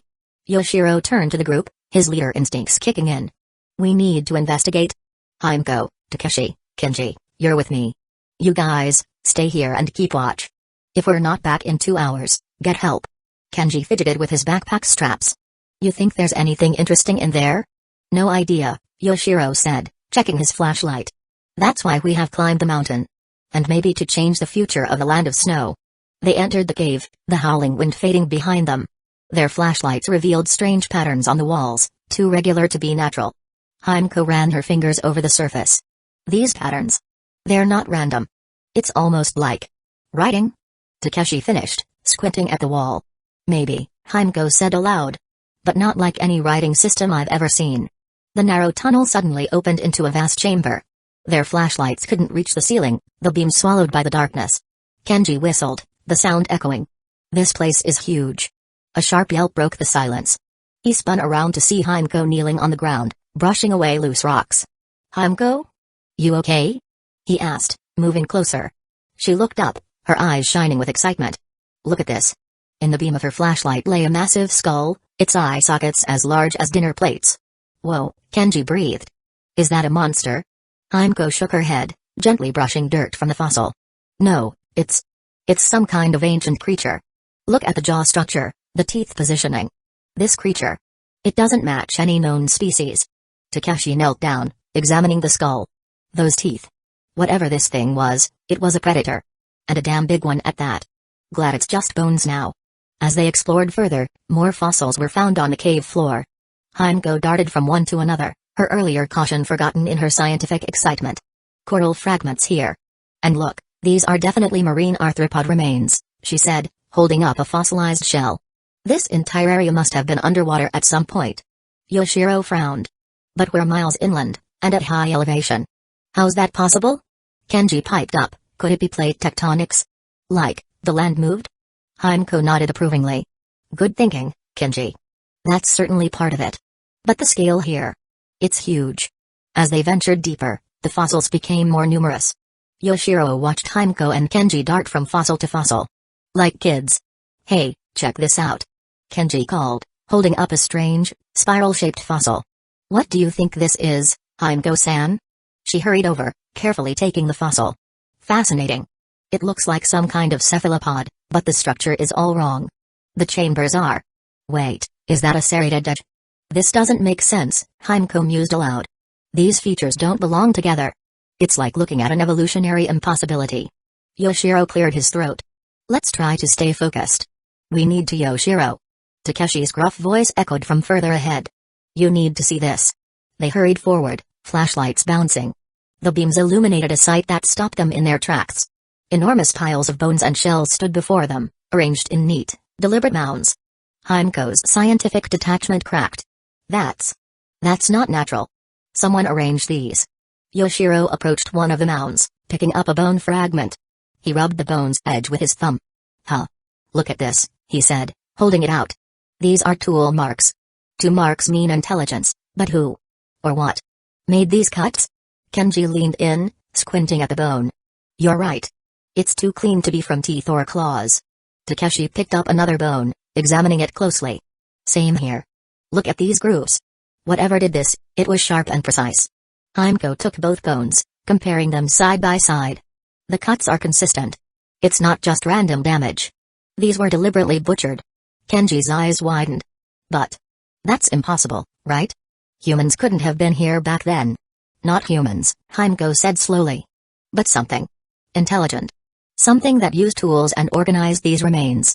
Takeshi grunted, kicking at the ground. A small object skittered across the cave floor. He bent to retrieve it, holding it up to the light. What's this? In his palm sat a small, green pentagon. Its edges were slightly worn, but the shape was unmistakably artificial. The smooth, delicate texture suggested a material similar to talc. This ain't no rock. Let me see that, Himeko said, reaching for the object. Takeshi handed it over, and the others crowded around to get a better look. Himeko turned the pentagon over in her hands, her eyes widening. This is incredible. The precision of these angles, the smoothness of the surface. Yoshiro leaned in, his breath fogging in the cold air. It's not natural, is it? Himeko shook her head, still staring at the object. No way. A pentagon is far more complex than circles or squares. You don't see this in nature. Kenji's voice was hushed with awe. Could an animal have made it? Unlikely, Himeko replied. This level of geometric understanding. It suggests an intelligence comparable to humans. The group fell quiet, each lost in thought about what they'd found. Before Takeshi could speak, a cold blast of air cut him off. The wind brought a foul smell with it. Rotting and dank, it hit them like a wall. The cave went dark for a second as their lights sputtered. Ugh! Kenji coughed and pulled his collar over his nose. What is that smell? Takeshi's hand moved to his weapon. Smells like something died. Recently. Yoshiro held up a hand for silence, straining his ears against the whistle of the wind. Everyone, stay alert. That smell could mean a distant sound echoed from the depths of the cave, cutting him off. It might have been the wind, or falling rocks, or something else entirely. Chapter 62, The Bizarre Discovery. Hyuga and Kenji put down the animal bones they were holding and moved deeper into the cave, except for Yoshiro, who temporarily placed the pentagram-shaped soapstone into his pocket. Let's see what else this cave has to offer, Yoshiro said, his voice echoing slightly in the narrow passage. The deeper they ventured into the cave, the stronger the stench of decaying corpses became. The putrid odor seemed to cling to the walls, growing more intense with each step. Kenji gagged, turning to his colleague. Ugh, what's that smell? What do you think could cause this? His companion shook his head, looking pale. I don't know, but it's getting worse. How much further do we have to go? Hyuga overheard their conversation and adjusted her mask. It could be a variety of things. Decaying organic matter, sulfur deposits. Caves can hold on to odors for a long time. Stay focused. We're here to make discoveries, not comment on the local perfume. Takeshi grunted and called back. A smell that strong could mean something still alive down here. Although the animal bones and various marine fossils they had seen earlier were also remnants of dead bodies, they had been cleansed by endless ages, transforming into odorless building blocks. However, the stench coming from the depths of this cave hadn't been fully erased by time, as if it were still fresh. Two young team members were so overwhelmed by the increasingly intense smell that they began to dry heave. Even Yoshiro raised his thick collar in an attempt to reduce the unpleasant odor entering his nostrils. This is unlike anything I've ever encountered, one of the senior researchers muttered, his voice muffled behind his raised collar. The preservation of organic matter in this environment is extraordinary. Finally, enduring the overpowering stench, the six of them stumbled upon the most unbelievable discovery of their lives. Standing before them, illuminated by light against the cave wall, was a grotesque, barrel-shaped fossil of a creature. What in the world is that? Kenji gasped. They searched through all known species and biological traits in their minds but could not identify such a bizarre form. Hyuga stepped forward. This is clearly a completely unknown organism. It doesn't fit into any known taxonomic category. Kenji stared at the fossil in awe. Could it be extraterrestrial? Don't be ridiculous, kid. It's probably just some deformed sea creature. Takeshi scoffed. No, Hyuga shook her head. This is something entirely new. Look at the pentagonal head structure, the multiple limbs. It doesn't match any known evolutionary pattern. This is an unknown organism. It could possibly be a plant, or perhaps some sort of radiant marine life, but regardless, its origin surely lay in a prehistoric era far beyond human understanding. As they examined the fossil more closely, Yoshiro noticed that this wasn't the only one of its kind in the cave, there were more samples of the same type. Look around, he instructed the team. There are more of them. Spread out and document everything you see. Many of these biological samples were astonishingly intact, with some even showing signs of cellular structures, untouched by fossilization. One of the geologists on the team spoke up, his voice filled with wonder. This level of preservation is unprecedented. The mineral salts in this cave must have prevented them from fossilizing over the eons. Yoshiro casually walked over to examine one of the samples. Feel this, he called to the others. The texture is remarkable. It's like nothing I've ever encountered before. Hyuga examined one of the better-preserved specimens. The tissue. It's like leather, but tougher. And look at these crystalline spheres in the neck, they might be eyes. Kenji was bouncing with excitement. This is huge. We're going to be famous. Let's not get ahead of ourselves, Yoshiro cautioned, though his eyes gleamed with possibility. We need to get these specimens back to the camp for proper examination. Judging by the upright stance of the fossil, its head should be at the top, radiating outward in a star-like pattern, forming a perfect pentagon. In the center of the pentagon was a horizontal, grooved opening, lined with rows of sharp, dense teeth. Look at these teeth, one team member pointed out. They're incredibly sharp and densely packed. What kind of diet could this creature have had? From the 5 split points of the pentagon extended 5 tube-like appendages, which were covered in cilia, common in many life forms. Below the pentagonal head, 5 crystalline spheres with red irises, resembling eyes, were set into its neck. Those spheres, a researcher mused, could they be some form of visual organs? The placement is unusual, but given the creature's bizarre anatomy, anything seems possible. The midsection of the body resembled a large, wrinkled spindle-shaped barrel, with a spine-like protrusion along its center. On the back of this spine were wing-like growths, while 5 sets of delicate limbs, reminiscent of sea lilies, extended around the body. At the lowest end of the barrel-shaped body, 5 starfish-like appendages spread out, equipped with shellfish-like foot clamps, seemingly designed for agile movement. When Yoshiro gently touched one of the limbs at the base of the body, he found it still surprisingly elastic. "Incredible," he murmured. "Even after all this time, the tissue retains its flexibility." None of them, including Yoshiro, had ever imagined that such a strange life form had once existed in the world. Its body structure defied reason, and no current knowledge of paleontology could explain it. In fact, its appearance made it difficult to classify as either animal or plant. This discovery filled everyone with excitement, and they even forgot about the foul smell that still lingered around these unfossilized samples. "We need to document everything," Yoshiro instructed, his voice filled with urgency. "Photographs, measurements, samples, everything. This could change our entire understanding of prehistoric life." It was an unexpected, monumental find, one that could potentially shock the entire world. The existence of this ancient life form hinted at the possibility that other intelligent species might have existed before humanity. Such a discovery would undoubtedly attract countless people. "Imagine," he said to the team, "a paleontology museum right here in the land of snow.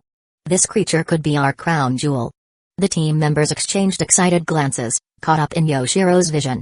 "There's nowhere else on Earth where such an impressive specimen could be found," Yoshiro continued. "We could boost our country's economy, attract researchers from around the world."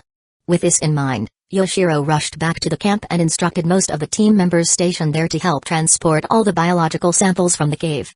"Careful with that one," Hyuga called out as Kenji stumbled slightly. "We don't want to damage anything." In the end, 12 biological samples were brought out, 7 of which were in such perfect condition that they could be displayed immediately.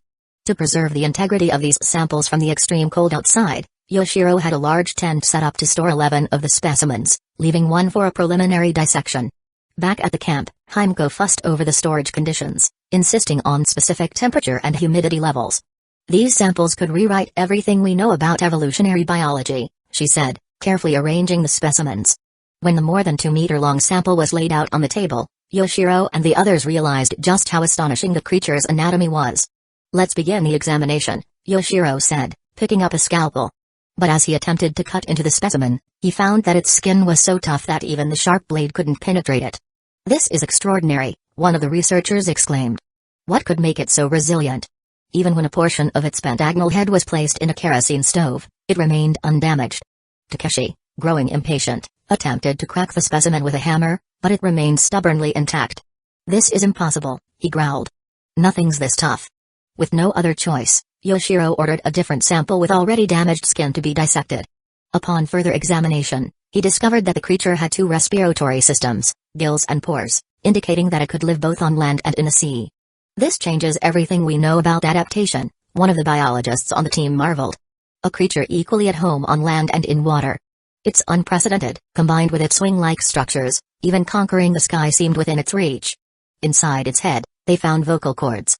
Pressing them produced a flute-like sound, reminding him of the unnameable flute melody he had heard near the Black Mountains. Kenji's eyes widened. "That sound. It's like the melody we heard near the Black Mountains." Takeshi rolled his eyes. "Coincidence? Let's focus on facts, not fairy tales." When they cut open the creature's internal organs, they were shocked to find that the organs had not fully decayed, nor had they mineralized. When a scalpel pierced the thawed, softened organs, green blood gushed out before everyone's astonished eyes.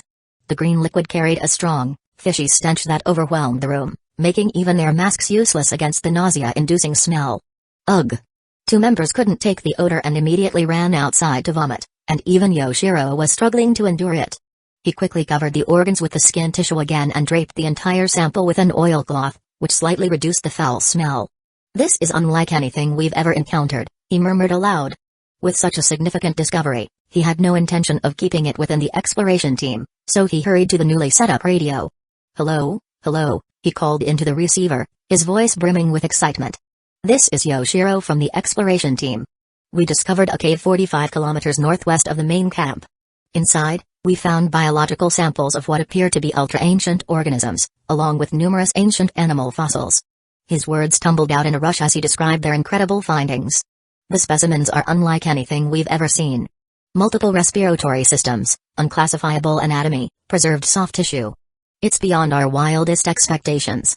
Please send reinforcements as soon as the blizzard passes. We have made an incredible haul this time. Yoshiro couldn't contain his joy. This could change everything we know about prehistoric life. The land of snow could become a center for paleontological research worldwide. Haha. He chuckled, imagining the fame and recognition that awaited them. Just as he was gleefully reporting the results of their expedition, a chorus of terrified screams erupted from outside the tent. His laughter died in his throat, replaced by a cold dread. The piercing cries were so loud that even the person on the other end of the radio could hear them clearly. Chapter 63, Kakashi's mission. Early in the morning, Kakashi awoke right on time, as if it were ingrained in his biological clock. He got up, folded his bedding and then went to freshen up.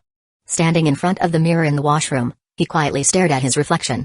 In the mirror, it seemed as though he was still the same boy from before, unchanged in the slightest.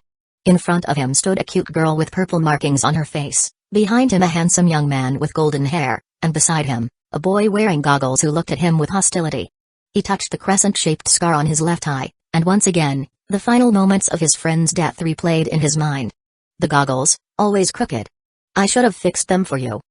Putting on his mask, he collected his swirling thoughts and returned to being an Anbu ninja. The transition was almost palpable, his posture straightening, his gaze sharpening. After eating a simple breakfast made up of instant food in the kitchen, he went to the shrine in the living room. He bowed 3 times in front of a photo of a man with pale hair. Another day, another mission, Kakashi murmured to the photo. I'm heading out. With the short sword passed down through the Hatake family sheathed on his back, he walked out of his home. Kakashi's house was quite large, larger than most houses in Hidden Leaf Village, though it was located some distance from the village center. The Hatake estate, once bustling with life, now stood as a silent testament to a bygone era. There wouldn't be any missions this early in the morning, so Kakashi wasn't in a hurry to report to the Anbu headquarters.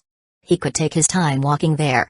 As he strolled through the streets, Kakashi noticed a cloud of dust far in the distance rushing in his direction. Instinctively, he jumped to the rooftop to hide. From the dust below, a man with a green, bowl-shaped haircut was sprinting at full speed. Dynamic entry into the springtime of youth. The green-clad young man shouted, now running on his hands. Kakashi watched in bemused silence as the young man continued his exuberant run, accidentally knocking over a fruit stand in his enthusiasm. My cabbages! The vendor cried out in dismay. Who's that? Yelling like that so early in the morning, waking my kids. Is it that green hurricane again? Another villager grumbled, peering out of his window. Can't we sleep in peace anymore? Voices of protest rose from the residents on both sides of the street, but the green-clad man ignored them all, continuing to run off into the distance, leaving Kakashi shaking his head. Guy. Your youthfulness is going to get you cleaning duties from the Hokage one of these days. In the Anbu changing room, which the operatives unofficially called the Shadow's Den, Kakashi had just finished putting on his Anbu combat gear when an Anbu member entered and said, Captain, the Hokage has ordered you to go to the reception room at the Hokage's office immediately. You can wear your regular ninja attire. Kakashi raised an eyebrow. Civilian clothes? What kind of mission is this? Understood, he replied. He was a bit puzzled by the order. If it was a mission directly for the Anbu, it should have been issued in the Hokage's office or the council chamber. Why the reception room? Despite his doubts, he decided to follow the command. He took off his Anbu uniform and changed into his usual village attire, along with his ninja headband. As he walked through the village towards the Hokage's office, Kakashi observed the daily life of Hidden Leaf Village. Children ran past, playing ninja with wooden shuriken. Shopkeepers called out their wares, and the smell of fresh bread wafted from a nearby bakery. Sensei would have loved seeing the village so peaceful. A bittersweet memory of his old team flashed through his mind. When he entered the reception room, sitting in the center was the third Hokage, Hyuga, and beside him, in the client's seat, was a middle-aged man with a thick beard, wearing black round-framed glasses. Ah, Kakashi, you're here, the Hokage said with a nod. Let me introduce you. This is the client for this mission, Asama Sandayu, and this is Hidden Leaf Village's finest Chunin, Kakashi Hatake. Chunin? Kakashi was a bit confused by the third's introduction. He had been promoted to Jonin during the Third Great Ninja War, and the third Hokage surely hadn't forgotten that. However, he figured there was a reason for this odd introduction. He politely bowed slightly toward Sandayu in greeting, maintaining his composure despite his internal confusion. Sandayu-san, could you explain the situation to Kakashi? The Hokage prompted. Of course, Sandayu replied, turning to Kakashi and beginning his story. I come from a place far in the north called the Land of Snow. It's a region covered in snow year-round, making it difficult for crops to grow, but the technology and heavy industries there are very advanced. Few outsiders visit, and even fewer know about it. I assume Kakashi-san has never been there? Kakashi shook his head slightly. Not only had he never been there, he hadn't even heard of it before. His mind was already cataloging this new information, considering its strategic implications. The ruler of the Land of Snow is His Highness, Kazekage Setsu, and I am one of his retainers, Sandayu continued. His Highness has a vision, to use our unique technology to harness the geothermal energy beneath the land and transform the cold winds from the north into warm breezes, giving us a chance to melt the snow that has accumulated for so many years. To achieve this, we formed an exploration team to search the northern regions for a suitable location to install the geothermal devices. My younger brother, Yoshiro, was the leader of the exploration team. He is a renowned polar explorer with a lot of experience in the field. His tone grew more intense as he spoke. A week ago, he set off from our northernmost base camp to explore areas that no one had ever ventured into. The team of 16 set out, but after just 2 days, they encountered a blizzard. Fortunately, under his leadership, they found a place to take shelter. In that place, they discovered a cave. Sandayu leaned forward, his eyes gleaming with a mix of excitement and worry. Inside the cave, they found countless ancient animal bones, fossils, and samples of ancient creatures. Ancient creatures? Kakashi asked, his interest piqued. Like fossils, or something. Alive? Yes, ancient creatures, Sandayu confirmed with a nod. Although I didn't see the discovery myself, based on Yoshiro's tone, it sounded like something truly remarkable, something that could shock the world. His expression darkened. But then disaster struck. While I was in radio communication with him, I suddenly heard screams coming through the radio. Yoshiro rushed out to investigate, and during that time, I could hear what sounded like the exploration team being attacked by something. The screams were relentless. Kakashi listened intently, his mind already analyzing the situation. Unknown assailants in a forbidden area? He thought. This doesn't add up. Not long after, the chaos stopped, Sandayu continued, his voice dropping to almost a whisper. But over the radio, I could hear his terrified whispers, saying something like, "The ancients." At this, he paused, giving everyone a moment to think. The room fell into a tense silence. After that, I heard nothing more over the radio, he said, breaking the silence. We wanted to go and rescue them immediately, but it's been snowing non-stop for a week, making it impossible for the rescue team to set out. Given the screams we heard over the radio, we suspect the exploration team encountered some unknown danger, possibly an avalanche or perhaps some unknown assailant.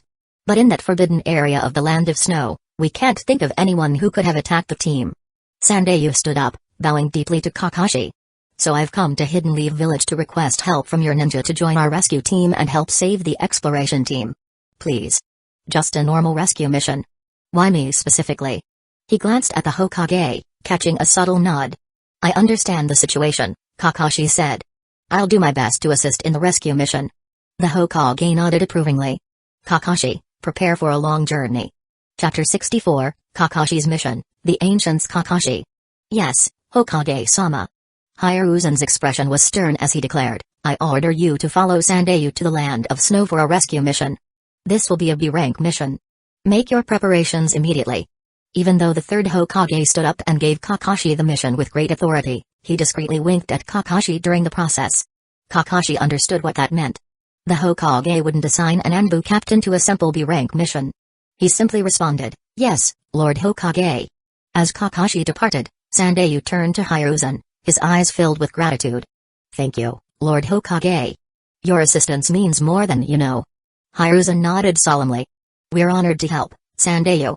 The bonds between nations are strengthened in times of need. Safe travels, and may your people be found quickly.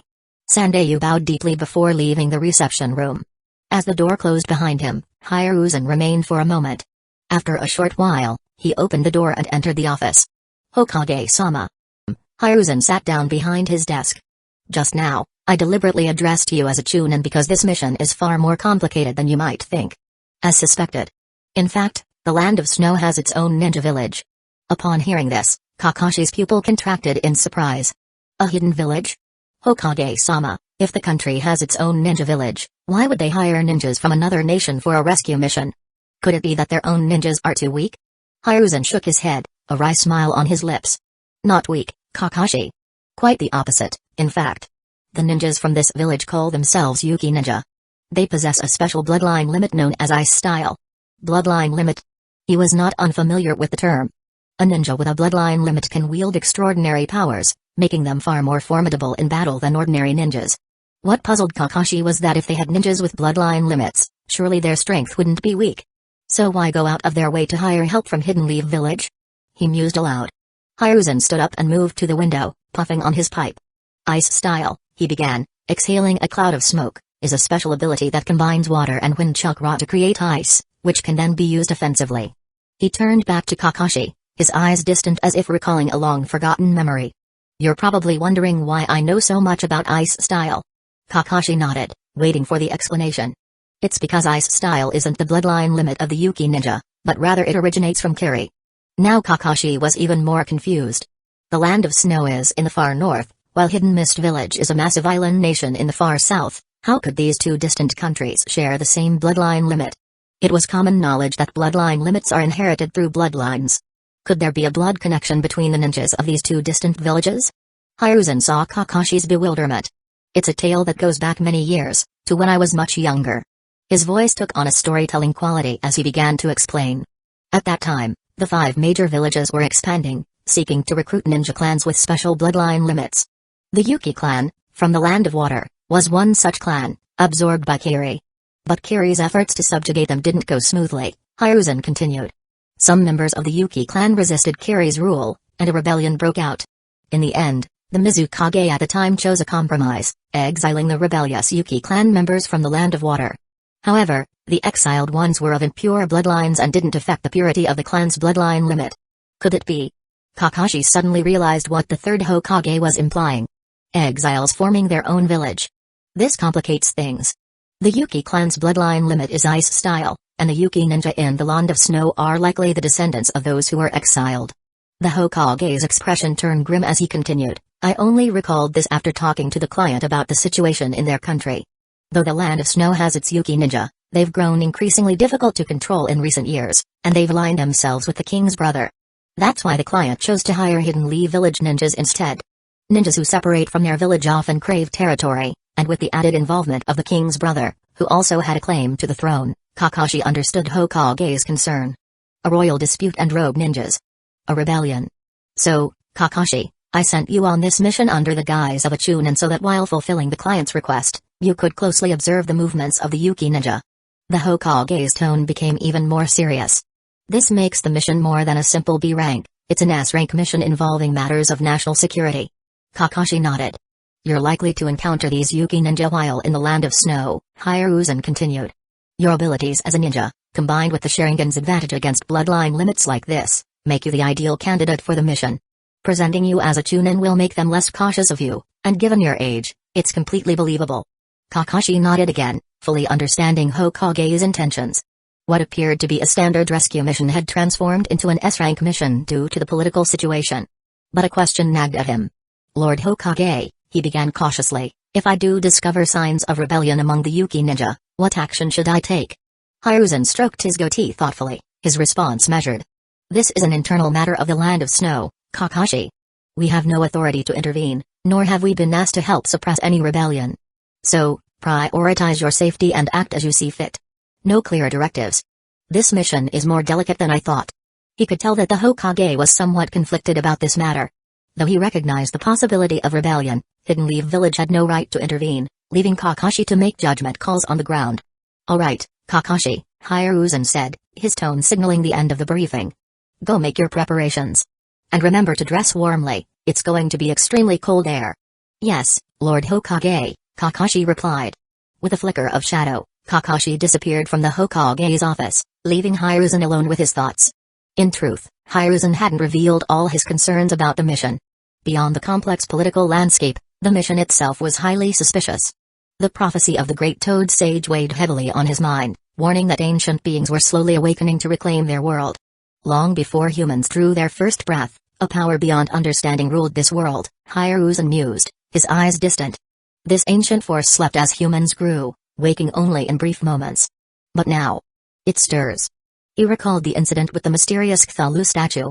Now, ancient biological specimens discovered in the far north and some unknown force attacking humans. If the origin of this incident also traces back to those ancient days, then even an S-rank classification wouldn't suffice. National matters may be S-rank, but the Great Toad Sage's prophecy elevates this to at least an SS-rank mission. He puffed on his pipe, smoke curling around him. "Good luck, Kakashi," he whispered to the empty room. "You may need it more than you know." Hiruzen couldn't help but recall the ramblings of the expedition leader that Sandayu had mentioned in his report. The ancients. What could that mean? What Hiruzen didn't know was that a young man who could unravel all his doubts was sitting right next door, at the Ninja Academy. In front of the podium, Daiko was holding a rectangular piece of paper. This is a type of ninja tool known as the explosive tag. Don't underestimate this small piece of paper. Once it detonates, its power is immense, comparable to high-level fire-style techniques used by elite ninjas. One of the students in the front row asked eagerly. "How powerful is it exactly, sensei?" Daiko smiled at the boy's enthusiasm. "Let me put it this way. A single tag could blow a hole through a thick stone wall. Due to its nature," he continued, "it is highly versatile. It can be used with kunai to expand the kunai's attack range, combined with steel wire to create traps, or increased in quantity to enhance destructive power." A girl with pigtails raised her hand. "Sensei, have you ever used one in battle?" Daiko nodded. "I have. In terms of both lethality and tactical flexibility, the explosive tag is one of the most powerful and commonly used tools for advanced ninjas. However, explosive tags aren't typically used in large quantities due to their high cost, which ranges from 2,000 to 12,000 ryo depending on the quality." A groan of disappointment ran through the classroom. Daiko chuckled at their reaction. "If you all successfully graduate from the Ninja Academy and become Genin, the first missions you'll encounter are usually D-rank," he explained. D-rank missions have a reward between 500 and 10,000 ryo. So, even completing one mission might not be enough to buy a single explosive tag. One of the students muttered, "That's so expensive. How are we supposed to afford them?" Daiko overheard and addressed the concern. Not just explosive tags, but basic tools like kunai and shuriken can also be a heavy burden for newly minted genin. So, it's important to maintain your tools and be mindful of their quantity in battle. Whenever possible, you should retrieve your tools. This is also a key skill for advancing as a ninja. Despite his passionately explaining the advanced techniques of ninja tools, the children's attention remained focused on the explosive tag in his hand. "Teacher, can I touch the explosive tag?" Kaigo, sitting in the back, asked curiously, raising his hand, which was rare for him. However, Daiko immediately shook his head, denying his request. "The explosive tag is a very dangerous ninja tool," he warned sternly. "Even unintentionally releasing fire chakra could ignite it. As students of the academy, you are forbidden from touching this." Under the students' admiring gazes, he carefully returned the explosive tag to the teaching box and continued explaining other tools. Seeing the explosive tag put away, the children's eyes showed disappointment. After all, they were bored with the usual tools, and finally seeing something rare like the explosive tag, claimed to have the power of advanced fire-style techniques, only increased their curiosity. However, among them, there were a few children whose expressions remained calm. One of them was Kagami, and the other was Itachi. There's no need to say much about Itachi. His mind was far more mature than the average child, and as the son of the Uchiha clan leader, he was already familiar with explosive tags. As for Kagami, he had seen explosive tags so many times that he was no longer surprised by them. An explosive tag? That's nothing, he suppressed a yawn. Bored, he decided to use his spider vision. His consciousness shifted, expanding outward from his body. At first, he scanned through the various spiders scattered throughout Hidden Leaf Village, their compound eyes offering multiple perspectives of the village. But nothing interesting caught his attention. On a whim, he extended his vision further, connecting to a spider in Hidden Stone's village. Through its eyes, he saw the rocky landscape of the Hidden Stone village, so different from the lush forests of Hidden Leaf Village. In a secluded training ground, a young boy with long blonde hair was practicing alone. Kagami recognized him immediately, Deodara. Deodara's hands were busy molding something. As Kagami watched, clay sculptures took shape, birds, insects, and other small creatures. With a burst of chakra, Deodara brought the clay figures to life. They flew around him, before detonating in a series of controlled explosions. Now that's an explosion. Deodara was truly a genius in Earth-style techniques, and if Kagami trained normally, there was no way he could keep up with Deodara.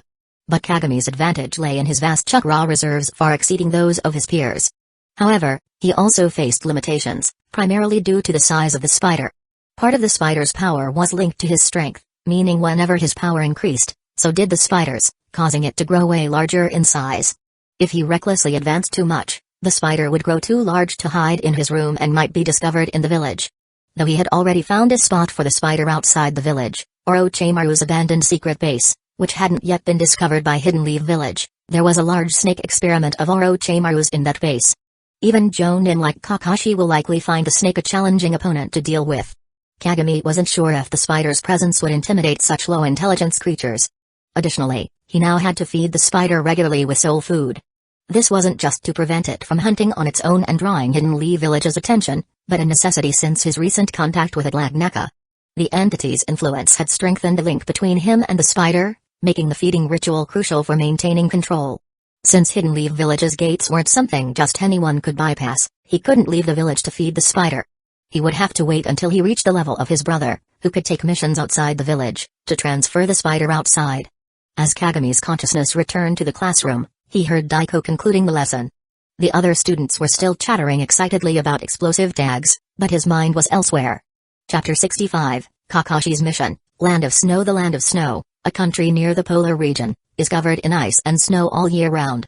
Kakashi, having set out from Hidden Leaf Village, followed Sandayu and his group, traveling northward by horse, large ships, and trains. They were finally expected to reach the royal palace of the Land of Snow within a day. As they journeyed, he observed the gradual change in landscape, from Hidden Leaf Village's lush forests to the barren, snow-covered plains of the north. Due to the harsh living environment, this country had developed highly advanced heavy industrial technology. At that moment, he was seated on a train, one of the technological achievements of the Land of Snow's heavy industry. He marveled at the smooth motion of the vehicle, so different from the familiar sensation of running through treetops. This is one of our country's proudest achievements, Kakashi-san, Sandayu said, noting Kakashi's interest. It's incredible, Kakashi replied, his visible eye widening slightly. How does it move without chakra? Sandayu explained that this was a coal-powered train, capable of traveling even faster than a ninja running at full speed, leaving Kakashi quite impressed. As they conversed, he took the opportunity to explore the train's interior. He walked down the narrow aisle, observing the other passengers, civilians and what appeared to be local officials. This mode of travel certainly changes the dynamics of a mission. No need for soldier pills or chakra management. Sitting by the train window, he gazed out at the vast expanse of endless snow-covered land. Such a scene was rare in Hidden Leaf Village, where winters were mild with occasional light snow, never too cold. A sweater and scarf were usually enough for Hidden Leaf Village's winter, but the Land of Snow required him to add another sweater and 2 scarves. I hope this doesn't impede my ability to form hand signs quickly, Kakashi mused, flexing his gloved fingers. According to Sandayu, this was already the warmest part of the Land of Snow. The far northern, ice-sealed area was so cold that even the locals could lose their lives to the extreme cold, and it was precisely where this mission was headed. Turning away from the snowy landscape outside, Kakashi looked back into the train carriage and asked Sandayu about the snow ninja. What kind of people are they? They, Sandayu began, his expression growing serious, are a ninja clan that migrated to the Land of Snow long ago. The previous daimyo took them in and allowed them to establish their own ninja village here. Back then, they were loyal to the Land of Snow. But nowadays, the snow ninja have grown increasingly defiant toward the country's authority, aligning themselves with Dodo-sama. Dodo? This is the first time I've heard that name, Kakashi said. Oh, I apologize. Dodo-sama is His Majesty's younger brother, a man who highly values military power. Sandayu's voice lowered as he continued, the current snow ninja village has developed something called chakra armor, which significantly enhances a ninja's chakra strength. That might be why they've grown rebellious. Kakashi's expression shifted subtly as he pondered the situation. Chakra armor that boosts chakra strength and ice release techniques were elements he had never faced before. This mission would be tricky. I'll need to be extra cautious. My usual tactics might not work against this new technology.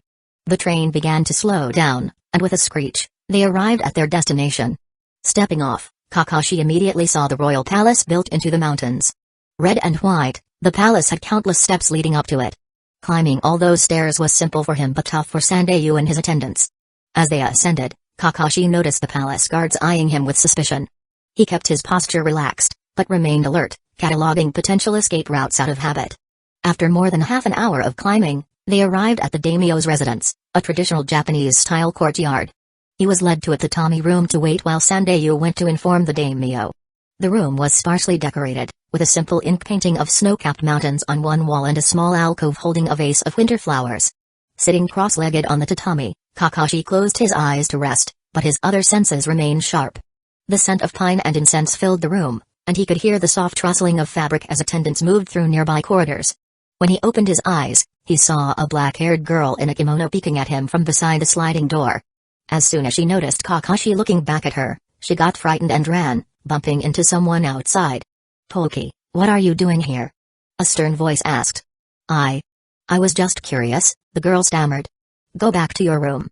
Your father is meeting with a guest." So that was the princess. Interesting that she's allowed to wander so freely in these tense times. A few minutes later, the shoji door slid open again. This time, a gentle-looking man with round glasses entered with Sandayu. "This is the daimyo of the Land of Snow, Lord Kazahana Sasetsu," Sandayu introduced. "This young man is Kakashi Hatake from Hidden Leaf Village." "Greetings, Kazahana-sama," Kakashi bowed respectfully. "No need for such formality," Sasetsu said kindly, gesturing for him to sit. "My daughter must have startled you earlier, I apologize." She's naturally curious about visitors, especially ninja. "It's no trouble at all," Kakashi replied. Sasetsu's expression softened at the mention of his daughter. "Kakashi-dano, I'm sure Sandayu has briefed you on the situation, but I'd like to hear your thoughts on the mission." Kakashi nodded. "From what I understand, a team of explorers, including Sandayu's brother, has gone missing in the northern region. They were searching for a suitable location for a geothermal energy project when they encountered some kind of trouble." Sasetsu clasped his hands tightly in his lap. "That's correct. We've lost all communication with them. The last message we received was disturbing." "Can you elaborate on that, Your Majesty?" Kakashi asked. "The final transmission mentioned something about the ancients. We're not sure what it means, but it's deeply concerning. The area they were exploring is largely uncharted and potentially dangerous." The daimyo's hands trembled slightly as he spoke. "These men, the explorers, they're not just my subjects. They're my friends. Sandayu has been by my side since we were children. The thought of losing them." Then, he slid off his cushion and bowed deeply, his forehead nearly touching the tatami. "Kakashi-dano, I beg you, please save my retainers." Kakashi was stunned, not expecting the daimyo to bow to him. He quickly helped Sasetsu up, feeling uncomfortable with such deference from the ruler. "I will do my best. That is the mission I'm here for," he assured the daimyo. Relieved, Sasetsu sat down. "Thank you. The misfortune that befell Yoshiro and the others is my responsibility. As their ruler, I must save them. This mission won't involve you alone. The snow ninja will also assist in the rescue. Come in, Nader." The shoji slid open silently, revealing a figure kneeling just outside. A slender man with light purple hair tied in a ponytail rose gracefully and entered the room. "Your Majesty," Nader said, his voice cool and controlled as he bowed to Sasetsu. Kazahana nodded. "This is a snow ninja recommended by my brother. He is highly skilled." "This is Roga Nader," Sasetsu explained. "He is highly recommended by my brother and will join you on the rescue mission." Kakashi studied Nader discreetly, noting the unique armor and the man's composed demeanor. "This must be the chakra armor Sandayu mentioned. I'll need to observe its capabilities carefully." Nader turned to Kakashi, his eyes narrowing slightly as he assessed the Hidden Leaf Village ninja. "I look forward to working with you, Kakashi-san," he said, his tone polite but lacking warmth. "Likewise," Kakashi replied evenly, maintaining a neutral expression. "It's late. Please rest for the night, Kakashi-dano. The mission starts tomorrow." With that, Sasetsu left the room. Kakashi glanced at Sandayu, who returned the look helplessly, as if he had just learned that Snow Ninja would be part of the mission. Though such situations usually created tension, especially considering the Snow Ninja's rebellious inclinations, he had no choice but to accept. Later that night, in a secluded wing of the palace, a tall, muscular man stood in the palace, with Nader kneeling beside him. "Report, Nader," Dodo commanded. "Dodo-sama, I've met the ninja from Hidden Leaf Village," Nader began. "He is younger than I expected, only about 15 years old. And according to our intelligence, he's just a chunin." "Humphrey," Dodo snorted. "Sandayu hired a second-rate ninja. The fact that he hired outside help shows he's suspicious of us." "What are your orders, my lord?" Dodo turned from the window, his voice filled with malice. "We must act quickly before my brother catches on. My soft-hearted brother cannot be allowed to interfere any longer. Once he's gone, I'll take the throne. Find a way to eliminate the Hidden Leaf Village ninja. He can't interfere with our plans." "As you wish, Dodo-sama," Nader replied, a smirk playing on his lips. Eliminating a Chunin would be easy, or so he thought. As Nadir left, Dota remained by the window, gazing out at the snow-covered mountains. Soon, very soon, the land of snow will have a new ruler who understands the true nature of power.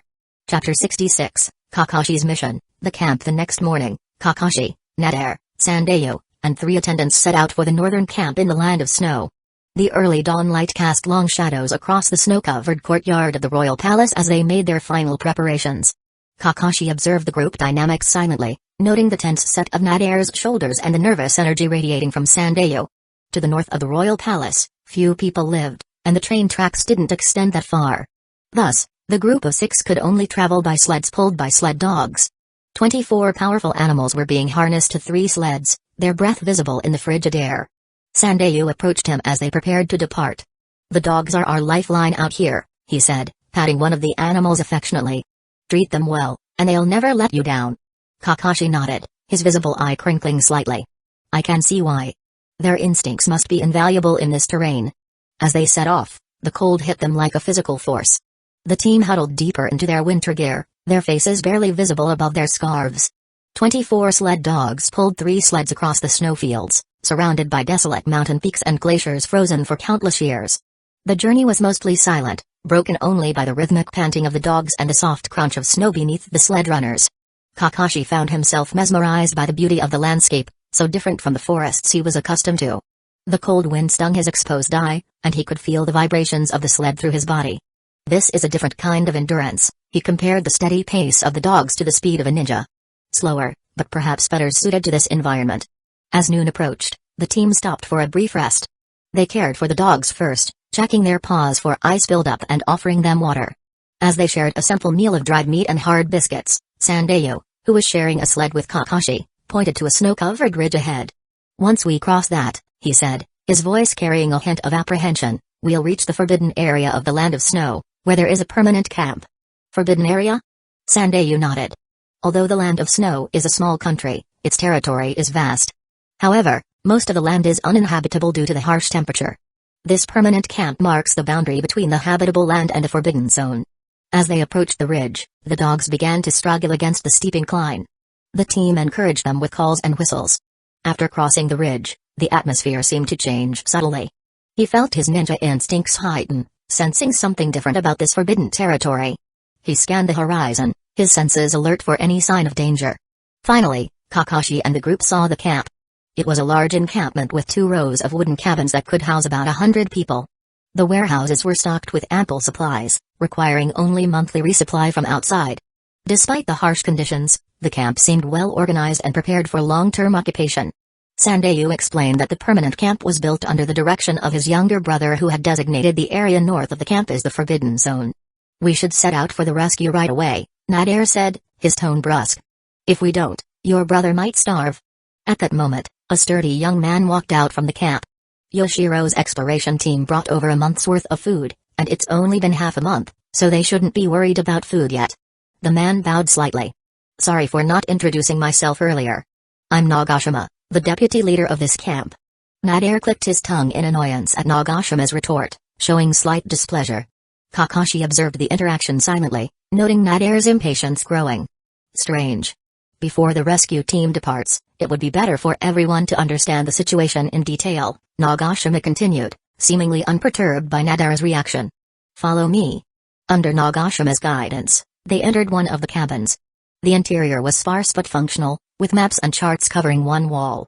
A haggard-looking man sat at a table, his eyes sunken with fatigue. "This is Shiraishi," Nagashima introduced. "He's also one of the team members, but due to certain reasons, he returned halfway. Let him explain the situation." Shiraishi began to speak, his voice trembling slightly as he recounted the events that occurred after joining the expedition. "On that day, there were 17 of us in total, heading directly north. We moved swiftly on sleds pulled by dozens of sled dogs and reached a point about 30 kilometers from this camp." His voice grew more agitated as he continued. "But then, all the sled dogs suddenly stopped. The usually gentle dogs became agitated, barking frantically at the northern sky. We tried everything to calm them, but it was no use. They refused to move further north." Kakashi listened intently, his analytical mind already working on the puzzle. What could have spooked the dogs so badly? Unable to continue, Shiraishi went on, "Captain Yashiro decided to send me back with the dogs, But before I left, the captain wanted to collect rock samples from the area. We used a drilling machine to bore through the ice and obtain rock samples from beneath the surface. Nagashima took over at this point, leading Kakashi and Nader to a nearby long wooden table. These are the rock samples collected from 30 kilometers north of the camp, he explained. Kakashi examined the reddish-striped rocks closely, recognizing them as ordinary sedimentary rocks. However, Nagashima carefully picked up one of the striped rocks and said, "Do you see these wave-like patterns? According to our camp's biology expert, this isn't just a rock. It's a fossilized piece of organic tissue with muscle-like textures." Kakashi leaned in closer, his eye widening slightly. "You're saying?" Nagashima nodded. "This rock was once flesh from a living organism. In fact, all the rocks on this table are likely chunks of flesh from a massive, evolved life form." Kakashi and Nader were both visibly shocked. If the rocks they casually collected were parts of a creature's body, just how massive must this creature have been? And could the entire ice field be made up of this creature's fossilized remains? The largest creature Kakashi had ever seen was the Ninetales, but even that didn't compare to the sheer scale of what Nagashima was suggesting.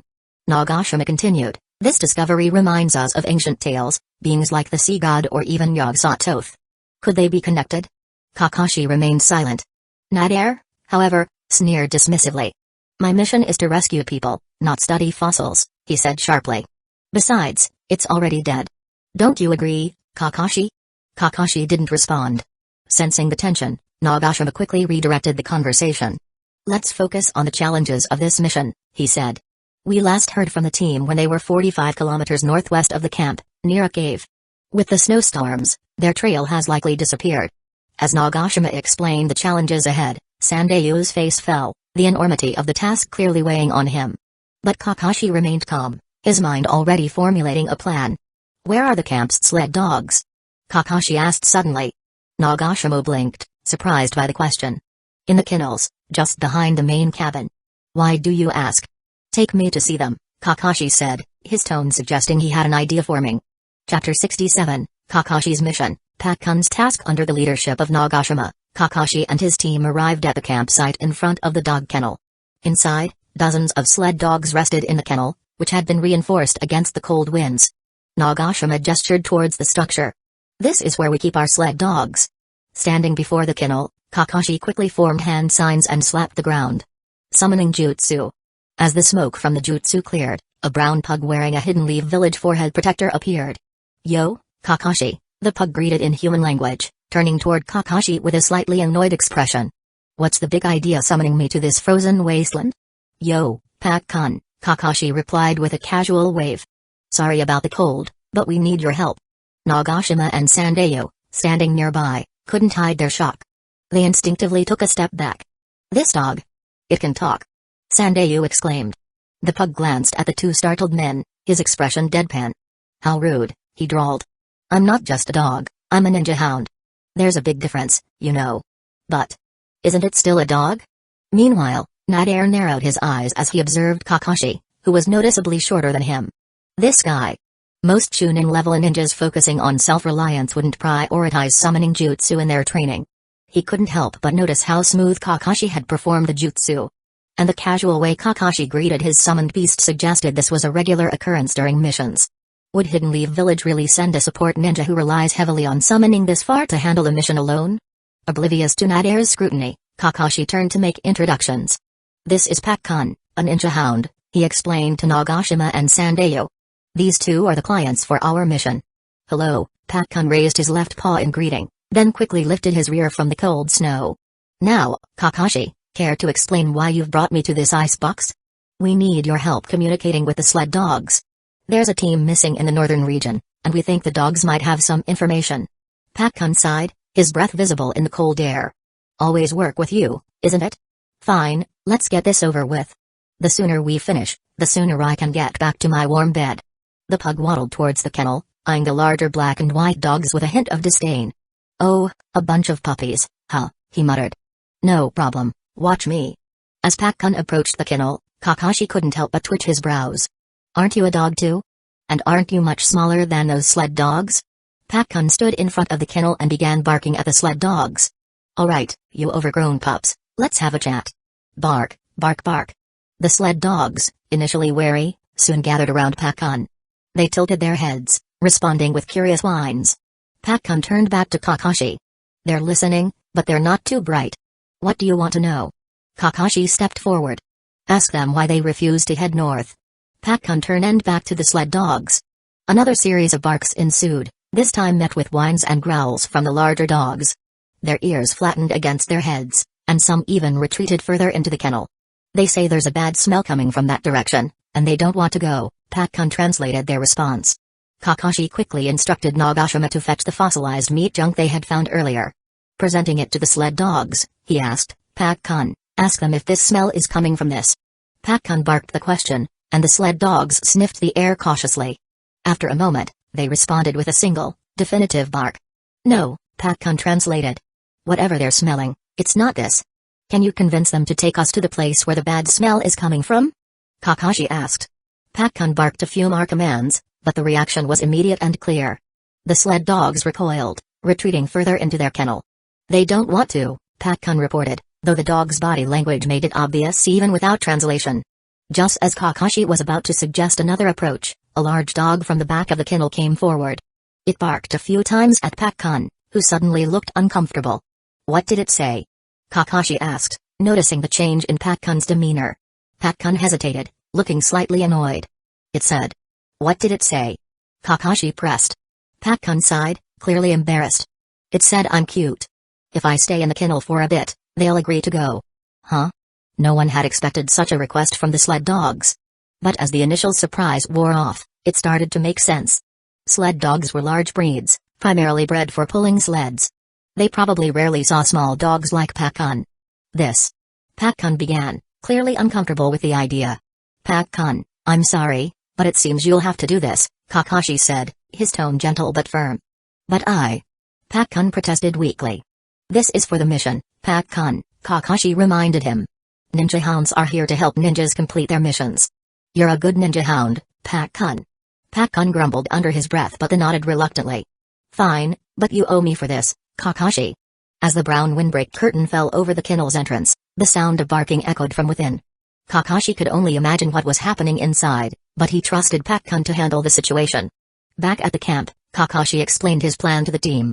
Although the sled dogs can't track the scent of the exploration team directly, they can locate the origin of the bad smell, he began. I believe this ice field isn't ordinary. There must be something unusual deep within the northern region, emitting the smell the dogs dislike.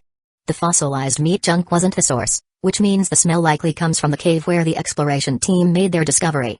If we follow this scent, it might lead us to the team. Sandayu nodded, understanding dawning on his face. And we need the sled dogs because... Exactly, Kakashi confirmed. Without them, our pace across the ice would be too slow. Using the dogs is essential for speed and survival in this terrain. As expected from a Hidden Leaf village ninja, Nagashima said, clearly impressed. You came up with a plan so quickly. At this rate, we might find the exploration team today, Sandayu added, hope evident in his voice. While the group praised Kakashi, Nader turned his head away, unimpressed. His skepticism was clear, but he remained silent. After what felt like an eternity, the barking from the kennel finally subsided. The team had finished their lunch and were making final preparations for the journey ahead. They only needed the news from Pakkun. Finally, the windbreak curtain lifted, and the kennel door opened. Pakkun crawled out, dragging his body with his front paws. He looked utterly exhausted. Good work, Pakkun, Kakashi said softly, kneeling beside his ninja hound. He could see that Pakkun had pushed himself to the limit. I can't go on, Kakashi, Pakkun panted. I need some rest. Kakashi nodded understandingly. You've done more than enough. For the rest of the mission, I'll call on Roshi and the others. Get some well-deserved rest, Pakkun. With a puff of smoke, Pakkun disappeared. Chapter 68, Kakashi's Mission, Discovery. After Pakkun's sacrifice, the remaining dogs, as promised, obediently emerged from their cages. The camp burst into action, a flurry of movement as people quickly harnessed the sled dogs, preparing for departure. Look at them go, one of the team members marveled, watching the dogs eagerly take their positions. It's like they can't wait to set off. Another nodded in agreement. Pakkun must have really worked hard. I've never seen them so cooperative. With the help of the sled dogs, the speed of the rescue team increased significantly, and the people in the camp were full of confidence in the rescue operation. We'll find them in no time now, a young rescuer said, his voice brimming with optimism. Although the exploration team had been out of contact for half a month, The people in the camp believed that the trouble they encountered was likely just a typical natural disaster. After all, a week-long blizzard had passed, and small avalanches could easily have caused the team to lose contact. However, only Sandayu stood silently in front of his sled. His mind was elsewhere, replaying the chilling radio transmission from that fateful day. Those screams. What could have caused such terror? And Yoshiro's last words. What did he mean? Kakashi noticed the troubled expression on Sandayu's face. He approached quietly, placing a comforting hand on the man's shoulder. "We'll find answers," Kakashi said softly. Sandayu nodded, grateful for the support. "Thank you, Kakashi." As the rescue team of 22 people set off northwest. No one driving the sleds actively guided the dogs, instead, they allowed the sled dogs to follow a strange, foul smell. The people on the sled sniffed the air, trying to detect the scent, but it was something beyond the capability of ordinary human senses. "Can you smell anything?" One team member asked another, sniffing the air curiously. The other shook his head. "Not a thing. Whatever it is, it must be pretty potent for the dogs to pick up on it from this distance." Kakashi overheard the conversation. "If only we had an Inuzuka clan member with us. Their keen noses might be able to detect what we're dealing with." After about 2 hours of travel, the outline of a black mountain range appeared on the horizon. The sight was breathtaking. "Would you look at that?" breathed one of the rescuers. "I've never seen mountains like those before." Jagged peaks and sharp cones formed an eerie silhouette against the sky, with the mountain tops piercing into the boiling clouds like colossal pillars. Sunlight, filtered through the turbulent atmosphere, reflected off the rugged peaks in cold, pale light. The bare and barren black mountain tops looked like an ominous gate, pulling the team's thoughts from the snowy plains toward a far-off, lost place. For all the rescue team members, it was a once-in-a-lifetime sight, a strange and spectacular black mountain range hidden within a life-restricted zone of the land of snow. But to Kakashi, something felt wrong. His ninja instincts screamed that these mountains harbored something strange. This feeling. It's just like that time with the Cthulhu statue. That ancient city. Could there be a connection? On another sled, Nadir squinted as he stared at the distant black mountain. Unlike Kakashi, his thoughts were simpler. He just felt a deep, inexplicable aversion to the mountain, a mental discomfort. He didn't know why, but he simply hated it. As the rescue team arrived at the foot of the Black Mountain Range, the sight that greeted them was like a physical blow. The camp had been utterly devastated, ravaged by a week-long blizzard that left almost nothing intact. "Dear God," someone whispered. Tensely in tatters, machinery was twisted and broken, and sled windshields were scattered across the ground like discarded toys.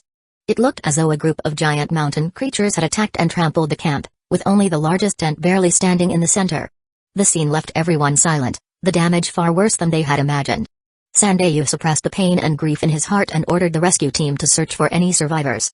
"Spread out," he commanded, his voice hoarse. "Search for survivors. Leave no stone unturned." As the team dispersed, Kakashi began his own search. Among the wreckage of a tent, he found a steel plate that immediately caught his attention. There was a huge dent in the center, frozen solid, that didn't look like something caused by wind or ice. Nadir, noticing Kakashi's find, approached with a frown. "What do you make of that?" he asked, gesturing to the plate. Kakashi shook his head slowly. "This wasn't the wind," he said. "Something hit this with immense force. More force than even a high-ranking ninja could muster." Before they could discuss further, shouts echoed across the camp. "We've found bodies. Over here." The rescue team converged on the location, only to be met with a scene of unimaginable horror. What they found could hardly be called bodies anymore. They were scattered pieces, completely separated from their original forms. "Oh God," one rescuer choked out before turning away to vomit. Another stood frozen, his face pale as the snow beneath their feet. What could have done this? The remains were strewn across a tent fabric that lay like a macabre picnic blanket on the snow. Heads and limbs were detached from torsos, with barely any flesh left on the bones. Pale bones were nearly indistinguishable from the thin layer of snow covering them, while the frozen faces on the skulls still bore expressions of absolute terror. Sandayu, struggling to maintain his composure, forced himself to look at the gruesome scene. "Keep searching," he managed to say. We need to find out what happened here." As the team continued their grim task, reports echoed throughout the camp. Each discovery was more horrifying than the last, with remains so damaged that identification seemed impossible. "It's like they were torn apart," one team member said, his voice shaking. "But what could do something like this?" Another responded. "No animal I know of could cause this kind of destruction." Meanwhile, Kakashi made his way to the only tent still standing. Scattered on the ground were dissection tools, But the evidence suggested it wasn't humans dissecting a creature, it was the other way around. A human body had been torn apart, its head hung from a hook on the tent's main beam, much like a skilled butcher processing a lamb. The flesh and organs had been cut into pieces, with most missing. Only a few chunks of meat remained, surrounded by a strange white substance distinct from the snow. Kakashi knelt and touched the substance, tasting a bit with his finger.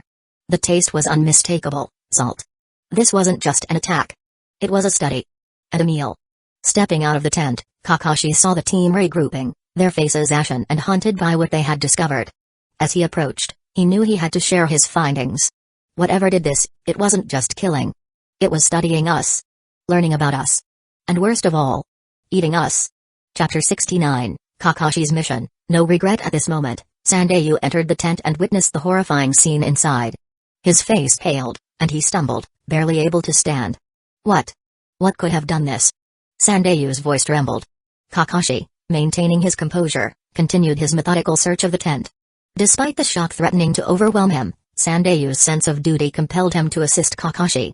The silver-haired ninja picked up a frozen map book from the ground, its pages preserving the last moments of its use. He handed the map book to Sandayu, who was so shocked he could barely speak. The last visible state of the map book showed signs of being roughly handled, and there was no way these chaotic marks were caused by human hands. This. Sandayu muttered, his hands shaking as he examined the book. Not only that, but Kakashi also found scattered matches all over the tent floor. It seemed that the sudden darkness in the tent had led the explorers to attempt lighting a kerosene lamp, but despite searching everywhere, Kakashi couldn't find one. Where is it now? It was also unlikely that someone took the lamp and the wine scattered the matches, as the matchbox was of a sliding type, which required someone to physically push the tray out for the matches to spill. The only plausible explanation was that someone lit the lamp and took it away. Could someone still be alive? Kakashi glanced at Sandayu, who was still staring at the map book, lost in grief. He debated whether to share his theory. He's already in so much pain. I can't give him false hope. Not yet. Suddenly, a rescue team member shouted, their voice high-pitched as if they had found something unusual. Over here. You need to see this. Kakashi and Sandayu exchanged a quick glance before rushing out of the tent. They found a group of rescue team members gathered around something in the snow, their sled dogs barking furiously. Even Kakashi could now smell a pungent stench. The stench came from something in the shape of a pentagram, built from snow, resembling a grave mound. Clearly, such a perfect pentagonal shape couldn't be natural, and from the way it was frozen solid, it appeared to have been built recently. Each point of the pentagram had a circular mark, as if something was buried beneath. What is this? One team member asked, his voice a mix of awe and fear. Could it be a grave? Another chimed in.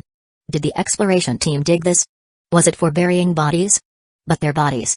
The team member didn't finish the sentence, but everyone understood. The bodies of the exploration team were exposed in the camp, not buried in this strange mound. At this moment, Sandayu recalled that his brother had mentioned over the radio discovering 12 ancient biological specimens that would shock the world. However, after searching the camp, they had found no trace of those specimens. Driven mad by the thought, Sandayu ordered, dig it up. Quickly, dig it up. The rescue team immediately began excavating the pentagram. The sound of shovels biting into the frozen ground filled the air, broken by grunts of exertion and nervous murmurs. As they dug deeper, they uncovered what was buried beneath. It wasn't human remains, but 5 deformed, anemone-like creatures, one of which showed clear signs of being dissected. These 5 barrel-shaped monsters were buried vertically in the pentagram, as if they had been buried in an upright position, following some sort of heroic burial ceremony. Gasps and murmurs rippled through the group. Dear God, someone whispered, what are these things? Upon seeing these specimens, Sandayu finally understood why his brother had been so excited, calling them a discovery that could shock the world. These creatures were beyond human comprehension, so bizarre and terrifying that even the wildest dreams couldn't have imagined such life forms. This is what my brother was so excited about. A discovery to shock the world indeed. But according to the radio message, there were 12 specimens in total, and only 5 were buried here. Where are the other 7? Kakashi was equally shocked by the 5 strange specimens. He knelt beside one. Their appendages were thinner than a human arm. Could they have been responsible for the dents in the iron plates? Could these have caused that damage? He mused aloud. And if so, how? Everyone stared at the 5 exposed specimens, speechless, as a deadly silence settled over the group. At that moment, someone from the camp approached with a grim report. We've identified the remains, he said, his voice hollow. 15 bodies in total. But Yoshiro is not among them. Hearing this, Sandayu's eyes widened in disbelief. My brother. He is not. Kakashi, deep in thought, wondered if Yoshiro was the one who lit the kerosene lamp and took it away. The possibility of survival, however slim, suddenly seemed real. Sandayu sat alone on a wooden stool, smoking in the cold wind, while the rest of the rescue team busied themselves burying the recovered bodies. The sound of shovels hitting frozen earth and muffled sobs filled the air. He was tormented. It was obvious from the state of the camp that the exploration team hadn't fallen victim to an avalanche but had been attacked by something unknown. These unknown entities had a name. Sandayu still remembered his brother's last words over the radio, the Ancients. Whether his brother had the right to name these ancient creatures as the first human to face them, or whether they were entities from a forgotten era of human history, the name seemed fitting to him. But now, the question before him was whether to attempt rescuing his brother, who might still be alive. They hadn't found his brother's body, and Kakashi had discreetly mentioned the possibility that someone had taken the kerosene lamp. All signs pointed to the chance that his brother had survived the Ancients' attack. But reason told him that even if the Ancients hadn't killed his brother, half a month of cold and hunger likely would have. Especially in an area still potentially dominated by the Ancients, keeping the rescue team here any longer was far too risky. But what if he's still alive? What if he's out there, huddled in some corner, waiting for rescue? If I leave now, I'll never forgive myself. Kakashi, sensing Sandayu's inner turmoil, knew he was debating whether to abandon the rescue or continue searching for his possibly still alive brother. This reminded Kakashi of his own past. He had been forced to watch his comrades die one by one, Obito, Rin. The regret of not trying. It never goes away. If there were even a sliver, a 1 in a million chance to save a comrade, Kakashi would now go all out to try. Sandayu still had the chance to save his brother, even if it was a slim one. Kakashi felt that he shouldn't give up, at least not until they had no regrets. Otherwise, Sandayu would be haunted by guilt for the rest of his life, just like he was now. With this in mind, Kakashi approached Sandayu and said, if you decide to continue the rescue, I will go with you. After all, you're my client, and fulfilling a client's request is a ninja's duty. Hearing this, Sandayu looked at the somewhat small figure of Kakashi with tears in his eyes. Kakashi. After a moment of silence, Sandayu stood. All right, I've decided to continue the rescue. Kakashi smiled under his mask, then glanced toward Nader. What about you, ninja of the land of snow? Nader smiled slightly, a hint of challenge in his eyes. If the Leaf Ninja isn't afraid, then I have no reason to back down either. Chapter 70, Kakashi's Mission, Hope. Next, Sandayu informed the other rescue team members of his decision. I've decided to continue the search for my brother, he announced, his voice carrying across the wind-swept camp. A team member stepped forward, concern etched on his face. Sandayu-san, are you sure about this? This place. It's not natural. Sandayu's eyes flashed with resolve. I can't abandon my brother. Not while there's still hope. He, along with Kakashi and Nader, would form a 3-person rescue squad to search for Yoshiro, who might still be alive. The rest of the team would return to the permanent camp, leaving only 2 sleds and a few sled dogs for the rescue squad. At this point, the other rescue members had also sensed that something ominous had occurred here. Although they wanted to urge Sandayu to leave this death-filled place quickly and not to pursue others, Yoshiro was his younger brother. As outsiders, it seemed too heartless to try to convince him to give up the rescue. Moreover, the fact that 2 ninjas were accompanying them provided some assurance. Thus, the rescue team accepted Sandayu's decision, leaving behind only the necessary tools and bringing back the 5 completely dead biological samples they had dug up from the pentagon-shaped grave. No one wanted to handle the biological samples, fearing a repeat of the tragedy that had befallen the exploration team. The specimens were carefully wrapped and secured to a sled. Be careful with those things, one rescuer warned. Who knows what they're capable of, even dead. Watching the departing rescue team, the remaining 3 turned back to start the second phase of the rescue operation. Kakashi formed hand seals and performed a summoning technique, bringing forth a brownish-yellow wolf with a white belly and a hidden leaf village headband around its neck. The wolf's fur rippled in the icy wind, its keen eyes scanning the desolate landscape. Nader was once again shocked, not expecting that this ninja from Hidden Leaf Village could summon more than 1 ninja dog. Even if a ninja mastered summoning techniques, they couldn't summon an unlimited number of animals at will. A ninja typically chose a specific summoned animal, and the summoned creature would also choose a strong ninja as its master. If the ninja wasn't skilled, even a well-trained ninja dog wouldn't easily acknowledge them as its master. The fact that Kakashi had summoned 2 ninja dogs in succession meant that his strength had been recognized by multiple ninja dogs.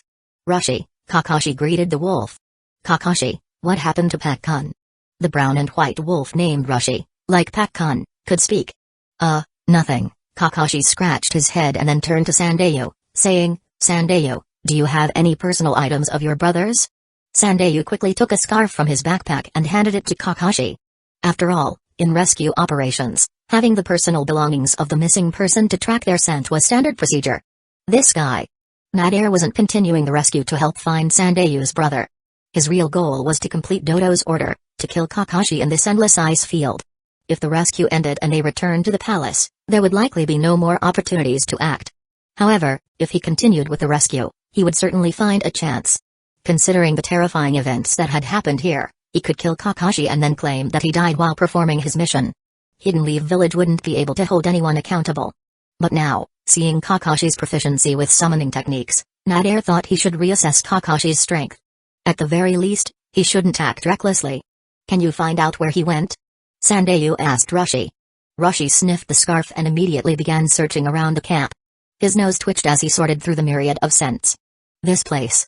Rushi growled, the smells here are wrong. Unnatural. Can you isolate Yoshiro's scent? Kakashi pressed. Rushi sniffed intensely. Barely. But there's something. This way.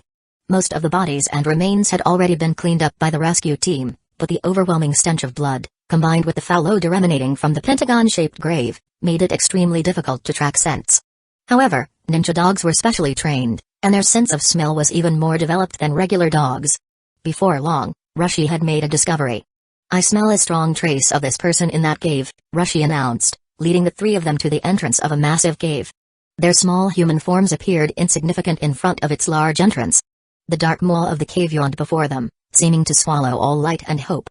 Sandayu immediately recalled his brother mentioning that the ancient biological samples had been excavated from such a cave.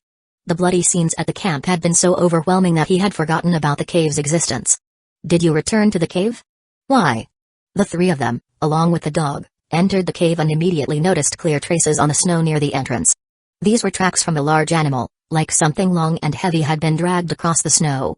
Human footprints would never look like this, only those ancient beings could have left such marks. The tracks extended deeper into the cave, disappearing where the snow ended. Look at this, Nadir suddenly pointed to the ground, drawing Kakashi and Sandayu's attention. It was a set of parallel drag marks, different from the chaotic long drag marks.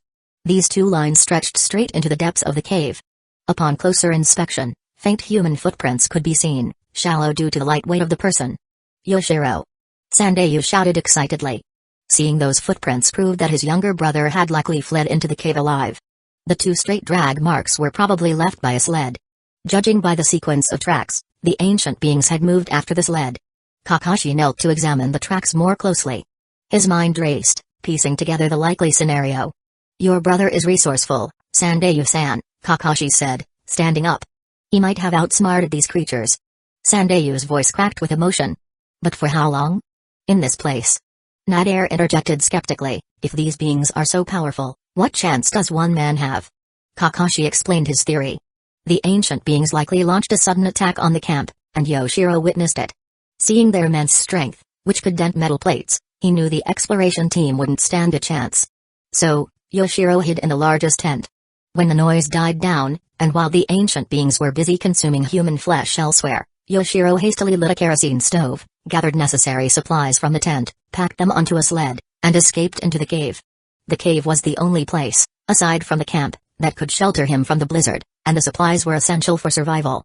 Yoshiro's quick decision was very rational. However, he likely hadn't expected the ancient beings to return to the cave after feasting on the camp's victims. Kakashi shared his theory with Sandayu, who immediately teared up. He cried partly out of relief, believing that his brother was still alive. The ample supplies and the cave could have kept him alive for up to 2 weeks. But at the same time, the ancient beings had also entered the cave, and no one could be sure if Yoshiro could survive living in the same cave with those creatures for so long. Perhaps his fate was even more tragic than that of the exploration team. Yoshiro, I should have been here. I should have protected you. But I'm here now, and I won't leave without you. Chapter 71, Kakashi's Mission. The ancient city. The three of them ventured deep into the cave, remaining cautious of the possible presence of the ancient beings. The darkness seemed to press in on them from all sides, making every shadow a potential threat. These creatures possess immense strength, capable of creating deep dents even in iron plates frozen solid. One can imagine what this power could do to a human body. Therefore, even Kakashi and Nader, both skilled ninjas, had to be extremely careful. Roshi and Kakashi led the group, Sandayu was in the middle, and Nader covered the rear. As they moved deeper, Roshi's nose twitched constantly, his discomfort visible. As Roshi had mentioned, the cave indeed exuded a decaying stench. Though not easily detectable by the human nose, it was a powerful stimulus to the keen senses of canines. "There's something wrong with this smell," Roshi growled softly. "It's unnatural." The foul smell continually blew from deep within the cave, covering a vast area of the ice field, which had caused the sled dogs to avoid approaching the area. After observing for a moment, Nader spoke up. "There's airflow coming out of the cave. It seems like there's another exit." Kakashi and Sandayu remained silent, tacitly agreeing. Soon, the group arrived at a massive chamber resembling a slaughterhouse for animals. Inside were heaps of animal bones and marine fossils. The sight was grotesque, piles of bleached bones reflecting what little light penetrated this deep into the cave. Sandayu's breath caught in his throat. This must be the place Yoshiro mentioned in his radio message. Kakashi nodded grimly. "Let's keep moving. We don't want to linger here." None of the three had the mindset to marvel at the bizarre sight and continued deeper into the cave. The crunch of their footsteps on the icy floor seemed unnaturally loud in the oppressive silence. After walking several more meters, they encountered the fossils of the ancient beings. Standing before the fossils, they finally understood what these creatures looked like in full.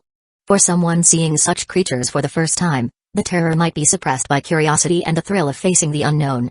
But having already witnessed the devastation at the camp, all positive emotions were now gone. Once those impractical positive feelings were stripped away, what remained was humanity's most primal and profound emotion: fear. Just looking at the lifelike fossils made Kakashi feel a chill down his spine. His right hand instinctively reached for his kunai, afraid that these fossils, like the biological samples back at the camp, might suddenly come to life. These things. They're monstrous. Kakashi's grip tightened on the kunai. But a fossil is just a fossil. Its only function was to evoke terror in those who looked upon it. The three of them paused for a moment, preparing themselves mentally for the ancient creatures that could appear at any moment. As they pressed on, the airflow inside the cave became more noticeable. Kakashi, leading the group, could even faintly hear the sound of the wind. As the light increased, the trio found themselves emerging from another exit of the cave. Standing at the exit, Kakashi realized that they were no longer at the foot of the mountain but midway up. From this vantage point, the three of them could look down upon an awe-inspiring scene that would be etched in their memories forever. Beyond the suffocatingly tall black mountain range lay a massive basin encircled by jagged black ridges. Nestled within this basin was what appeared to be an ancient city. What are we looking at?" Sandayu muttered. "A city," Kakashi deduced. "But not one built by human hands." Nader shook his head, struggling to comprehend the sight before them. "Impossible. How could this have remained hidden for so long?" The architecture of this ancient city was bizarrely geometric. Many of the building edges had collapsed or been worn down, resembling melting wax houses. However, considering that this city was likely built by the ancient beings and had survived for countless eons in such harsh, frozen conditions, its resilience was impressive. The dense cluster of buildings formed a labyrinthine pattern of symmetrical sequences, stretching beyond the visible horizon. Shifting his gaze to the surrounding black ridges, Kakashi noticed that the ridges were pockmarked with black cracks and pentagonal pits. Whenever the wind passed through these pits, the black ridges emitted an eerie whistling sound. This grim and unsettling melody gnawed at the trio's hearts, like stumbling upon the worst nightmares buried in childhood fears. For a brief moment, Kakashi was transported back to the scene of his father committing suicide. He could almost feel the cold touch of his father's corpse. The chilling sensation was exactly the same. "Kakashi! Kakashi!" Roshi's voice snapped him back to reality. Kakashi took several deep breaths, letting the cold air jolt him out of his painful childhood memories. Glancing at his companions, he saw that Sandayu and Nader had also momentarily lost themselves and had just regained their composure. "What was that?" Sandayu asked, his voice shaky. "That sound. It felt like it was inside my head." Kakashi shook his head, trying to clear the lingering unease. "I'm not sure. But it reminds me of something I've experienced before. It's like an illusion, but not quite." Yet, whether it was the Cthulhu statue or the whistling from the Black Mountains, both evoked a single, unified emotion in those who saw or heard them. Dread. Following the sled tracks that led from the mountainside, the trio cautiously entered the city built by the ancient beings. The desolate ruins around them seemed to whisper that the city's former masters had long met their end and urged them not to fear, to proceed without hesitation. However, the three knew that this labyrinthine city was not entirely devoid of life. Somewhere within might be Sandayu's brother, Yoshiro, possibly still alive, and the ancient beings pursuing him.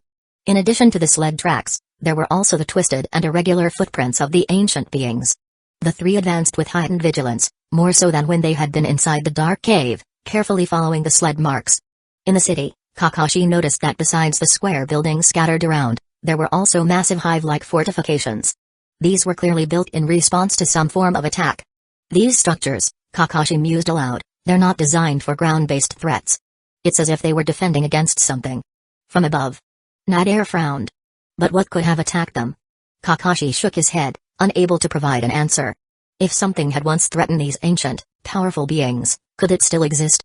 Following the sled tracks, the trio arrived at a giant stone tower. The top of the tower had already collapsed, making it impossible to determine its original height. However, the archway at the base remained intact, allowing the three to enter. Inside the dark archway, Rushi called out, beckoning the group to a corner of the room. There, several empty cans were piled up, evidence that Yoshiro had stayed there for some time. But at that moment, Yoshiro was no longer present. The sled tracks once again led the group toward the abyss beneath the stone tower. Chapter 72, Kakashi's Mission, The Elder thinks he's alive. My brother, he's still alive. Sandayu excitedly spoke, his hands trembling as he held the remnants that only living people could leave behind. His eyes were wide with hope as he frantically examined every scrap and container. Kakashi, on the other hand, cautiously scanned the labyrinth of stone towers around them, his visible eye narrowed in concentration. These ancient beings could be anywhere, waiting behind any of these stone walls.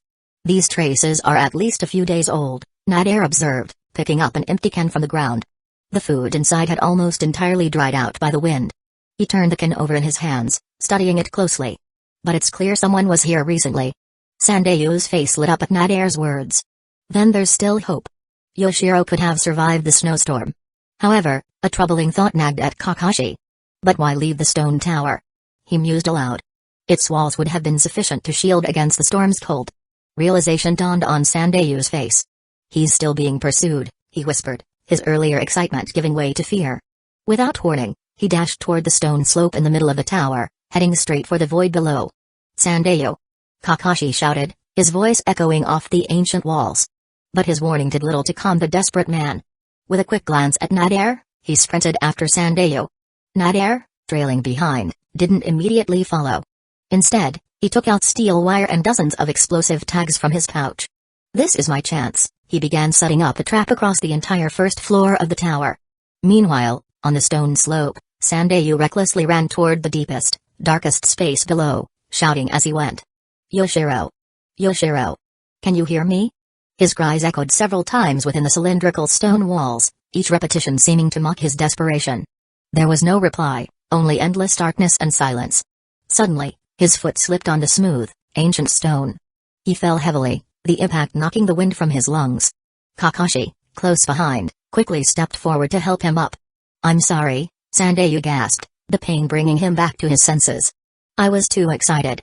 I didn't think. We need to be more careful, Kakashi advised, his voice low and urgent. Any loud noises in this place could attract the ancients. We don't know what we're dealing with here. Sandayu nodded, chastened. He picked up his flashlight, which had fallen to the ground, and began to survey his surroundings. The beam of light revealed walls made of massive stones, their surfaces adorned with intricate carvings and complex reliefs. Looking up, an overwhelming, suffocating sense of grandeur pressed down on both Sandayu and Kakashi. This craftsmanship, Kakashi murmured, running his hand over a carved surface. It's unlike anything I've ever seen. Sandayu nodded in agreement. The skill required to create these. It's beyond human capability. Everywhere on the walls were enormous pentagrams, their precise angles and deep etching revealing their significance to the ancient builders. In the very center of the lowest level stood several severely weathered stone pillars. Kakashi leaned closer, his visible eye widening as he examined them. These patterns, he said, tracing the distorted shapes with his finger. They look like writing. Sandayu moved closer. A written language. But that would mean. Kakashi nodded. Their civilization was far more advanced than we could have imagined. Everything we've achieved. They already done it, eons ago. He had once thought that humans were the first beings in this world to use writing for communication, but after seeing this city, he began to realize how small humans truly were. As they examined the walls, Sandayu suddenly let out a startled cry. Kakashi! Look at this. Kakashi hurried over to check. What he saw made him freeze. The carvings on this wall weren't just decorative, they were a series of murals, extending and conveying a continuous story. As they stared at the massive mural, something extraordinary happened. The images seemed to connect directly with their minds, piecing together the history of the ancients within Kakashi and Sandayu's thoughts. It's showing us their history, Sandayu whispered. Kakashi was equally amazed. In the face of this long and ancient history, even the sage of the Six Paths, who had founded the Shinobi Way thousands of years ago, was nothing more than a fleeting shadow, like a meteor streaking across the sky. The mural revealed the ancients as a species from beyond the stars, arriving on this planet when it was still a barren, lifeless world. Their powerful bodies and muscular wings enabled them to travel and fly through space, and their dual respiratory systems allowed them to breathe in extreme environments. They came from the stars, Kakashi murmured, his mind struggling to comprehend the scale of what he was seeing. At that time, this land was nothing but a vast ocean. They passed through the atmosphere, like meteors wrapped in flames, and crashed into the cold ocean below. They decided to settle here. These were the Elder Things. The story continued, showing how the Elder Things established fully functioning cities at the bottom of the sea a billion years ago, using their unfathomably advanced technological power. Their bodies were adapted to both land and sea, with strong crinoid-like limbs for swimming and additional appendages for walking on land, while their wings allowed them to fly through the sky. Both organic and inorganic materials provided them with sustenance. They were the ultimate life forms, able to roam freely across every corner of the world. As a land began to rise from the sea, they built new cities on the continents. They began to experiment with the elements of this world to create the first living organisms, initially as food, but later for more complex purposes. Look, Kakashi pointed to a section of the mural. They created servants. Beings called Shoggoths. Sandayu frowned. Creating life itself. Is that not playing God? The mural showed how the Shoggoths, excelling at heavy labor and needing only small amounts of organic material for sustenance, constructed massive, magnificent city-states for the Elder Things in any environment. With the Shoggoths as their workforce, the Elder Things society developed even further. Using their tentacles, they crafted and wrote with precision. While the cities were built by Shoggoths, the intricate carvings and ubiquitous artistic creations were crafted personally by them. They constructed art galleries, educational centers, livestock farms, and slaughterhouses for organic meat in their cities. They even, like humans, used fire and salt to make their food more delicious. They had a currency system, and a green pentagram-shaped jade was their universal form of money. Though they rarely died, the Elder Things would build star-shaped tombs for those who did, honoring them as heroes.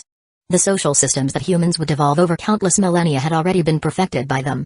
It was a civilization that had perfected what humanity would take millennia to develop. But then, the tone of the mural changed. 300 million years ago, a powerful race tore through space, launching a long and devastating war against the highly advanced civilization of the Elder Things. Kakashi's eye widened as he saw the deliberate depiction of an enormous shadow in the ocean behind their city.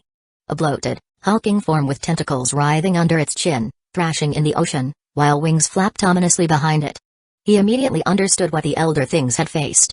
Cthulhu. Everything matches. It all aligns perfectly. This is the intersection of history. Kakashi's eyes widened as the realization hit him. He never imagined that in this northern land of snow, which had no connection with the southern land of water, he would discover the convergence of the ancient histories of both regions. The history of the ancients once intersected with the history of Cthulhu at some point in time.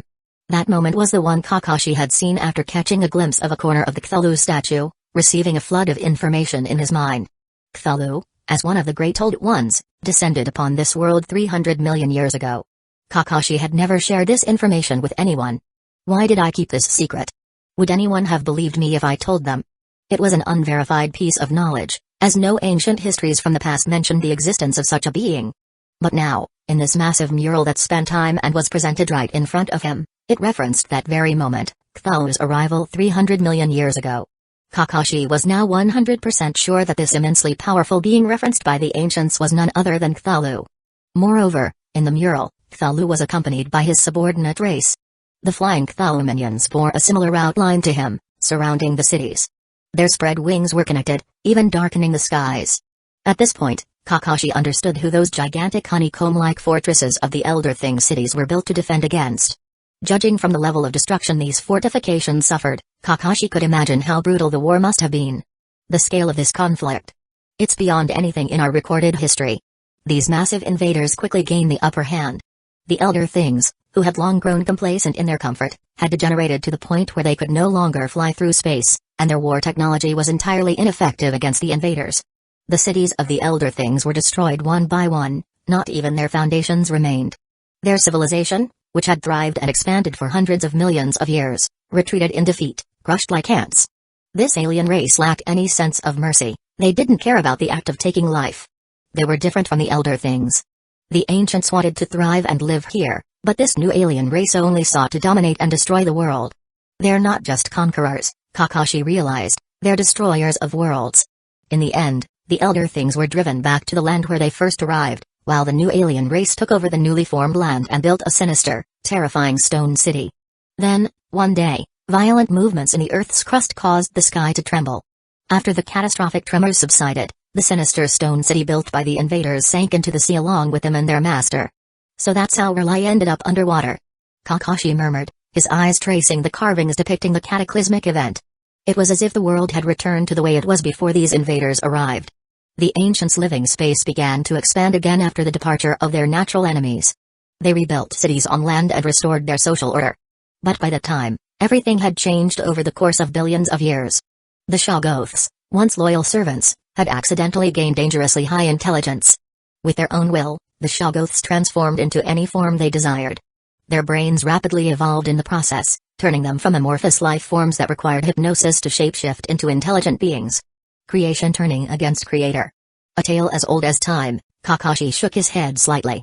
The Shoggoths no longer accepted the hypnosis of their creators, the ancients, and grew as they pleased according to their own desires. After they devoured the majority of the ancients finally used a powerful weapon to quell this rebellion of creation against creator.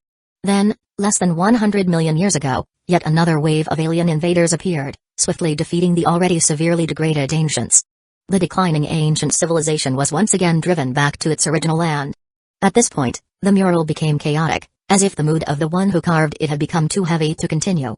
As a result, he could no longer gather more information from the mural. Kakashi, now fully awake from the dreamlike experience, glanced at Sandayu, who was still staring at the mural, entranced. It seemed that he, too, had received the same information in his mind. He tried to use his wits to connect this ancient history with recent events. If the first alien race that attacked the ancients was indeed Cthulhu, and that sinister stone city was the strange word he had received in his mind, R'lyeh, then everything made sense. 300 million years ago, an undeniably powerful entity descended upon this world. Even the ancients, who had developed for billions of years,